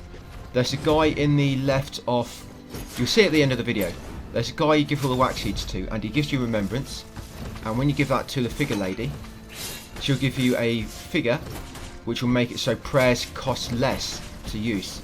It's about 25% to use them, so that will obviously might make it more viable. And you can also connect, I think there's a resonance, you equip the scribe and nacimiento in the same slot together. Yeah, carefully don't do that. Basically, when you do this gauntlet, guys, you activate the shortcut platforms. We're going to follow it down and use it to get some items on the right. Yeah, if you put a scribe and nacimiento in the same slots, you get a resonance, and which will make it so when you heal, you gain MP back. Yeah, and here, just make sure you've got all the map tiles. This is another part where you can easily miss map tiles. So you grab that 1 mark, make sure you've got all the map tiles. Obviously, I've missed a few, completely missed that mirror. Yeah, so before you do the final boss, once you get to the save point, guys, so I think we've got all the wax seeds. You can already go to the elevated temples. Just go to the end of the video, see what I do, get that figure, and you may want to. This is only if you're on a future pack, if you already downloaded the patch. Go and get that figure and see if it makes any difference. The one you get from the remembrance of Cesario, and also, like I say, you can put the scribe and nacimiento in 2 slots together, and you get the resonance, which will increase, basically give you MP back when you heal.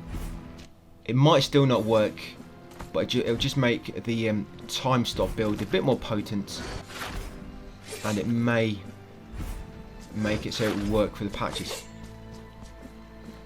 I mean, I can't even say for sure yet how much of a decrease the MP gain is from crouch and doing the spinning attack. It might be mega low now. If it is, it might be quicker just to do standing up attacks and attacking that way. Yeah, I'll just have to do a bit of playing about with it, or just fight the boss normally. But what I have noticed as well, you know when you're spamming attack, it just like standing up and swinging the mace, for example, like this. If you time your button presses, you spin quicker. So rather than just spamming it, just try it, do a little test after it's gone it. Just spam it and look at the speed you swing it, and then try to time it so you press your attack button as soon as the first attack is finished, and you actually spin it quicker. So that might work in doing the time stop builds if they've completely decreased the MP gain during spinning attacks. That might help it. I'm not saying it will, but it might be something to look out for. I don't think I'm going to be going back and testing it with a patch. I might do. I might see if it can still work. I guess I can always fight the end boss. We'll see. But yeah, hopefully it's not going to be too bad for you guys. Just fighting the boss normally anyway. You've still got your spirit prayer to use, and you've got everything you need at this point. It's got pretty much all the collectibles, because all part 12 is going to be, it's pretty much just farming, you know, farming the rest of the marks of martyrdom. There's another farm with, oh yeah, we have to farm the executions still. I think I still need like 30 more. Yeah, got this gauntlet. This might be the last gauntlet actually. Oh, there's teleport gate. Up here. Head right, and there's your save point, guys. Yep, so make sure you've explored every tile in that room. Okay, so what we're going to do next, just going to get our build ready for the boss now. And we're going to sort of change it around the time stop. So yeah, this is what my build's going to look like, guys. We're going to unequip the bishop and the woman of the stolen face. And you want to equip the ecstatic novice and Griggle in the same slot where they were, to get another Greggle's favour resonance bonus. So yeah, these are my figures, guys. These are what you want equipped.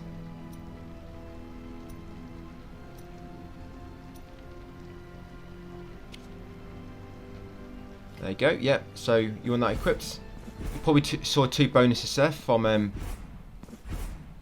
for Greggle's favour. Increases your I think it increases your Veredicto damage.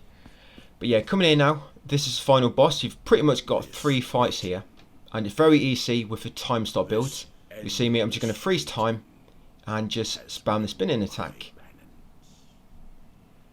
This fight, as soon as it starts, you want to freeze time straight away, otherwise you'll start teleporting away, and you might freeze time when it's not actually present on the map, because he's sort of in the middle of teleporting and his body's not visible. But if you freeze time pretty much straight away, you can just go straight up to him, guys, and just attack instantly. I'm not sure if I do it here or if it's something I developed a bit later. But yes, a little cutscene you have to watch. So I'll just let you watch this, guys, and I'll come back just after it. Grant me thine blessing to fulfill thine holy command. Dress my body in wounds, lacerate the tattered parchment that clothes my flesh.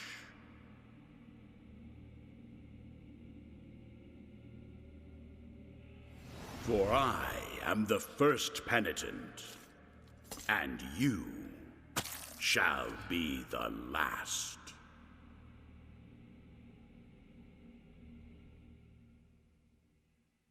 Yeah, there we go, cutscene finished. So freeze time straight away like I just did, guys, and then just come straight up to him, do spinning attack.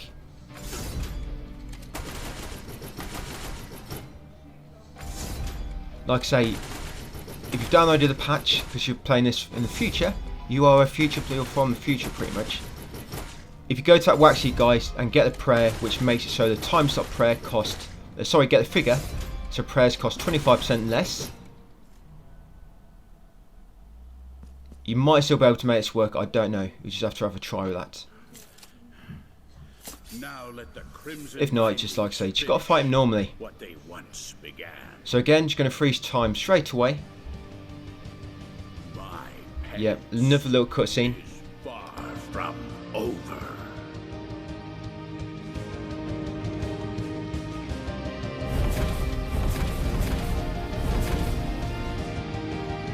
I think this one will get a bit messy because I didn't freeze time straight away. Yeah, you need to try and make it so when you fight him, when you kill him the first time, guys, you finish that first sort of phase with enough MP to cast time again. Because otherwise you'll see what will happen.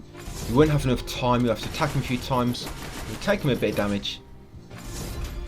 You fight him normally, just ignore my commentary here, my tips. But yeah, if you're still using time stop, just make sure, like I say, you finish him off with enough MP to cast it again in the next phase.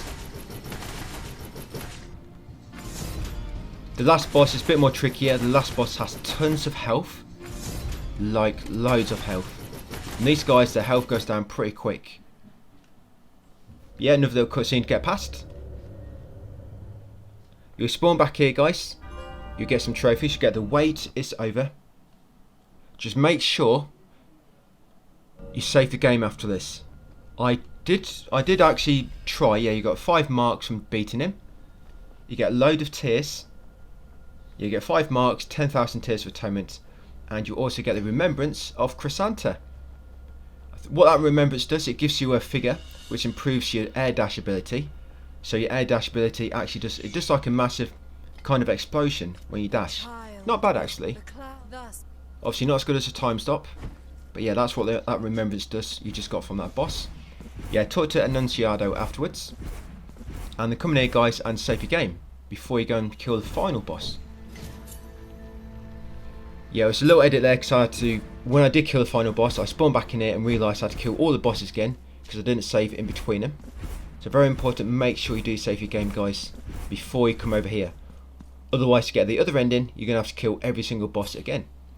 Yeah, once you get here, choose to ascend, and that will take you to the final boss fight.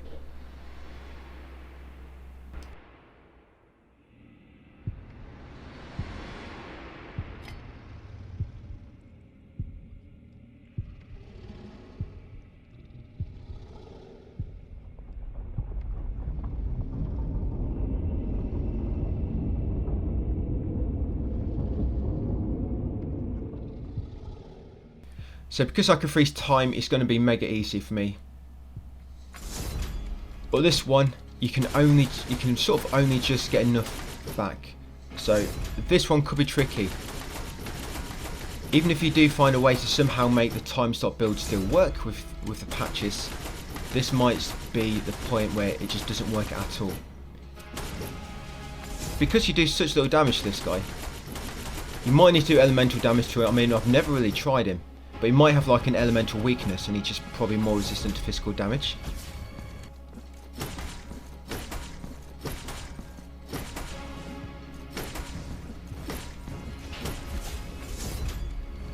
But that might be the way, guys, yeah.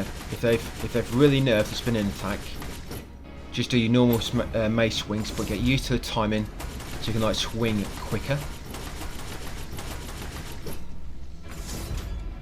They've also nerfed the a lot of the beads, the elemental resistance they do. So I didn't realise, but apparently some of the beads end game, they made end game a lot easier because they resist so much damage, and they've actually nerfed a lot of the elemental resistance beads. Apparently, according to the patch notes, so they're not even going to be as effective anymore. Yep, and once you beat this, guys, you'll get some of the endings. This will be ending B. Yeah, this is going to be ending B, which you're doing now.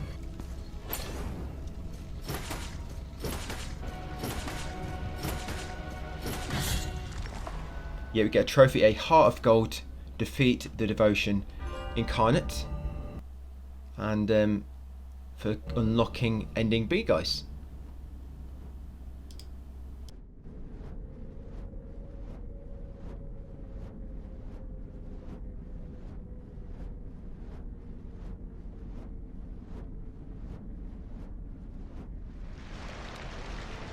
Now I understand. And for this, I offer thee my humble thanks.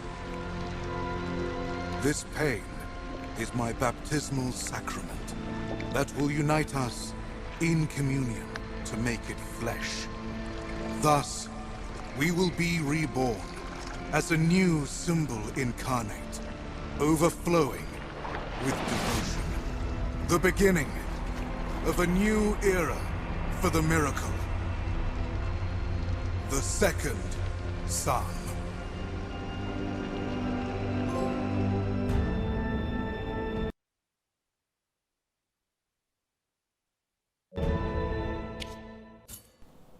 Right, so after the ending, you've gotten 2 trophies. You're going to spawn back in, and you're going to unlock all the weapon memories now for the swords. So curved swords, you're going to unlock all the weapon memories. And then we're going to warp to the central save point in the severed tower. I'm going to show you where to get that figure from now.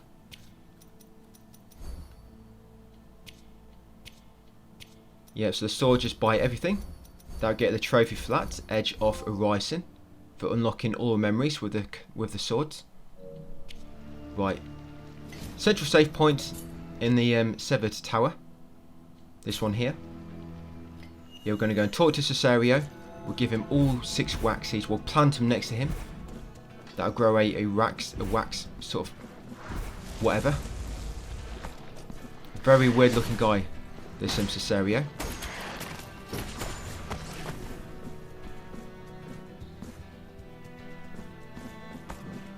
Yeah, it's actually through this door on the left here, which we unlocked much earlier in the game.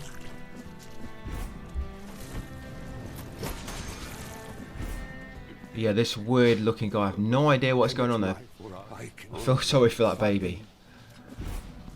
Yeah, you're going to talk to him and then come and interact this ground near the entrance. And that's where you plant your wax seeds. Just plant all 6. And once you've done so, you get the remembrance of Cesario. And that's the one which you give to the figure lady. She'll give you figure for it. And that's a figure which decreases the MP cost for prayers. Poor baby's being waterboarded by a man's breast milk. I think that's the first time in reality that's ever happened. Poor thing. You quickly do this and get out of this room.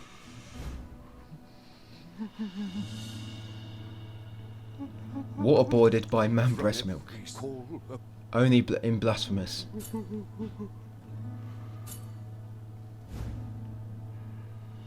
Yeah, once you gave all 6, he should be very happy. Here we go, it's free now. You get the remembrance of Cesario. Just going to walk back to save point, guys. And then that'll be it for that part. So yeah, part 12, all we've got to do a bit of a clean up, and then we're going to go and do the final ending, ending A, and get a trophy for doing that. There's going to be a little bit of grinding in this next one. But I will remove the grinding, I'll just get it started and then leave you to it. Yeah, I'm just going to warp to the 2 moons, but that's where we're going to be then doing our grinding basically, going between both save points. So warp here ready for the next part, guys. We are on the final part now, part 12. So we should be popping the platinum at the end of this video, fingers crossed it works out that way for you as well. So to begin with, we're going to kick off with some grinding. Hopefully we won't have to do as much as what I do. I think my grinding should be the most somebody has to do following me. Because there's probably a good chance you've killed more enemies than what I have, so you've probably got more marks of martyrdom. But all we're going to do now, we're at the bottom of the 2 moons. Yeah, we're underneath the 2 moons. We're just going to keep going from left to right, from left and right to left. Between them 2 save points at the bottom of the region. Just going to go between them, killing all the enemies in between them, save, change direction, kill all the enemies, save, change direction, and just keep doing that. That's not really... It's tricky with this. I mean, the big enemies do normally give you more for your marks of martyrdom meter for combat. But you don't normally find a bunch of them together, that's the thing. You can normally find one or 2, and that's it.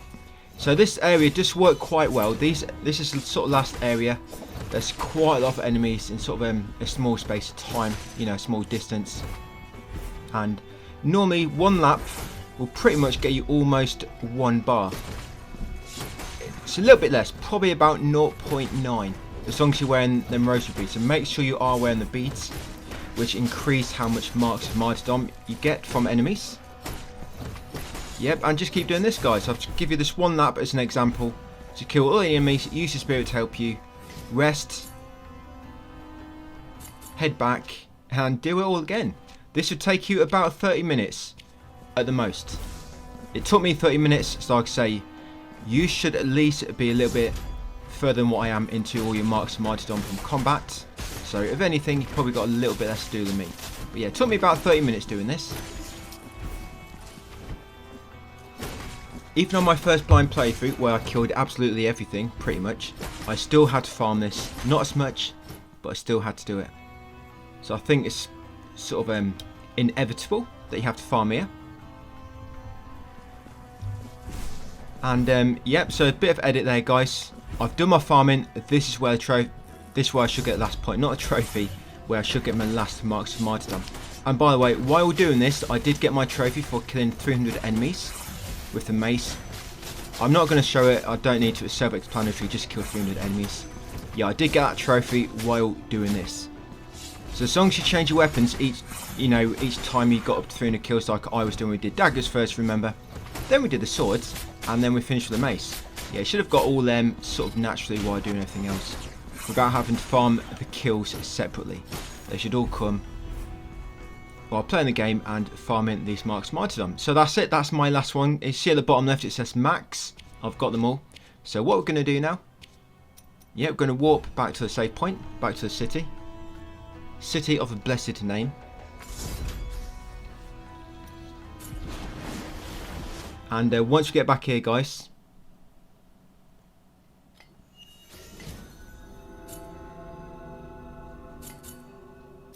yep, I think I go to weapon memories tab first. Yep, and I buy all the memories for the daggers,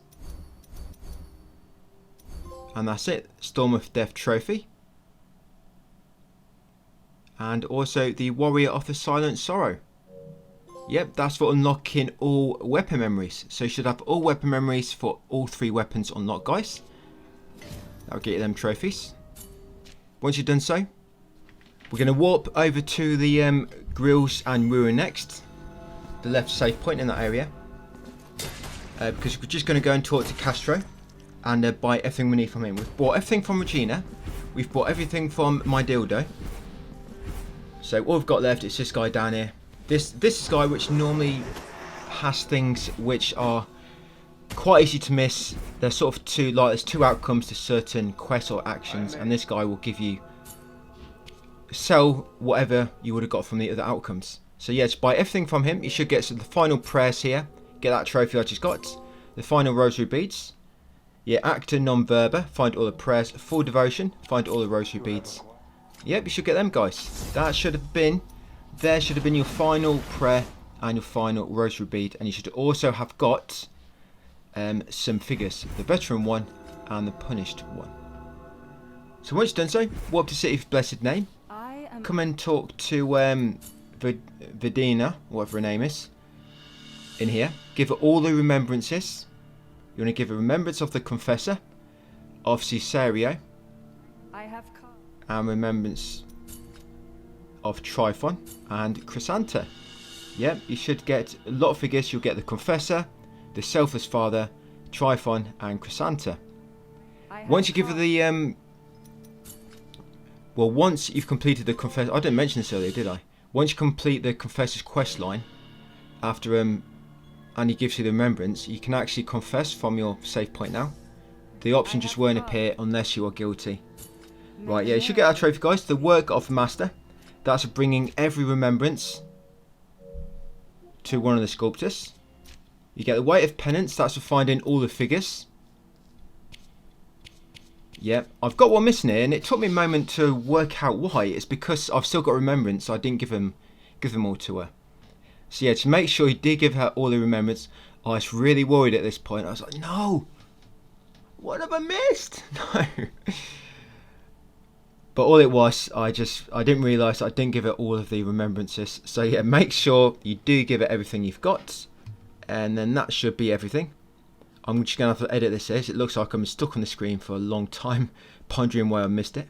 Here we go. I think it finally clicked what happened. Oh, there we go. See, hand over memento. I hadn't handed over all the remembrances. And there you go. That should get you last figure, guys. And you get that trophy weight of penance. Find all of the figures, so 35 in total. If you are missing any of this, look at my text guide. And you can look see more in there. Right, so once you've done that, guys, we're going to go to the save point. And that's actually a missed trophy. Just come over to the save point, old piece of favours. And you want to put Castula and Tryphon together. And they need to be in 2 slots, the same 2 slots together, and they need to be facing each other, not facing away. That's it. Put them 2 together, guys, and you'll get that trophy. 2 old ones eating soup. Yeah, put Tryphon and Castula in the same pair, facing each other, and that'll get you that misc trophy. Right, next up is to get ready for the trophy for dealing over 250 damage in a single attack. It has to be 251 or more. 250 will not work. I know, because I've tried it. It's really annoying when you go to 250 damage and the trophy won't pop. Alright, so I'll show you my builds. Yeah, this is a build we're going to be going with, guys. We're basically going for sort of critical chance damage. Yeah, so slow this down if you need to. Make sure you've got all these prayers. Make sure they're all in the same order as well. In the same slots. Because you see them top 2. We've actually got resonance. From putting them paired together. I'm switching one out there by the looks of it. Yeah, going for critical chance, and I did have a build going of figures where I could do 258 damage without a critical just by default.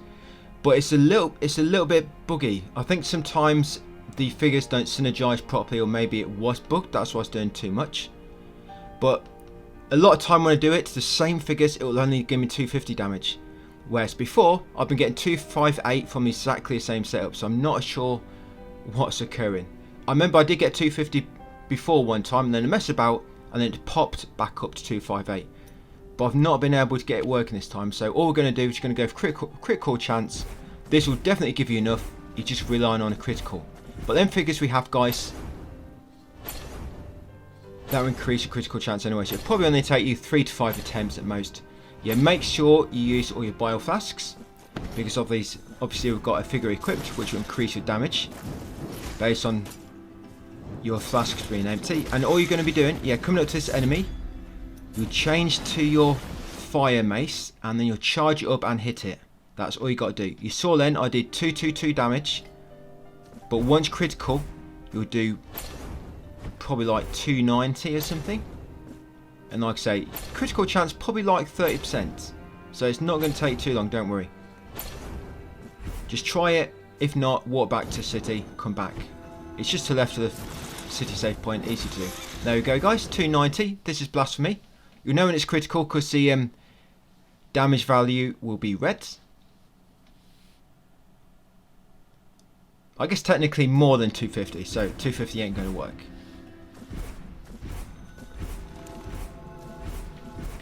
But it's actually quite tricky to hit that much damage in this. I'm not sure why they put that trophy in there. You can do it with prayers quite easily, but prayers will not pop that trophy. I've tried, I've got a lot of prayers, I've managed to get way over 250 using prayers, but it will not pop the trophy. It's got to be with a weapon. Right, so next, guys, we'll warp into Grills and Ruin, area. To the far left save point, you're going to unequip every figure. And what you're going to do now is farm your executions. So you're going to do it on these enemies. Use your swords and just go for a three hit combo. If that doesn't stagger them, just leave them alive. I mean, you might kill him by mistake like I do that guy. So 3 hits, and if it doesn't pop an execution, leave him, move on to the next. There'll be 4 enemies along the bottom, and then what you do, you go through that right exit, come back in. The enemies you left alive will have all the health back, and then you can try it on them again on your way back to save point. And obviously rest at the save point to respawn them all, and then just run that lap again, guys. Keep doing it until you get your 50 executions. Just 3 hit combo. If not, move on to the next. Like I said, try to leave them alive if you can. because when you change screens and come back, the HP will be back to full, and you can try again on your way back to save point. This took me about, I think it took me about 20 minutes to do this. I think I needed like 30 or 35 more kills or so. So yeah, I'll leave you to it, guys. Get that done, all 50 executions. I know it's a bit annoying we have to do this. I think 25 would have been a better number. Okay, so brief edit there, guys. This is where I got my final one. Just one of these punks.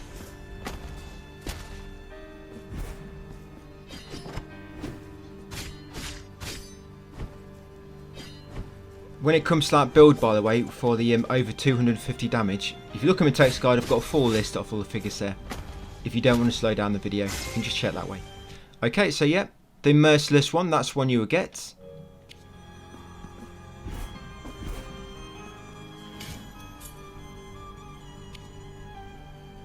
And then once you've got that, you're going to walk to the north save point in the elevated temples. So now we're going to get the final ending, ending A, and that should be platinum. Oh, and we also need 100% of the map. So it's going to come up to this room first, and it's going to unlock it. Just unlock it and go inside. That should be the last map space. There you go. Second pilgrimage. That didn't pop for you just then. You've missed some of the map somewhere, guys. You have to go and have a very careful look over your map. Try and work it out. Right, back to save point next. And yep, True Martyrdom. That doesn't pop until you rest at save point for some reason. But once you've got 100% and you rest at save point, that trophy will pop, guys. True Martyrdom. That's what my map looks like. Right, so once you've got them trophies, now we're going to get ending A. So what you want to equip these same figures in the same slots as I do.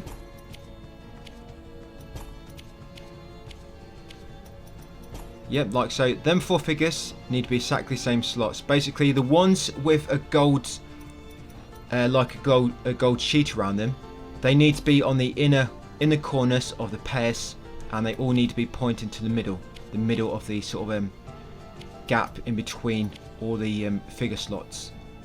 And they should all turn gold once in the correct place, and then equip the ones I do in the 3 slots. And then what's going to happen, guys, once you go to do this ending, those 4 figures which are gold are going to get destroyed permanently. So what you want to do, just in case they do add a new game plus, and you want to keep them figures for new game plus, you're going to either make a backup save here, so you can back up after you've done this and got all the trophies.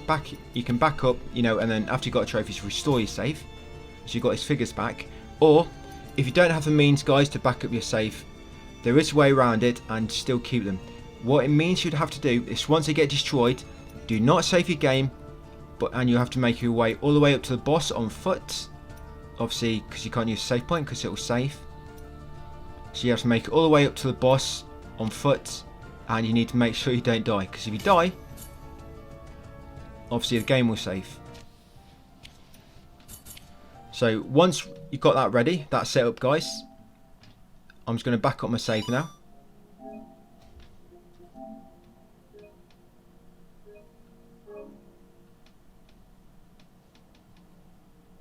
Yep, so that's ready to download again once it's got this ending.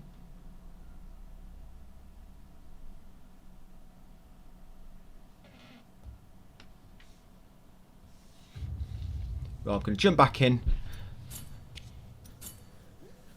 Yeah, if you don't have means to back up, it means you'd have to go all the way up the Crimson Rains on foot. You know that final sort of red tower climb leading up to the final boss? All it means you've got to go back up there again. That's all. Yeah, so you come in here, and once you interact with this, guys, it's going to destroy your figures. This is it. This is the moment. You get the incense of the envoys. You have to have them 4 figures equipped, as I did. And you see they've all been destroyed.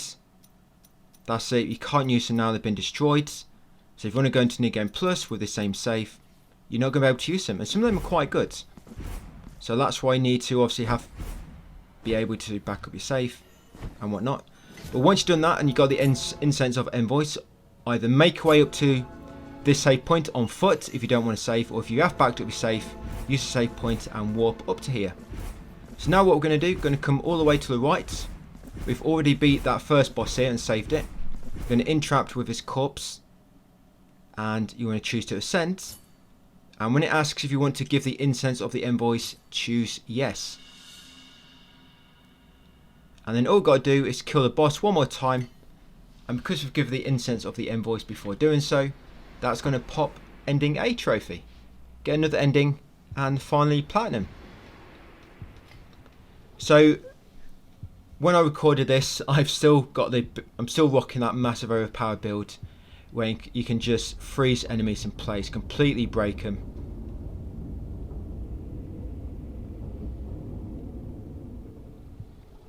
Obviously, if you're playing this, if you're from the future and you're playing this, it's probably been patched. And you've got to fight him normally.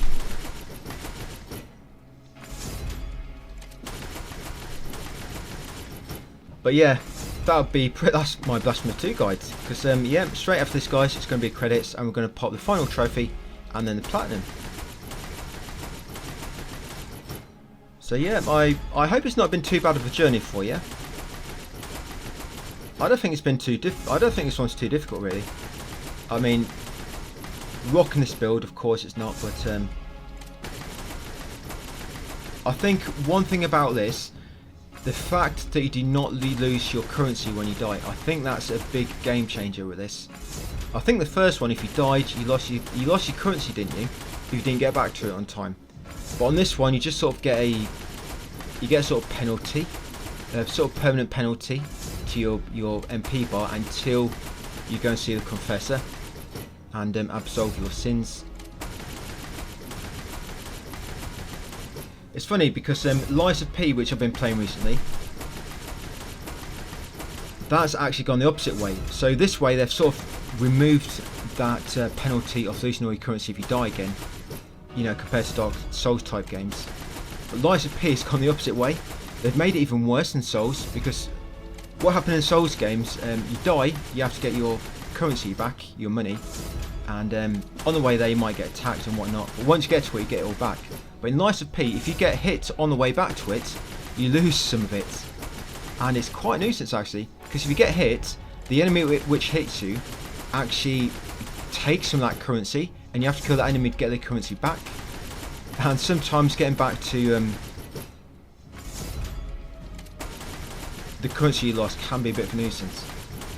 But yeah, it's very, it makes this much easier. I remember the first one, you know, yeah, if you died you had to go farm it all again if you died, you know, twice and lost it.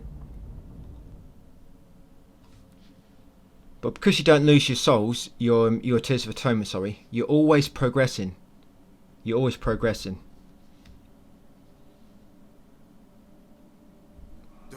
So I think that's what makes this kind of easier than the first one. You're always making progress, whereas in the first one, if you lost your soul, if you lost your currency, you're sort of back to, you can lose hours just because you lose your currency if you've been saving up for too long or so. But yeah, that's it guys, the final ending. I'll just skip through this, I don't spoil it.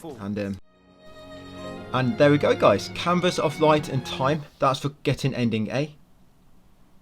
And with that, the Platinum shall follow, the Penitent 2. And there you go, Platinum should now be yours. So, I hope you enjoyed it guys, it's been a pleasure running through it with you. Thank you for watching, and hopefully I'll see you on the next video.